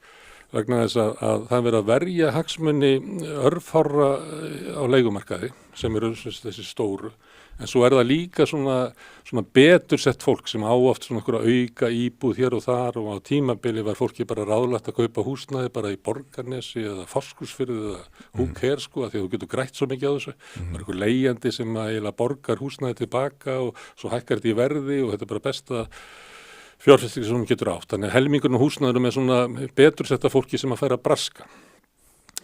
En við samningana þá sjá menn að þetta gengur ekki. Það gengur ekki að það sé verið að leggja álögur á vestsetta fólkið sem er á leigumarkaði. Að láta það alltaf borga meira og meira í húsalegu. Hún er kannski tvöfaldast á 10 ára tímabili, raunverði. En þegar á reynir, þá næst þetta aldrei í gegn. Vegna þess að hagsmunni þessara örfáu ráða meira. Hvað næst ekki gegn? Hvað leiguþak? Leiguþak eða þú getur gert alls konar hluti. Þú getur sagt að þú mátt skulda 80% íbúðinni sem þú ert að kaupa fyrir þína fjölskyldu. En ef þú ert að kaupa ykkur auka íbúð, þá verður það fjármagnana bara 60%. Þú mátt bara skulda 40%. Það er hægt að beita alls konar aðferðum og það hefur verið gert mjög víða, en svo náttúrulega algengast er það að ríki og sveitafélag einfaldlega bara byggi húsnæði. Bara byggi félagslegt húsnæði sem er þá einhvern veginn varið fyrir markaðssveiflum í verði á húsnæði og varið fyrir markaðssveiflum á verði á fjármagni eða vöxtum. Vegna þess að þeir sem eru með lægstu tekjurnar í samfélaginu, geta verið öryrkjar, eftirlauna fólk, láglauna fólk, það getur ekki tryggt sér öruggt húsnæði inn á markaði sem að sveiflast eftir verði á húsnæði og skorti og öðru slíku og verði á fjármagni og jáfnvel bara svona millitekki fólk, það kannski leggur af stað yfir fljótið, skuldar alveg hingað og á að labba í 40 ári við fljótið og má ekki rasa ef það rekst í stein í botninu þá bara sekkur það og ef það kemur eitthvað kreppa. En ég ætla aðeins að klára þetta með hvaða hagsmuni verið að verja. Maður myndi ætla, og maður heyrði það svolítið í aðdraganda síðustu samninga, að nýr framkvæmdastjóri SA sagði eitthvað svona að það væri rétt hjá verkalýðshreyfingunni að vandinn væri húsnæðismarkaður vegna þess að ef þú ert að reka fyrirtæki og borgar laun og svo kemur starfsfólki til þetta og krefst hærri launa og af hverju? Ég meina, það er búið að hækka húsaleiguna mína 40 krónur síðan að þú hækkaði launin mín 10 skall. Þannig að sko krafan, afleiðingin af því að leigumarkaður er bara leyft að sko bara vaða áfram, þannig að þeir sem að hafa völdin, sem eiga húsnæði getur bara ráðið hvað þeir rukka, að það hefur áhrif út allt samfélag. En samt, þrátt fyrir það myndu ætla að byrja ekki miklu fleiri fyrirtæki sem að raunverulega líða fyrir vondan húsnæðismarkað, að þurfa þá að borga hærri laun og vera með starfsfólki sitt í einhverju eilífri sko kreppu og erfiðleikum og kannski alltaf að leita bara nýri vinnu og svona alls konar óstöðuleiki. Miklu fleiri slík fyrirtæki.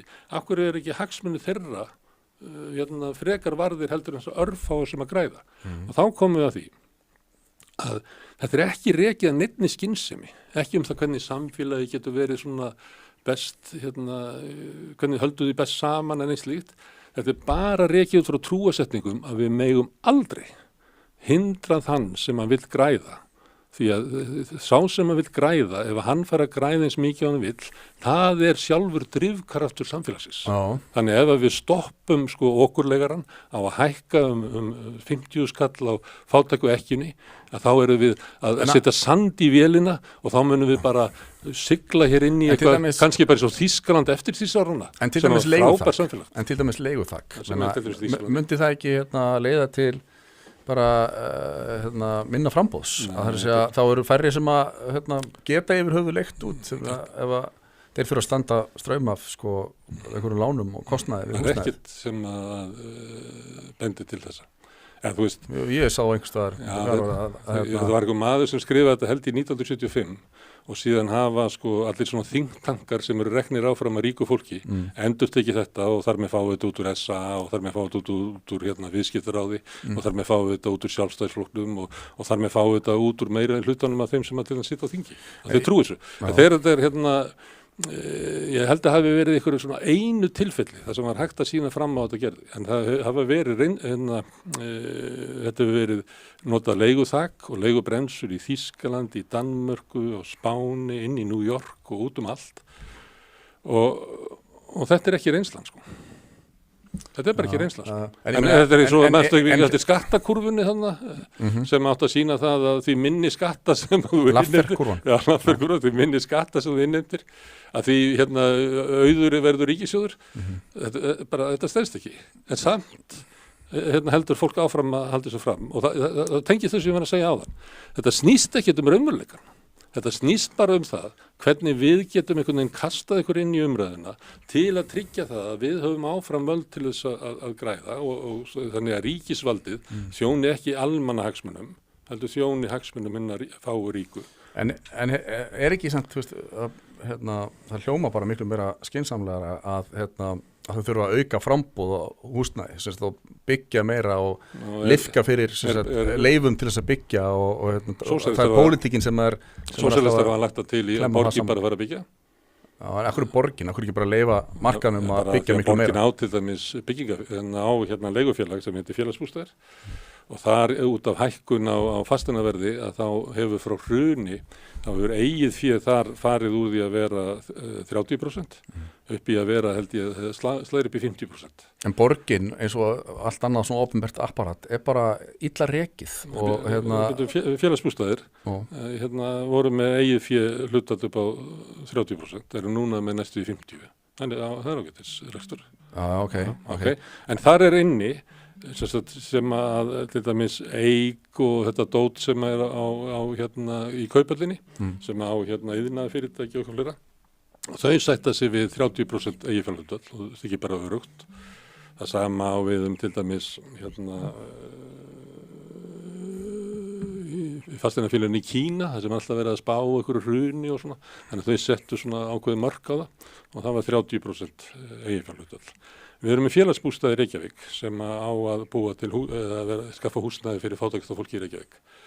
Þau hafa raunverulega það sem einhver businesskall myndi kalla fjárfestingagetu sem nemur 20% af eiginfénu.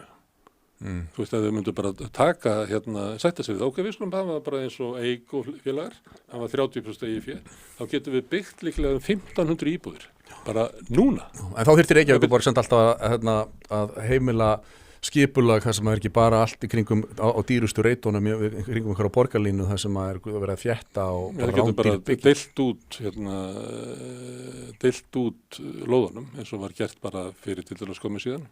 Það var borgin á land og þú býrð í borgin eða býrð í Garðabæði? Nei, þannig að borgin svona okkar félag og fyrir svona kannski 30 árum, svona fyrir R-listan, maður litið svo á að þegar var að deila út byggingalandi, að þá var þetta eitthvað eign sem við ættum saman. Og hvernig deilur því út? Við eigum þetta saman. Og þá var það litið svo á að við bara búið röð, fyrstur kemur fyrstur fær.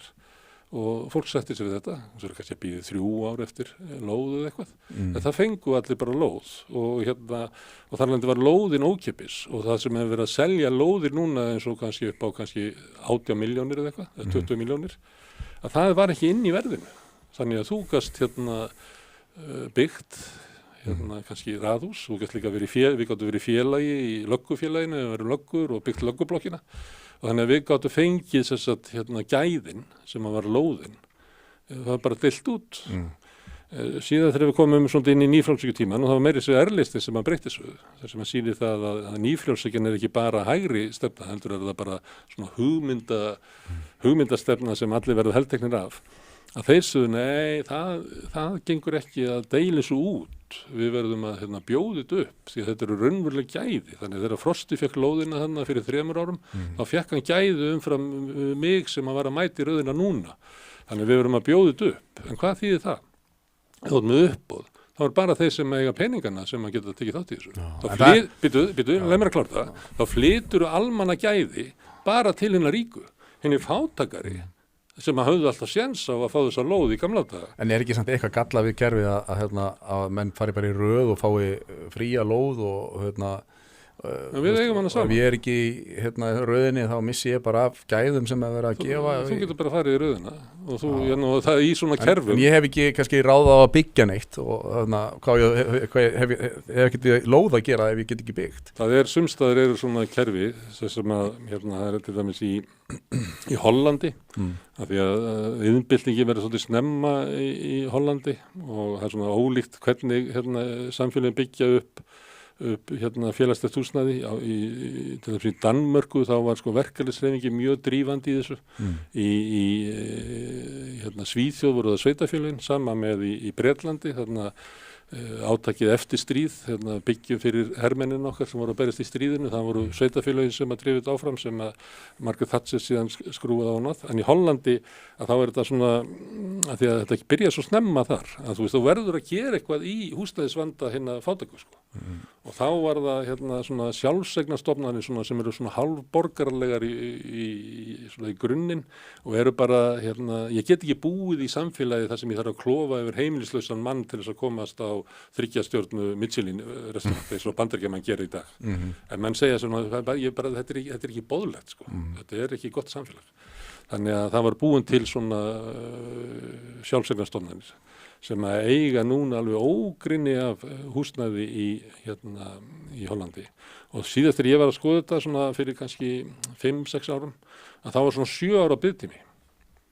Og þá það þegar þú verður 18, þá skráir þig. Og þá svona þegar þú 25, að þá færðu íbúð. Og það kannski litla íbúð, en þú getur verið inn í kerfinu alla þína hundsokata tíð.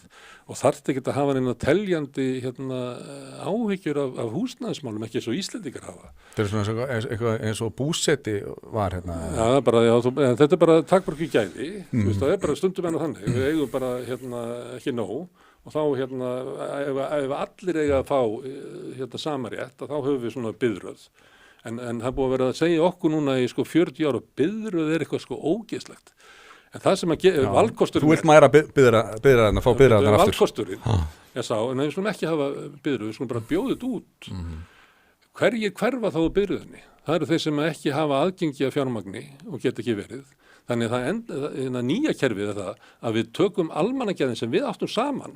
Við hefum saman landið í Reykjavík, en við færum það bara til hinna ríku. En þú þarft hvort þið að skuldsetja eitthvað ef þú ætlar að fara að byggja og ef að lóðirnar eru bara seltar á skikkanlegu verði, þá er það bara eðlilegur partur af prísnum. Áður. En hvernig var þetta þegar Grafarvogur var byggður? Það var vel lukkað og er það ekki sko, minnkaði þrýstingin á sínum tíma og gerði húsnæðismarkaðinn í allir Reykjavík svona viðráðanlegri fyrir venjulegt fólk. Inn í Grafavogi eru síðustu verkefnabústaðnir byggðir. Ég þekki fólk sem ólst upp í þeim. Það alls konar byggð í Grafavogi. Það alls konar byggð í Grafavogi. Já, en ég bara tekja dæmi að því ég held að þetta sé síðasta hverfi þar sem var raunverulega verkefnabústaðir og ég þekki fólk sem bjóð þar og hefur lýst fyrir mér sko hvað það var stórkostlegt þegar þau fengu íbúðin útlanda þar. En þetta sem ég er að tala um í Hollandi eru leiguíbúðir og það er bara ákvörðun samfélagsins. Eigum við að hafa húsnæðismál bara þjáningu og áhyggjur fyrir almenning eða eigum við að losa okkur við það?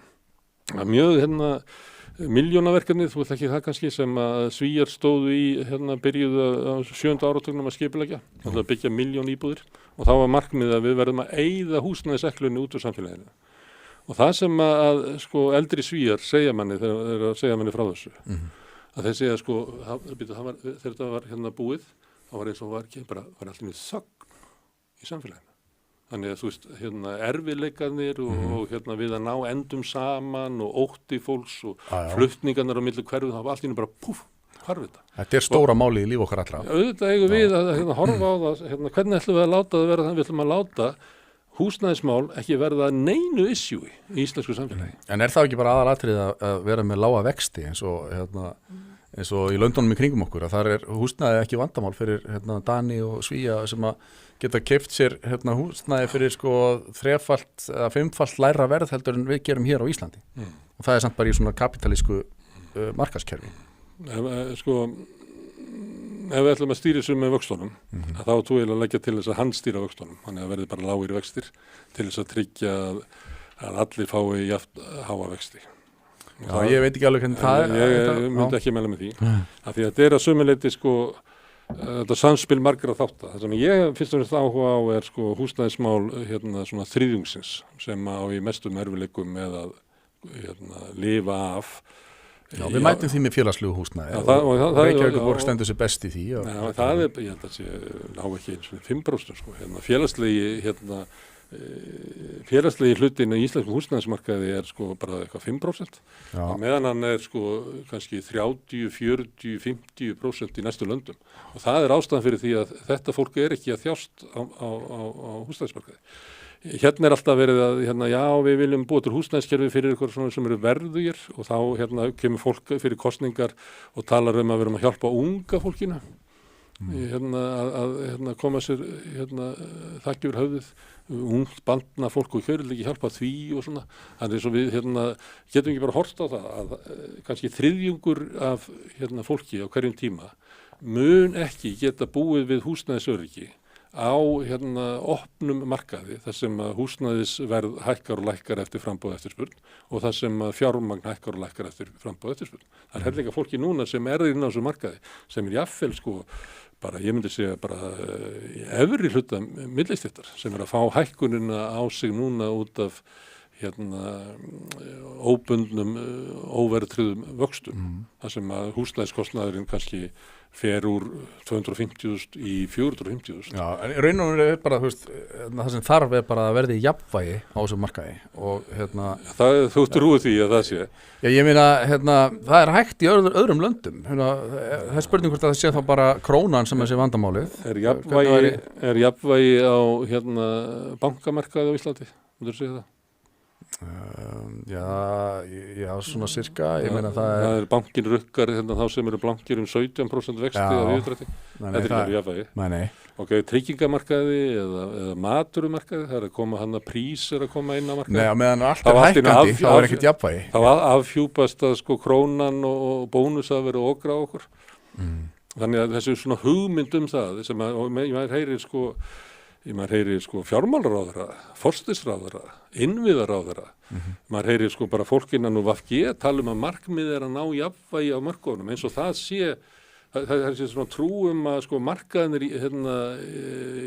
jafni sig sjálfur og út úr markaðinu komi alltaf sko besta niðurstaðan.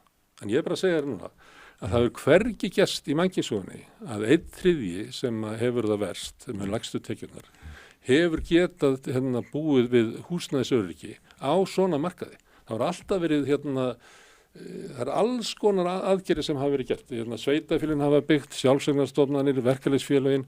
Það er til dæmis, það er hærra hlutfall séreignar í Noregi heldur en á hinum Norðurlöndunum og er líkt því sem að var hér. En séreignar hlutfallið er að hrynja vegna þess að það á ekkert venjulegt fólk efni á að keppa við braskarana húsnæði í dag. Það er bara einu sem geta keypt þetta eru þeir sem ætla að leigja þetta út og láta bara svína einhver aðra til þess að borga þetta fyrir sig.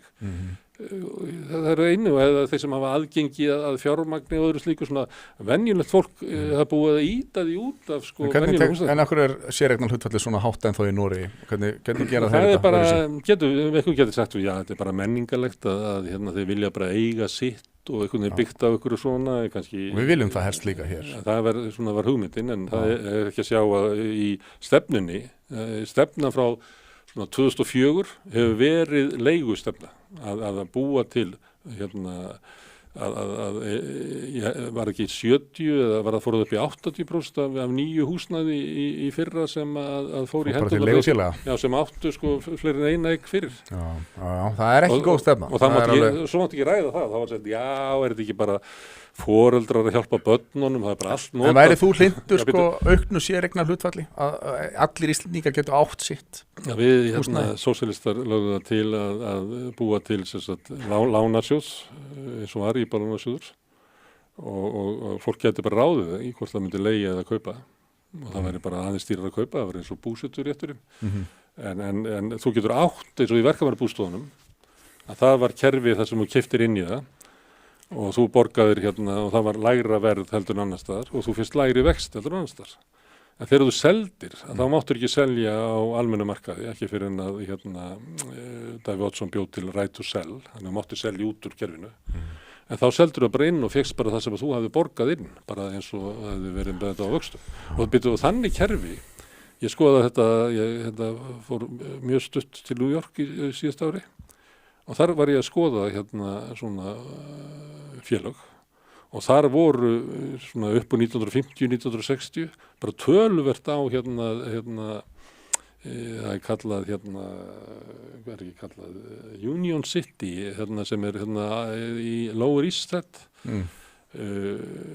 stórar svona múrsteinslitaðar blokkir fólk sem hefur verið að ferðast þannig að tekið eftir þetta var allt saman sama system að var í verkamannabústofunum Svona bara félagslegar íbúðir og þú keyptir á Manhattan. Já, og svo komu þeir með þetta í New York stjórnin að leyfa fólki að leysa þetta upp og selja þetta á almenna markaði og þú getur ímyndað íbúðir sem voru selda kannski 1960 og þú selur það svo árið 1990 á Manhattan að fólk gæti bara kassað inn 40 milljónum á íbúðið eitthvað slags og þetta bara margar að þessum samþykkt þetta en það eru 3 blokkir saman upp við Penn Station þar sem að fólk sagði nei, við gerum það ekki og það er gaman að labba þar því að þú sér að íbúðanir hafa elst og eitthvað fleira og það sem áður hafi verið sameiginleg leikskólar og dvalarheimili fyrir börn voru núna komið svona dvalarheimili fyrir aldraðra og þannig svolítið karakterinn á þessu hefur breyst en þetta fólk sagði nei, við viljum ekki leysa þetta upp, við teljum að vera mikilvægt að gera þetta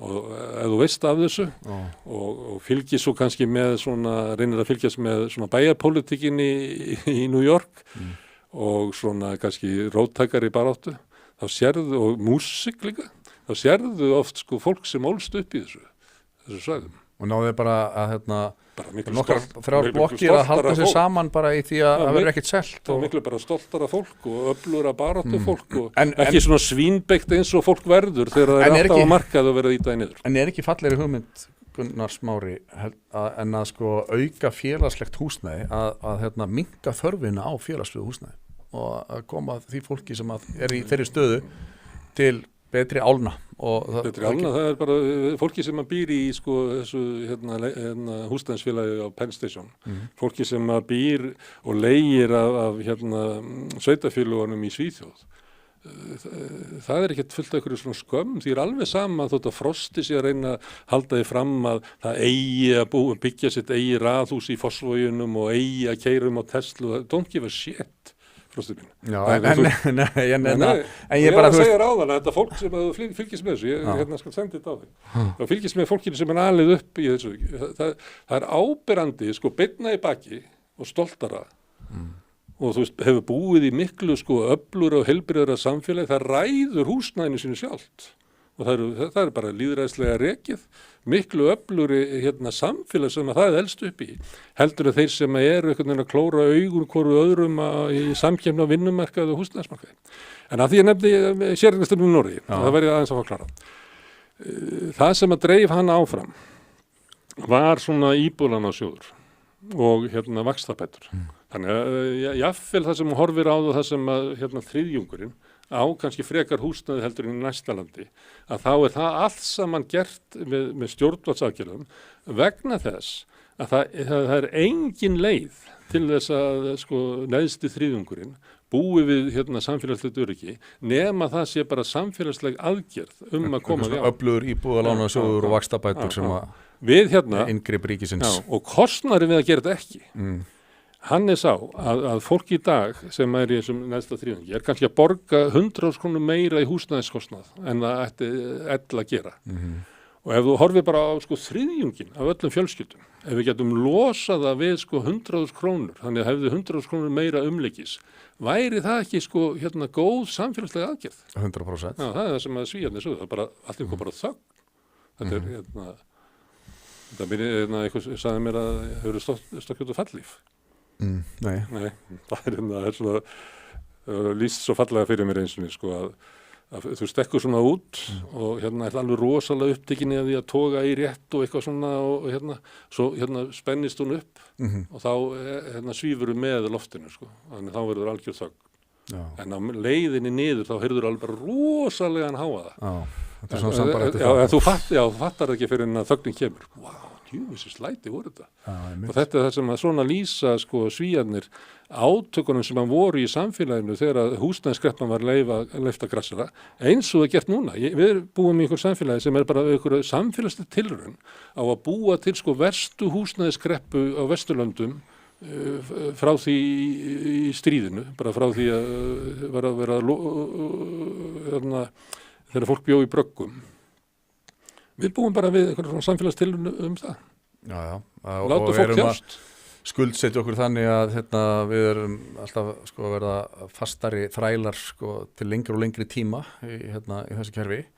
Það segja að svona hægri menna er bara mjög gott. Þá hugsar almenningur eins og kapitalistar ef við festuðum þannig að þau eigi sitt húsnæði og skuldi og þá segðu nei, við getum ekki farið í verkvall að þá missi ég afborgun á húsnæðinu mínu og nei, mitt er ekki bætt kjör hjá mér heldur lægra vaxtastig og allt í einu ertu bara komin út í eitthvað svona svo blandað hagsmuni. En við þekkjum það, það var nú til skamms tíma fyrir nokkrum árum síðan, þá voru vextir mjög lágir og þá einhvern veginn, það var bara í mjög stuttan tíma.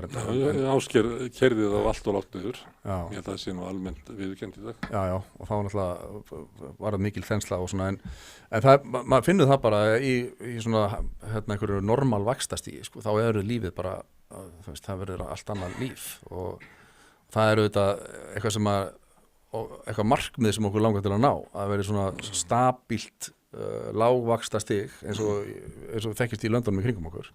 En það munar náttúrulega, segjum við bara sá sem að skuldar bara 1 milljón í yfirdrátt. Það munar fyrir viðkomandi hvort þessi 17% vextir á því eða bara 5. Það getur verið þessi peningur sem að fer í þetta.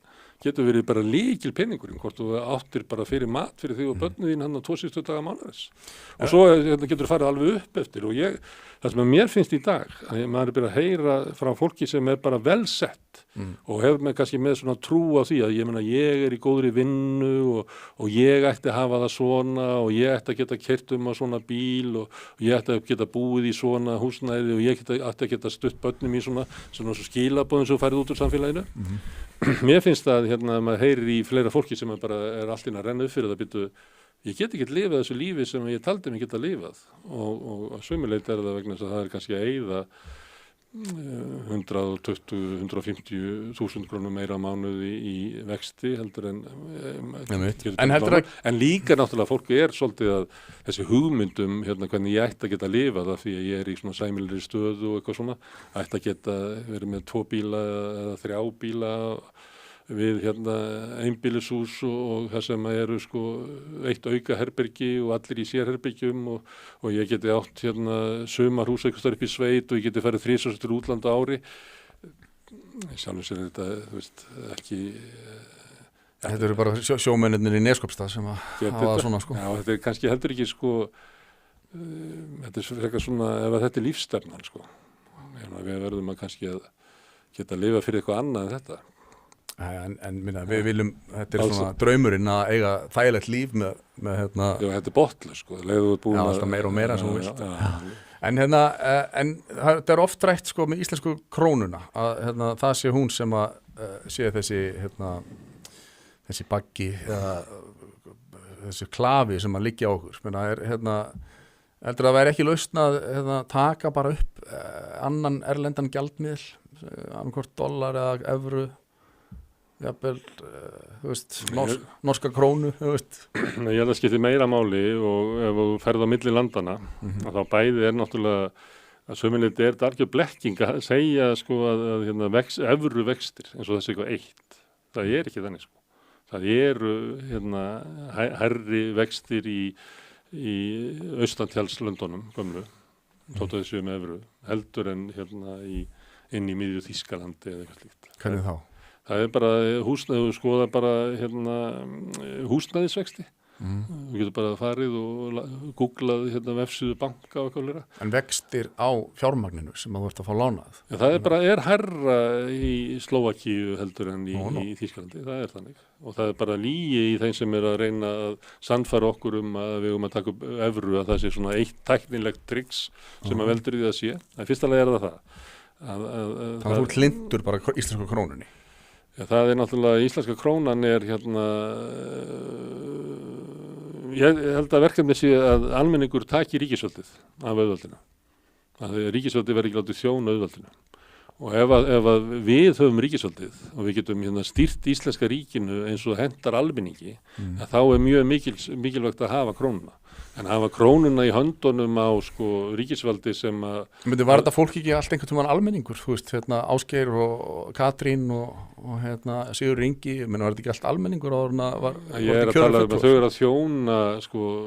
Já, en það var almenningur og svo til kjörin fulltrúi og hvernig var að taka þetta, hvernig á almenningur að taka ríkisvaldið af... Ég á við að þú skoðar frumvarpið fiskeldi, að þá var það til að vera aðlagað að þörfum þeirra sem að reka fiskeldisfyrirtækinu. Ef þú tekur vindorkuna þá það sama. Allt sem kemur út úr þinginu, það til þess að mæta kröfum þeirra sem að eiga fjármunina, sem eiga fyrirtækin og sterkustu fjármagnseigandana. Peningastefna Seðlabankans rekið til að verja auð þeirra. Ríkið ekki rekið hér út frá almanna hagsmunum. Það ég meina að þú getur allar rifjað upp eitt einasta mál sem farið í gegnum þingið sem hefur bætt sko hagsmuni almennings. En það renna í gegn endalaus frumvörp sem eru bara samin af hagsmunasamtökum sko fyrirtækjaeiganda. Þannig að það sem ég á við, ríkisvaldið í höndunum á þeim sem höndunum á auðvaldinu. En velstæð, eða rekin fyrirtæki eru hagsmunir almennings líka. Það auðvitað... Já, hvað vel ekki fyrirtæki? Það sem með góð arðsemi og færi mikið af fé til eigandars? Nei, borgar góð laun. Með ánægt starfsfólk. Þau eru ekki mikið, það ekki eitthvað fyrirtæki sem mikið fyrir það, borgar há laun. Já, jú, reyndar öll fyrirtæki á Íslandi borga há laun en það allt samt svo dýrt sem á móti sko. En við erum með hæstu laun í heimi samt. Einhvern tímann sagði ég sko í Skandinavíu svona þjóðarsátt að hafa há laun og þau fyrirtæki sem ekki þola það geta bara að pilla sér. Á Íslandi stefnan að sko borga lág laun og almenningur sem ekki þolir það, hann verður bara að pilla sér. Launakostnaður samt hæsti kostnaður hjá öllum fyrirtækjum. Það eftir því, hann er dáin að vera það, þú býrð til verðmæti með mannafla, sko. Þú býrð ekki til með einhverju hugviti þótt að hægrið sé alltaf að halda því fram að sko, þetta bara springi allt út úr haustunum á Elon Musk eða einhverjum köllum, sko. Verðmætir eru búin til bara það er bara fólk sem býr til verðmætir, sko. Og ég hef stundum held ég hafi gert það síðast þegar það var skattlausi dagurinn. Þá bjóði ég til svona að nú er auðvaldslausi dagurinn. Já, ég sá það. Já, þannig að þú tekur sko hagnað fyrirtækja og bætir við hann sko launakostnaði og svo er hagnaði fyrirtækja það fer í arðgreiðslur og það fer líka í skatt. Ef þú brýtur það niður, þá er það á Íslandi að launin eru bara helmingurinn á móti því sem að eigendur fyrirtækjana halda eftir. Og finnst þér það eðlilegt? Að bara meginþorfið almennings er að bara vinna hjá þessu fyrirtækjum. Já, ég minnst að helmingur vera ansi vel í lagt. Já, það er það sem að deila snýst um. En það sem að ástæðan fyrir því að þetta er alltaf að vera hærra hlutfall sem að fer til eigandana. Annars vegar það er helmingur fara í hagnað. Já. Og það er hagnaður annarkost arður sem að þú getur líka skilja peningan eftir í fyrirtækinu og þess vegna verður eiginlega að taka það með vegna þess að sumstaðar eins og var til dæmis mjög áberandi í sjávarútveginum kannski snemma á þessar öld að þá voru þau ekki að fjárfesta mikið út úr greininni heldur voru það að stækka sko fyrirtækin sjálf með því að kaupa og eitthvað fleira þannig að eigandinn hann getur geymt peningana sína og ávastað á inn í fyrirtækinu það er ekki bara hann takja það út þannig að þá tekur maður það sama það sem hann skilur eftir inn í fyrirtækinu og það sem borgar sem stækkar fyrirtækið. Það sem að eigendurnir hafa tekið meira og við tökum bara síðustu 30-40 ár það er vegna þess að ríkið hefur gefið eftir sinn hlut þau hafa dregið niður tekjuskatt fyrirtækja þau hafa fellt í burtu eignaskatta og þeir hafa lækkað fjármagnstekjuskatt þannig að það verður ódýrara fyrir það að taka segjum að veri 50% fjármagnstekjuskattur að þá myndur líklega skilja meiri peninga eftir inn í fyrirtækina og þá myndur freka fara út í það að láta það vaksa en það er sagt nei við megum það ekki og þá verður við að hafa það þannig að eigandi geti tekið sem mest af peningunum því hann mun þá bara búa til ný fyrirtæki eitthvað svona hugmynd sem er eitthvað til í því Nei, sjálfs ekki fjárfesta í það sem við fáum út úr þessu eru frekar veik fyrirtæki sem svona kallað þessu skrælda innan sko við fáum þau sem að þessu símin eða eitthvað svona sem er búið að skræla algjörlega innan það getur bara, má vel vera bara í næstu kreppu og selja frá sér innviðina það getur bara vel verið í næstu kreppu þá bara hrynji þetta sko þannig að það getur vel verið sem hagkvæmara fyrir samfélagið að eiga sko traust fyrirtæki sem geta staðið af sér sko 1 og 2 kreppur En áður við ljúkum þessari efnahagsumræðu. Þú ert að segja, ég er bara að segja að það hvað er velreiki fyrirtæki? Við höfum bara þurft að hlusta á það í 30 ár að velreiki fyrirtæki sé arðsamt fyrirtæki. Íslensku sjávarútvegur er arðsamur. Já. Það hlýtur að vera hlutaði líka. Það hlýtur að vera mikilvægt að... Nei, arðsemi þýðir ekkert annað en það. Hversu mikla peninga eigandi getur tekið upp úr fyrirtækinu. Gagnvart samfélaginu og starfsfólkinu og bara öllum, þá skiptir þetta engu máli. Þú veist, eigandi farið með eitthvað peninga með sér heim, það bara skiptir engu máli. Nei, en meiri arðsemi þýðir meiri geta til þess að hækka laun og svo. Nei, það er minni, af því hann tekur því meiri peninga sem hann tekur út úr fyrirtækinu, því minni er geta til þess að borga hærri laun. Já, það ert að gefa þér að hann vil alltaf taka endalaust út úr fyrirtækinu. Það er nú bara þannig. Það er bara þannig. Já. Nema eins og ég var að benda það sem dæmi það sem að þú færð bara ekki meiri ávöxtun í öðrum geirum af því að það var svo svívirðilega ávöxtun inn í sko að taka kannski samherja í kringum einhvern eitt togara og byggja upp fyrirtæki hér og erlendis og hvað fleira. Það var svo bara gríðarlega arðsemi í þeirri uppbyggingu að það var ekki verið að borga sér allt of mikinn arð. En það sem er komið svona jafnvægi í þetta að þá bara byrja eigendurnir að taka út og það er bara mannlegt og eðlilegt. En þetta er system sem að við höfum bæði búið til með því að aðlaga skattakerfið þannig að þjóni hagsmunum þeirra sem ætla að taka peninga út úr fyrirtækjum þó svo að það sé ekki langt frá því gefið að það séu bestu fyrirtækin, það bara alls ekki þannig. Það eru líklega miklu betri fyrirtæki sem tekið minna út úr og hafa eitthvað svona seglu til þess að standa af sér einhverja tíma eða geta verið með inn í sér einhverja þróun. Núna erum við farin að borga rannsóknir og þróun fyrir fyrirtækin. Þetta átti ekki að vera þannig að þetta veri í höndunum á fólki sem var svo miklu frumkvölar og þau voru að nota fyrirtæki til þess að þróa vöruna, búa til allra bestu vöru á akkur er verið að sækja þetta til skattgreiðenda. Í rannís? Já, það er bara orðið ég held að séu var ekki 17 milljarðar sem bara renna út úr fjármálaráðuneytinu í sjálftöku fyrirtækja. Einmitt. En talandi um það, í öllu þessi tala okkar núna fjármála óstöðuleika og háa vexti og verðbólgu og svona, þá minnist þú ekkert á fjármununa sem að renna út úr ríkissjóði og það er auðvitað, hefur við alveg séð það, þegar að ríkissjóður er vel rekinn og lítið skuldsettur, að það leiðir til stöðuleika og það er öllum til góða.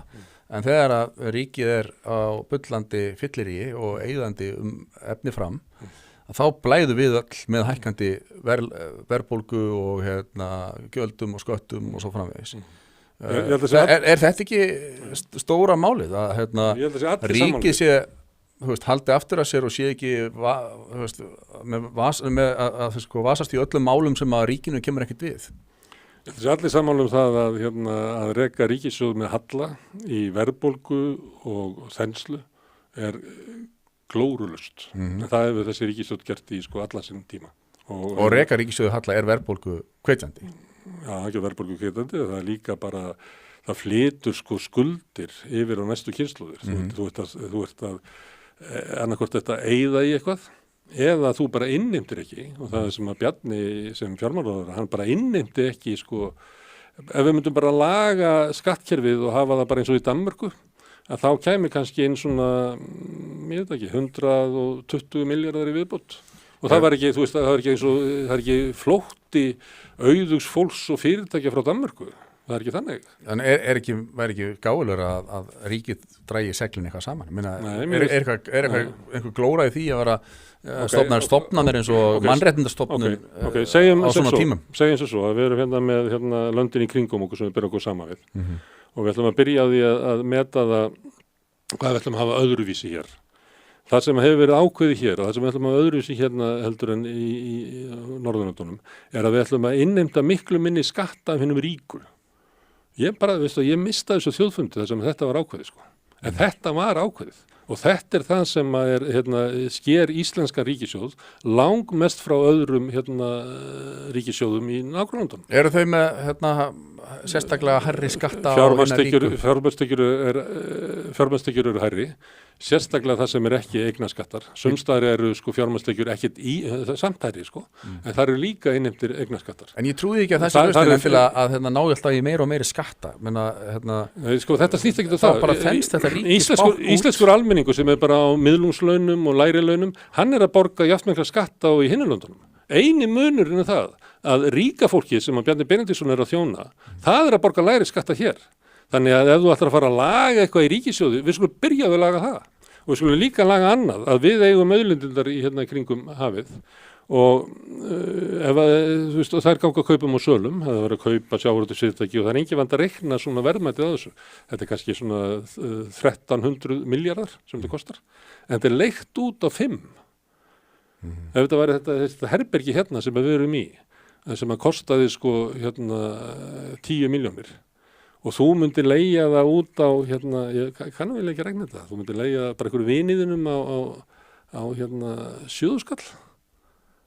Þú erið bara rekin. En hvernig ferðu út hvað það kostar? Það er bara þegar Vísir var keyptur og það er engin vand að reikna út hvaða afla heimildinnar verðið þegar gengur kaupum og svona. Við getum líka séð að þegar menn er að leigja sín á milli, að þá eru menn að leigja kannski þorskkílóið á, ég man ekki alveg töluna núna, 120 kall segjum það. En ef þú reiknar síðan hvert er veiðigjaldið sem að eigandinn fær, að þá er það kannski bara 50 kall eða eitthvað. Ég skil hvað það.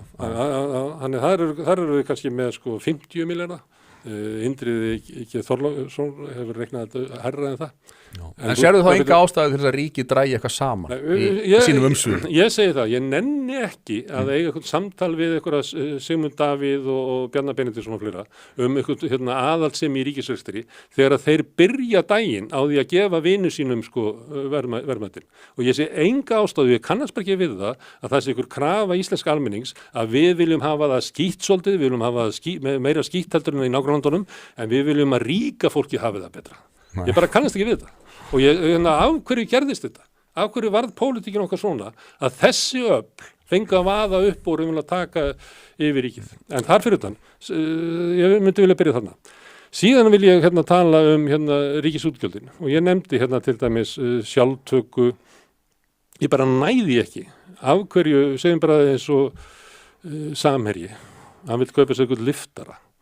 Og þá fer hann og sækir 100 milljón krónar styrkur orkusjóði af því að þetta er rafmagnslyftar eða eitthvað eða tilraun til að láta hann ganga fyrir metan eða eitthvað eða einhver svona bræðsludæmi og ég minnst það bara að þú veist ef segjum að við séum með ríki og við viljum styðja fólk og Lyndon B. Johnson sagði í fallegri ræðu 1964 þegar það var svona hápunktur eftir því áruna að eina ástæðan fyrir að hafa formlegt samfélag á millum okkar er að lyfta upp hinum veiku og þjáðu. Það með Fallengsson sem var hugsað sem arftaki frá því að hafa bara löggu og her.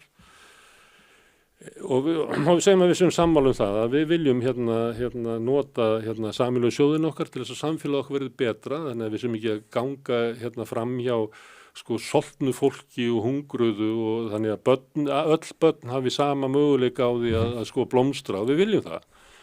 Og svo komum við biðraðir í styrkina og hver er fremstur? Ríkafólkið? Já, Þorsteinn Már Baldursson. Nei, en þú ert að tala ég bara velti fyrir mér. En þá ert að tala um rafmagns... Nei, hvernig lentum við í þessu?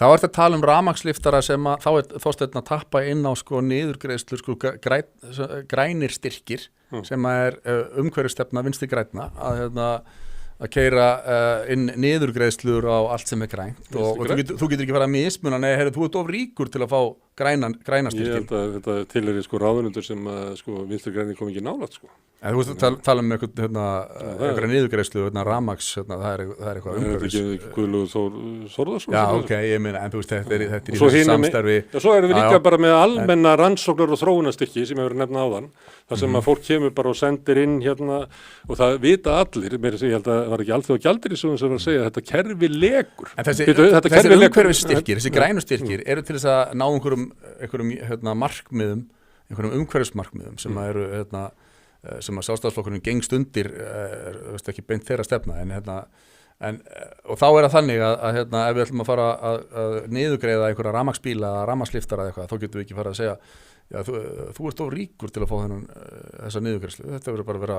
flatt yfir alla. Það verður engin fátækumaður í þessari röð að fá styrk til þess að kaupa sér rafmagnslyftara. Það var ekki þannig, þetta var allt styrkið til fyrirtækja. Og sama með sem ég er að tala með sjálftökuna sem að Alþjóða Gjaldeyrisjóðurinn. Það er að þegar ríki vill hvetja fyrirtækin til þess að fara í þessu orkuskipti. Þau vilja það ekkert. Þau vilja bara færa peninga af því að ríki auðvitað er búið að taka við ríkisvaldið. Þau vilja bara fá peninga.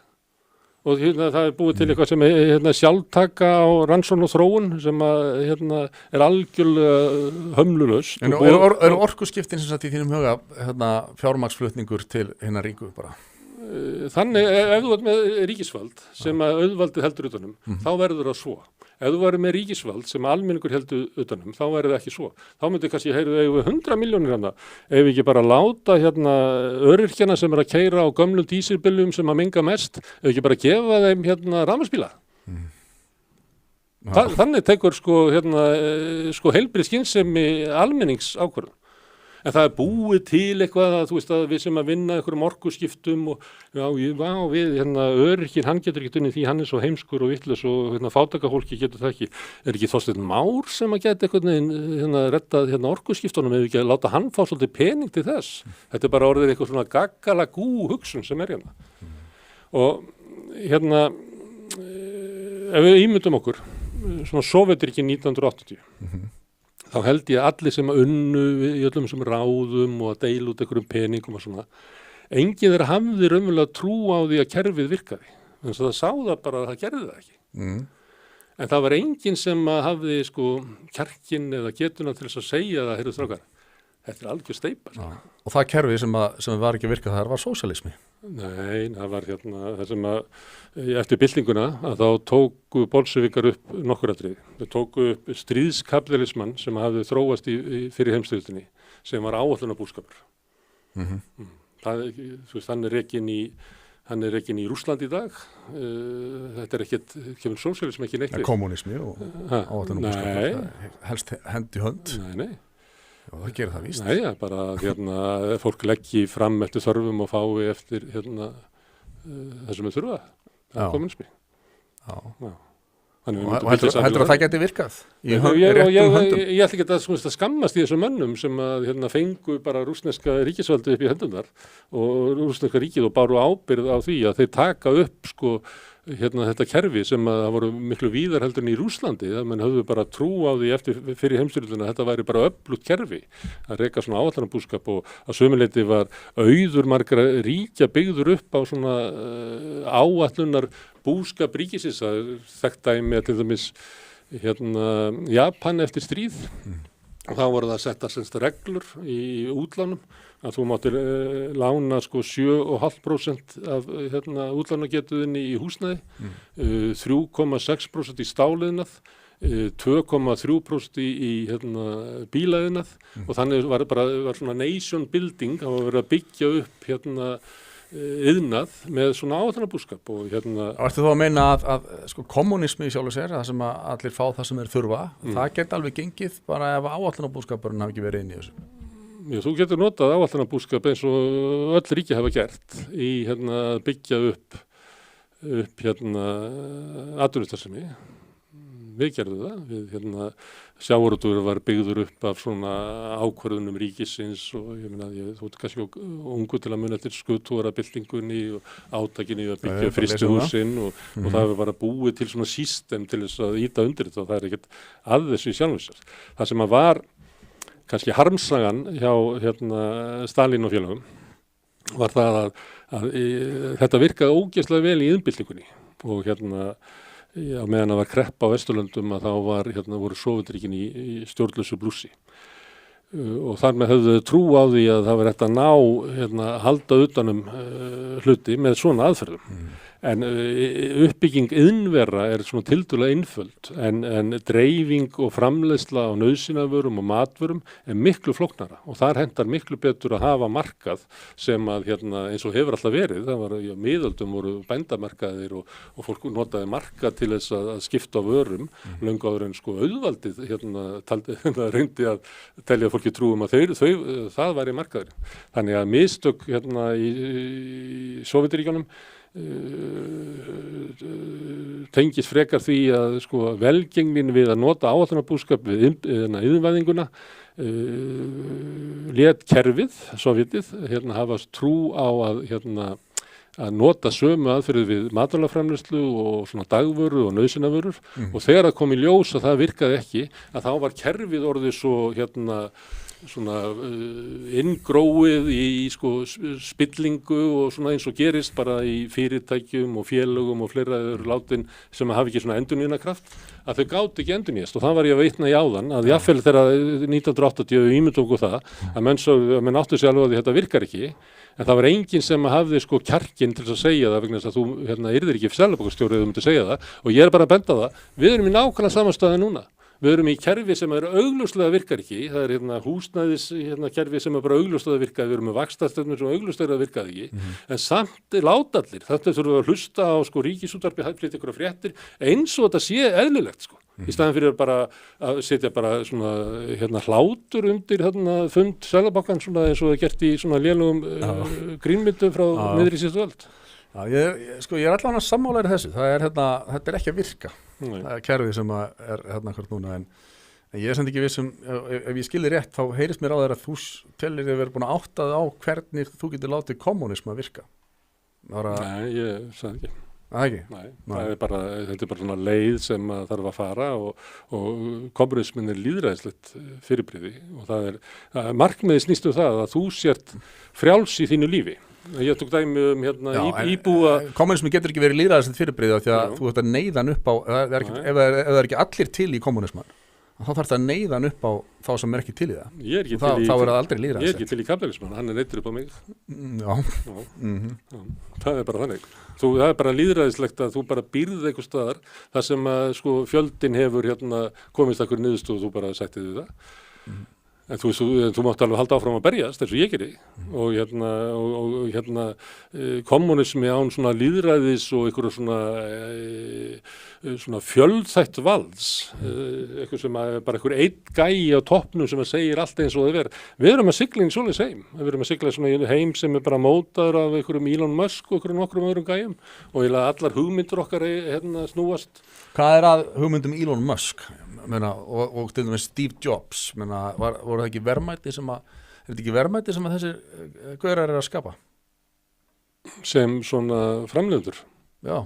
Það má vel vera, en bara ég tók Elon Musk sem dæmi vegna þess að hann er að hafa skoðanir á samfélagsmálum og virðist það var svona ofmetnast á því að hann gat búið til eitthvað rafmagnsbíl og gert svona samning við bandarísku ríkisstjórnina að fjármagna þróun á einhverjum geimskullum, svona einkavæðing. Hann er að hafa þá skoðun á samfélagsmálum að málfrelsið eigi undir högg að sækja og við getum förum aðeins út í það núna. Hvað er það lengi Við þurfum aðeins lengri tíma því að við erum aðeins að tala þú ert nú búin að vera nýta hressilega í mig undanfarið og bæði í þáttunum, ég þakka fyrir það er mjög virðingavert að fá mention í þáttunum og samstöðunni og svo á Facebook síðunni þinni, það var nú sérstaklega dæmi sem að þú tókst okkur saman mig, Musk og Rowling, Logason, Musk og Rowling fín upptalning en þá erum við að ræða um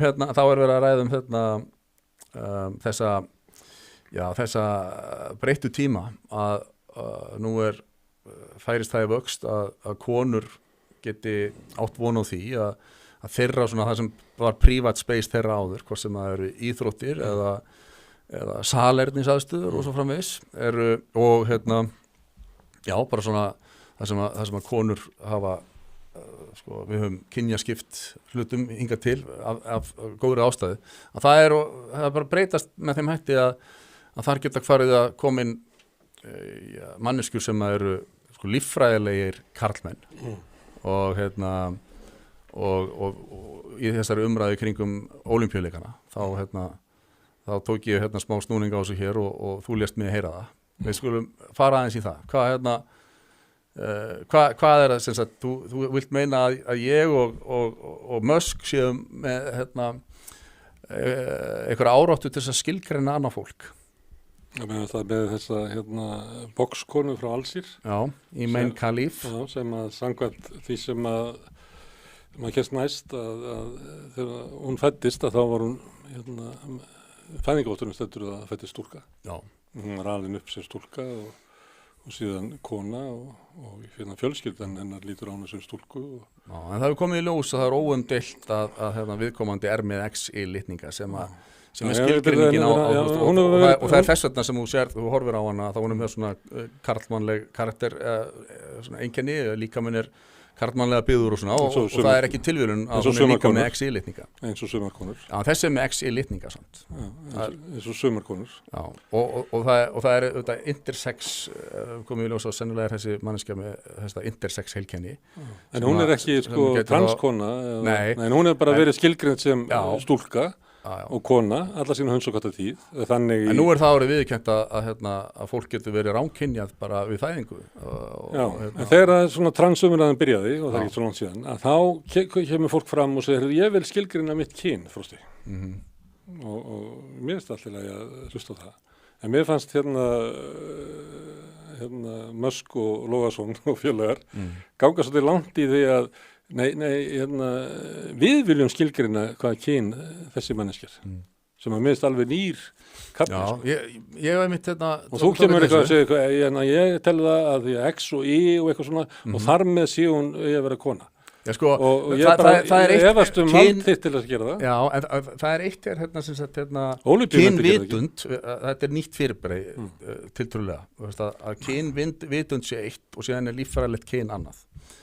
Og við erum búin að samþykkja það sem samfélag að þú getur skilgreint sko, eftir þinni kynvitund, þitt kyn, en það breytir því samt ekki þegar við talum til dæmis keppnisíþróttur og svona, að þá finnst konum eðlilega að viðmiðið eigi að vera sko, hvert þitt líffræðilega kyn. En þessi umrædda kona, hún sko kona í fæðingarvottorðinu, læknir sem tók á mótinni. En allt í einu, skiptir það ekki máli, heldur Musk og Logason mættir. Nei, það er ekki Musk og Logason. Mér finnst það bara ævintýralegt. Það er ekki Musk og Logason.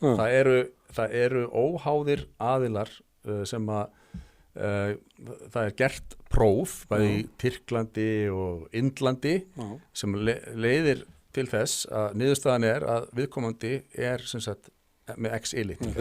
Og það er eina sem að einhver bokssamtök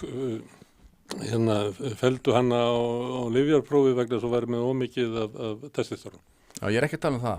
Nei, það var eina sem að gerðist. Það var X-litningar sem að koma út úr kynjaprófi. Ekki testosterónmagn. Sem að hún fekk ekki að keppa í bóksinu. Já, hún var þá ekki gjaldgengi í kvennabóks. Mér fannst þessi straumkvörf í kynjaumræðinni að Musk og Logason væri byrjað að skilgreina annarra manna kyn.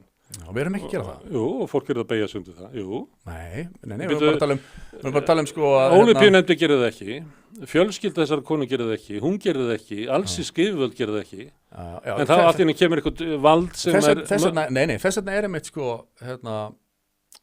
þessi tímar sem við erum að lifa núna, þeir kalla á það að það sé tekin einhver umræða þetta. Þú vildi bara skilgreina þessa konu sem karl. Nei, ég vildi það ekki neitt. Jú, þú vildi reka hana út úr íþróttunum með auðvitað Ólympíunefndinni. Nei, sko, það kemur mér ekkert við. Ég er bara að taka þátt í umræðinni sem að snýra því að konum sérstaklega finnst það óréttlátt. Það er aðalega því kallandi sem að tuða. Nei, það er þín túlkun. Nei, bara er þannig. Nei, það er bara þín. Ég hef séð þræði og svona hjá ykkur. Þetta er svona 95% kallar. Þetta er svona Brynja Níelsson og Musk og þú. Og þá fór ég að hugsa eitt, sko. Þá fór ég að hugsa eitt, af því að ég er hérna eldri þú. Þannig ég man eftir svona lengri tíma svona kynusla. Ég man að þegar rauðsokundar komu fram og höfnuðu sko því kynja hlutverki sem átt að þröngva upp á þær og neituðu að gangast við því. Að þá gekk alveg rosalegur stormur í huganum á ykkur svona köllum, eins og ykkur, yfir að þetta var, og þá var ég að hugsa, er þetta mál? Snýst þetta kannski sko karlmanns ímynd Logasonar og Musk sem að ég held að hann hafi verið að skora á hann Zuckerberger í slag eða eitthvað. Þetta er náttúrulega ekki alveg í lagi, eða er eitthvað karlmennskunni í þessum mönnum. Nei, nú ert þú að greina. Svo man ég líka eftir þegar ég var 13 ára þegar Samuel viðtalið við Hörð Torfason var. Og það var líka sko, það voru bara menn í einhverjum messum og einhverjum vinnuskúrum alveg brjálaðir eitthvað yfir því að hann væri hommi og það var náttúrulega fyrst og fremst að þeir litu á þetta sem svona ógn við sína karlmennsku. Nei, þetta er ekki sambandlegt. Og það að skilgreina sig sem karl er eitthvað svo mikilvægt að það bara fólk hangir á því. Og síðan komu náttúrulega lesbíurnar út seinna, það var svona minna gert með það, akkur eftir það sé. Það er ekki sama ógnin við sko karlmennsku. Nei, veistu það að nema það voru einhverju menn sem vildu vera að bjóða sig fram til þess að ríða samkennina úr lessonum, að það væri bara, þeir eru ekki hitt almennilegan karlmann og eitthvað svona, og svo þú ert bara að taka eitthvað svona lægsta samnefnara í umræðinni. Því miður, Frosti, að þá er umræða núna trans þarna niðri, sko. Nei, þetta er ekki alveg rétt hjá þér, sko. Hvað er að því að til dæmis, sko, það er enginn að tala það er ekki mikið vandamál sem fylgja því þegar konur skilgreina sig sem karla, sko, og það er einhverjum karli ógnað af því að kona skilgreina sig sem karl og fara að taka þátt í karlaíþróttum. Það virkar ekki þannig. En þetta er hins vegar öllum ljóst að svona gríðalegt vandamál í heiminum að allir kallandi sem eru í. Nei, ég veist gríðalegt, það fer vaxandi. Ég meina, sko, þekkjuru þetta mál með sundkonuna Líu Tómas? Nei. Kynna það er sem sagt einstaklingur sem að keppir í sundi og ákveður 2 árum áður en að þessu háskóla sundferli sínum líkur að ákveðan skilgreina þessu konu og byrjar að keppa þar og og fer að hirða fyrstu velun, alveg villi vekk og háskólamótum. Já, háskólamótum og á landsvísu í og það er sem sagt það leiðir til þess að konur fara að mótmæla af því að þær sjá það að þetta er ekki sanngjarnt, þeir eru ekki að keppa á jafnréttis grundvelli. Þannig að þessi maður var í 700. sæti á landslistanum eða heimslistanum áður en hann skilgreindi sig sem konu og hann alltaf fann að taka öll gullverðlaunin. Og ég tók einhvern saman, bar saman öll Íslandsmet við heimsmet kvenna. Og íslenski karlar, þeir unnu það ekki. Nei, konur á heimsvísu eru gansi magnaðar. Þannig ég bara bentar á að það er ekki gefið að vinna konu. Nei, alls ekki. En þú sérð sko að það er ekki hægt að gera lítið úr því að konum finnist það óréttlátt þegar bara hreint og beint karl er farin að skilgreina sig sem konu. Í þessu tilfelli Lía Tómas er ekki farið í neinar aðgerðir, engar hormónabreytingar eða neitt sko, hann er bara, og hann mætir inn í sundklefan og er bara karlmaður að klæða sig úr fyrir framan konurnar og öfugt og þetta hefur enda leitt til þess núna, það er búið að vera mikið hafari út af þessu en hún, Lía Tómas, hún hefur ekki lengur leyfi til þess að keppa á meðal kvenna. Þannig að þetta leysist einhvern veginn bara. Þetta er ekki svona vandamál sem að, svo veist, mér finnst, að þið verðum búin að vera að tala til þess að húsnæðiskreppinu á Íslandi og ímislegt svona. Þetta er ekki svona sem að ég bara íti öllum málum frá til þess að taka afstöðu til. Sama hér. Já, þetta er ekki stóra málið. En fólk nennir ekki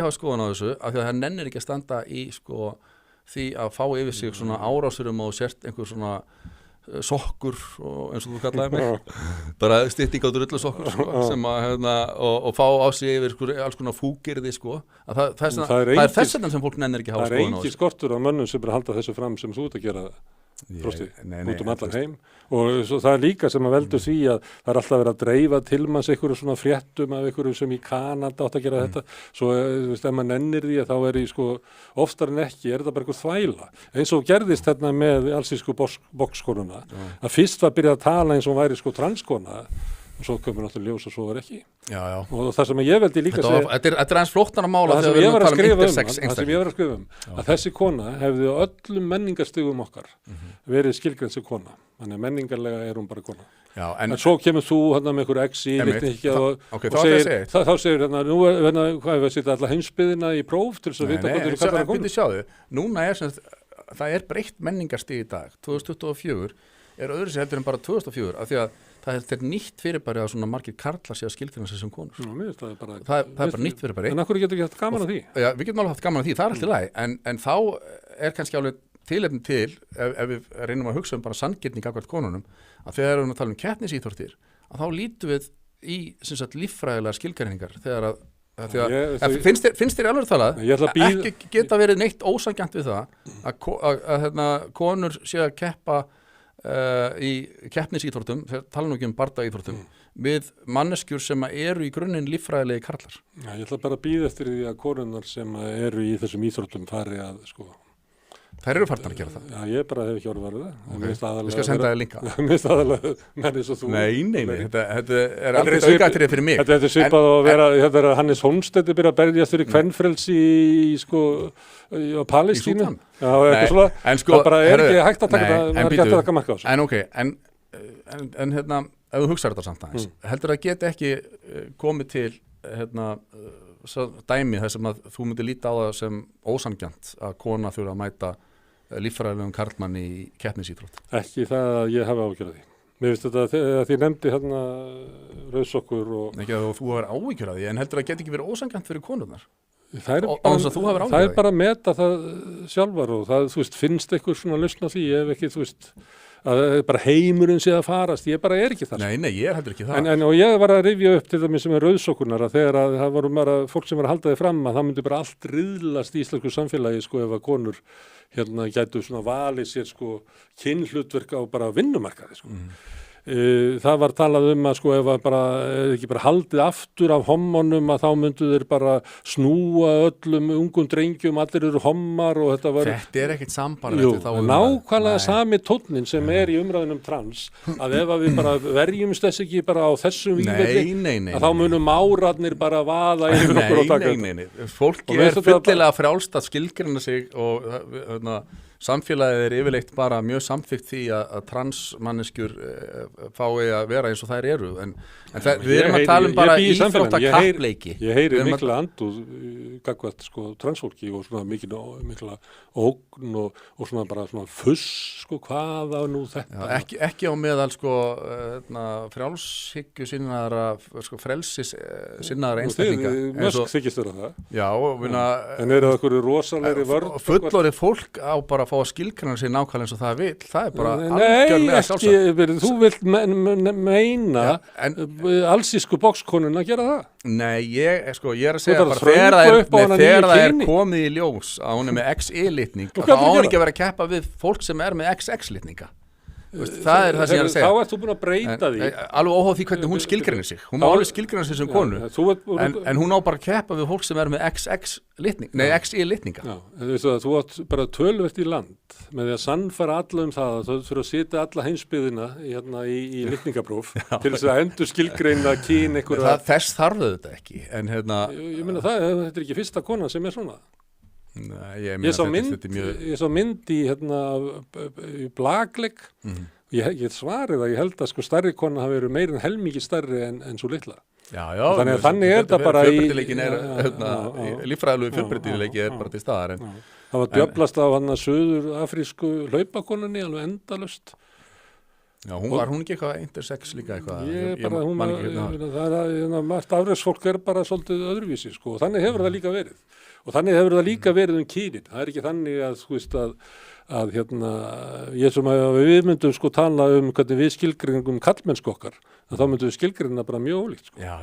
Þannig að við erum bara ólíkir karlar. Já. Og það má vel vera að það sé eitthvað svona bogi og það sé að ég hafi ræktað betur sko kvenleikan í mér heldur en þú. Ég veit ekki, það má vel vera að þú hafi gert það enn betur en ég. En svo er þetta líka ekki þannig. Þetta er ekki bara eitthvað svona bogi á milli þess að vera karl og kona og svo ertu bara annarkvort ertu. Það er alveg viðurkennt að þetta er svona spektrum. Já, og mér finnst þessi tími sem við lifum er mjög skemmtilegur að þessu leyti. Að þá alveg eins og var þegar rauðsökurnar komum fram. Að þá þurfti maður svolítið aðeins að hugsa sinn gang. Já. Ég man að þegar mamma fór í kvennaverkvallið, maður ekki 75, það er 74, 75. Og þá var það bara, hvað verður okkur sko, eitthvað svona tilfinning. Og það var bara bara jákvætt og gott og svo þegar hommandi fór að koma fram ég man að fyrst vissi maður alltaf hvað það var og vissi ekki hvort maður ætti að vera hræddu við þetta og svo kannski svona hommandi sem er eiginlega minni kynslóð sko og kannski svona minni kynslóð þeir eru svolítið áberandi í skemmtanalífinu og þá bara áttar maður svo að því þetta voru skemmtilegustu mennir í bænum. Já, við munum báðir eftir tímanum þeirra. Stóð engin ógn að þessum mönnum sko. Nei, við munum báðir þá tíma þegar það var fólk bara hrætt við homo. Ég held að Mösk og Frostason að njóta þessa tíma þessi svona smá kynusli í gangi og kannski að endur skoða bara til dæmis að ringja í Mösk og segja honum að þetta vera að bjóða Zuckerberg í slag. Það er ekki í lagi. Eða var það Bezos sem ekki? Nei, það var ekki... Það var Bezos? Nei, það var Zuckerberg og Musk og það var grínsamt, sko. En það er því að Zuckerberg byrjaði að æfa MMA og svona. En eins og ég segi, sko, það er engin að mótmæla því að þetta sé svona spektrum og það var alltaf verið til, sko, kallalegar konur og konulegir kallar og það er bara hitt besta mál, að sjálfsögðu. En það er margt í þessu sem er alveg verðt að skoða eins og þú veist, það er núna í Bretlandi búið að vera mikil gerjun í þessum transmálum varandi, það er klínik sem heitir Tavistock, sko, það tala Tavistock skandalinn sem er búin að reikna mörg ár og þar hefur bara verið að fara allt og geist í að, sko, í þessum meðhöndlunum, sko, transbarna, að það hefur komið í ljós að það var bara ekki farið eftir, sko, nægilega góðum heilbrigðisstöðlum og þeim börnum sem komu þar inn var öllum ýtt á hormónablokkara af því að það var talið að hormónablokkarar væru sko besta lausnin til þess að gefa fólki tíma og ráðrúm til að hugsa en það kemur í ljós að allir sem fóru á hormónablokkarana enduðu síðan á endanum í sko alvöru sko trans meðferð og þetta gaf engum tíma til að hugsa þetta ýtti fólki fyrir lengra út í mörg mistök sem hafa verið gerð inn í heilbrigðiskerfinu og ég var mikið til þess að mæla því bót sko. Það var eins og var geðlæknir hérna inn á geðdeildinni í Borgarspítalanum þegar hún var og það var eiginlega bara allir sem voru settir í raflóst hann hafði bara rosa trú á því ég veit það, en þess að ég að segja sko því að þegar þú talar sko, ég er svo framsækin ég man sko þegar rauðsókundar skilur og homatnir og svona og núna ert þú bara afturhald og íhjald en ég er svo framsækin en ég fagnar þessu öllu ég sagði ekki framsækin en það þarf samt að, nei þú sagðir ekki með berum orðum en þú ert að segja nei, ég er að segja af hverju í staðin fyrir að vera sko með þessa hugmyndum ógn af hverju má ekki að horfa á þennan tíma sem bara, þú veist, jákvæðan og góðan Já, þetta er jákvæður góðu tími en velferð barna er okkar allra Við erum ekki að brjóta henni hérna á Íslandi það? Já, mjög, sko málið er nefnilega það að það kemur í ljós að barna og unglinga eða sem sagt transteimið á Landspítalanum sem barna og unglinga getur til Landspítalans hefur verið að fylgja guidelines eða svona megin línum frá stofnun eða samtökum sem ég gleymi alltaf hvað heitir núna WPATH og það er bara var að koma í ljós í miklum gagnarleika og það eru samtök sem er að falla inn í sig út af því að það voru bara skottulækningar í raun og veru í gangi en ekki hér Jú, við fylgdum þeim. Já, við fylgdum þeim að máli. Þú ert að draga ályktanir. Þú ert að segja sko, að það voru guidelines sem að transteimu Íslandi fylgdi en kannski ekki einvörðungu eða eitthvað leys. En síðan er ykkur aðri sem að fylgdu þessu voru með ykkur skottulækningar. Nei. Það kemur ljós að guidelinein frá sko, WPATH voru bara megin gölluð. Og við fylgdum þeim guidelinum. Það er þetta með þess að hormónablokkar. Við veitum samt ekki alveg hversu það var gert í... Nei, enda líka vantar alveg umræðan það. Nei, þetta er svo svipað umræð og ég stiði frelsisbaráttu Palestínumannanna og stiður þá hryðjuverkin 7. október? Nei, ég get ekki. Nei. Þetta er bara alltaf verið að reyna að veiða fólk inn í eitthvað svona vitleysur. Nei, ég er að segja bara, ég er ekkert að segja að þú styðjir eitthvað, en svo er eitt meiri umræð um eitt sem er áhugavert. Þegar ég er með einhver umræð um þetta hér og fæ séðan glósur frá þér eða eiturpillur fyrir, þá er ég bara að reyna að segja, það þarf að ræða þetta, skilur.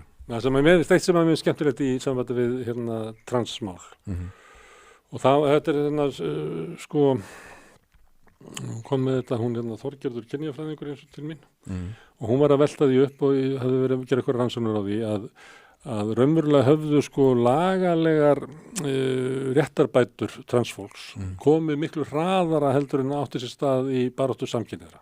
Já.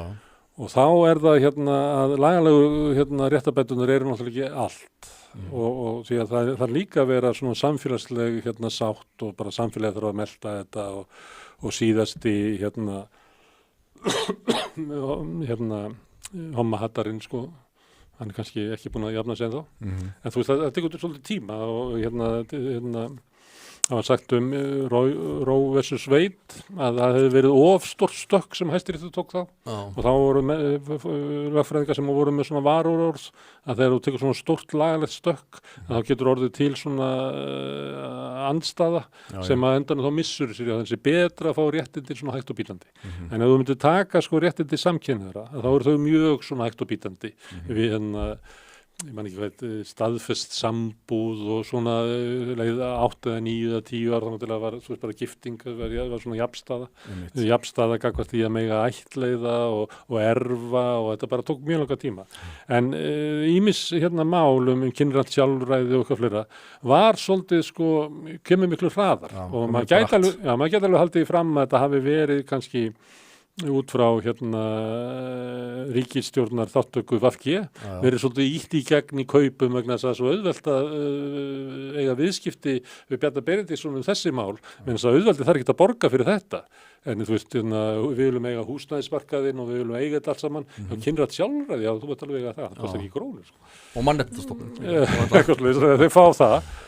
Og hún var svolítið að veltaði fyrir sér sko, að þessi svona, þessi meiri átök í samfélaginu trans, heldur samkynhneigð, sé meðal annars út af þessu hraða. Já, hraða. Og þá er kannski tillagan ekki endilega að fara hægar, en bara við verum að vita að það eru svona meiri átöku í samfélaginu þetta og þar að leiðandi meiri hætta á einhverju svona fólk bara hafni þessu og að því að fólki var eiginlega ekki gefið svona færi á því að bara...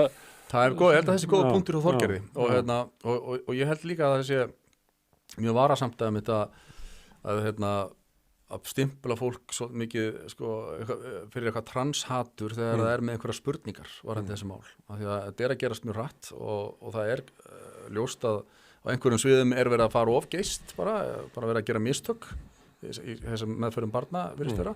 Þannig að það er fullkomlega eðlilegt að einhverja spurningar séu á lofti og þessi mál séu rætt án þess að þessi dregnir á loft haturstimplar sko.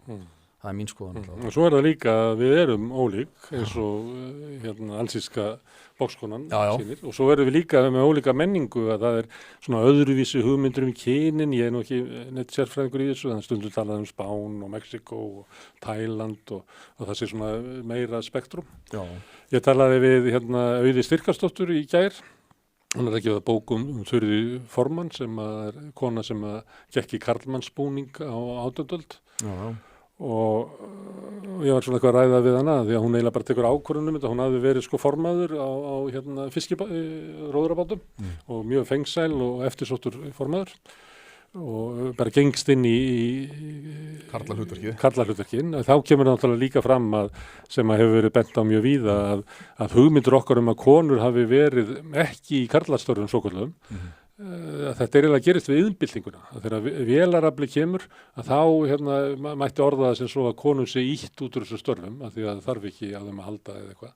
Og þannig að við erum að koma kannski út úr sko tímabili með mjög þrengri skilgreiningu á körlum og konum. Það sé það sem er sérstakt, ekki það að þessi skilgreiningu á körlum og konum hafi alltaf verið svona þröng. Og svo var ég að spyrja hana þetta, sko, hvernig hefði verið brugðist við henni og eitthvað fleira á hvernig hugmyndur okkar kyn hafi verið allt öðruvísi þá og þá svona, ég held að það hefur bara verið opnara þá, heldur en nú. Já. Og þá var hann að bara baðstofunni og þá lág fólk sko tvennt saman upp í fletum og það hefði bara verið, bara þótt að við hefum eitthvað svona heimildur það, það er ekki verið svona rætt það, en við hefum heldur sáralitlar heimildur til dæmis hversdagsmat, af því að hann þótti bara ekki fréttnæmur. Að fólk hafa bara verið með minna fastmótaðar hugmyndir kynin og svona. Já, hún var að því, mér finnst það svona, ég hef ekki þá þekkingu að draga það álegtum, þannig að mér var svolítið hissa og hún segði það, að við værum þröngsýnni í dag varðandi kyn og hvað það var stort svigrum sem þú hefðir í að skilgreina kynið þitt. Heldur en að hafi verið áður. Það kann vel að vera. Herðum, en við ættum kannski að tala meira kyn. Já, við getum alveg gert það sko, en þetta er búið að vera frábært spjall og það tók aðeins lengri tíma en ég ætlaði, en ég þakkaði kærlega fyrir að gefa það tíma til að koma hingað. Takk fyrir að bjóður. Gangi þér áfram vel með samstöðuna og allt sem þú ert að gera. Ég býði kannski að rauðaborðinu og við getum endur tekið þetta með öfugum formörkjum, það sem ég spyr þig. Já, það væri bara mjög skemmtilegt. Takk fyrir, Smári. Takk.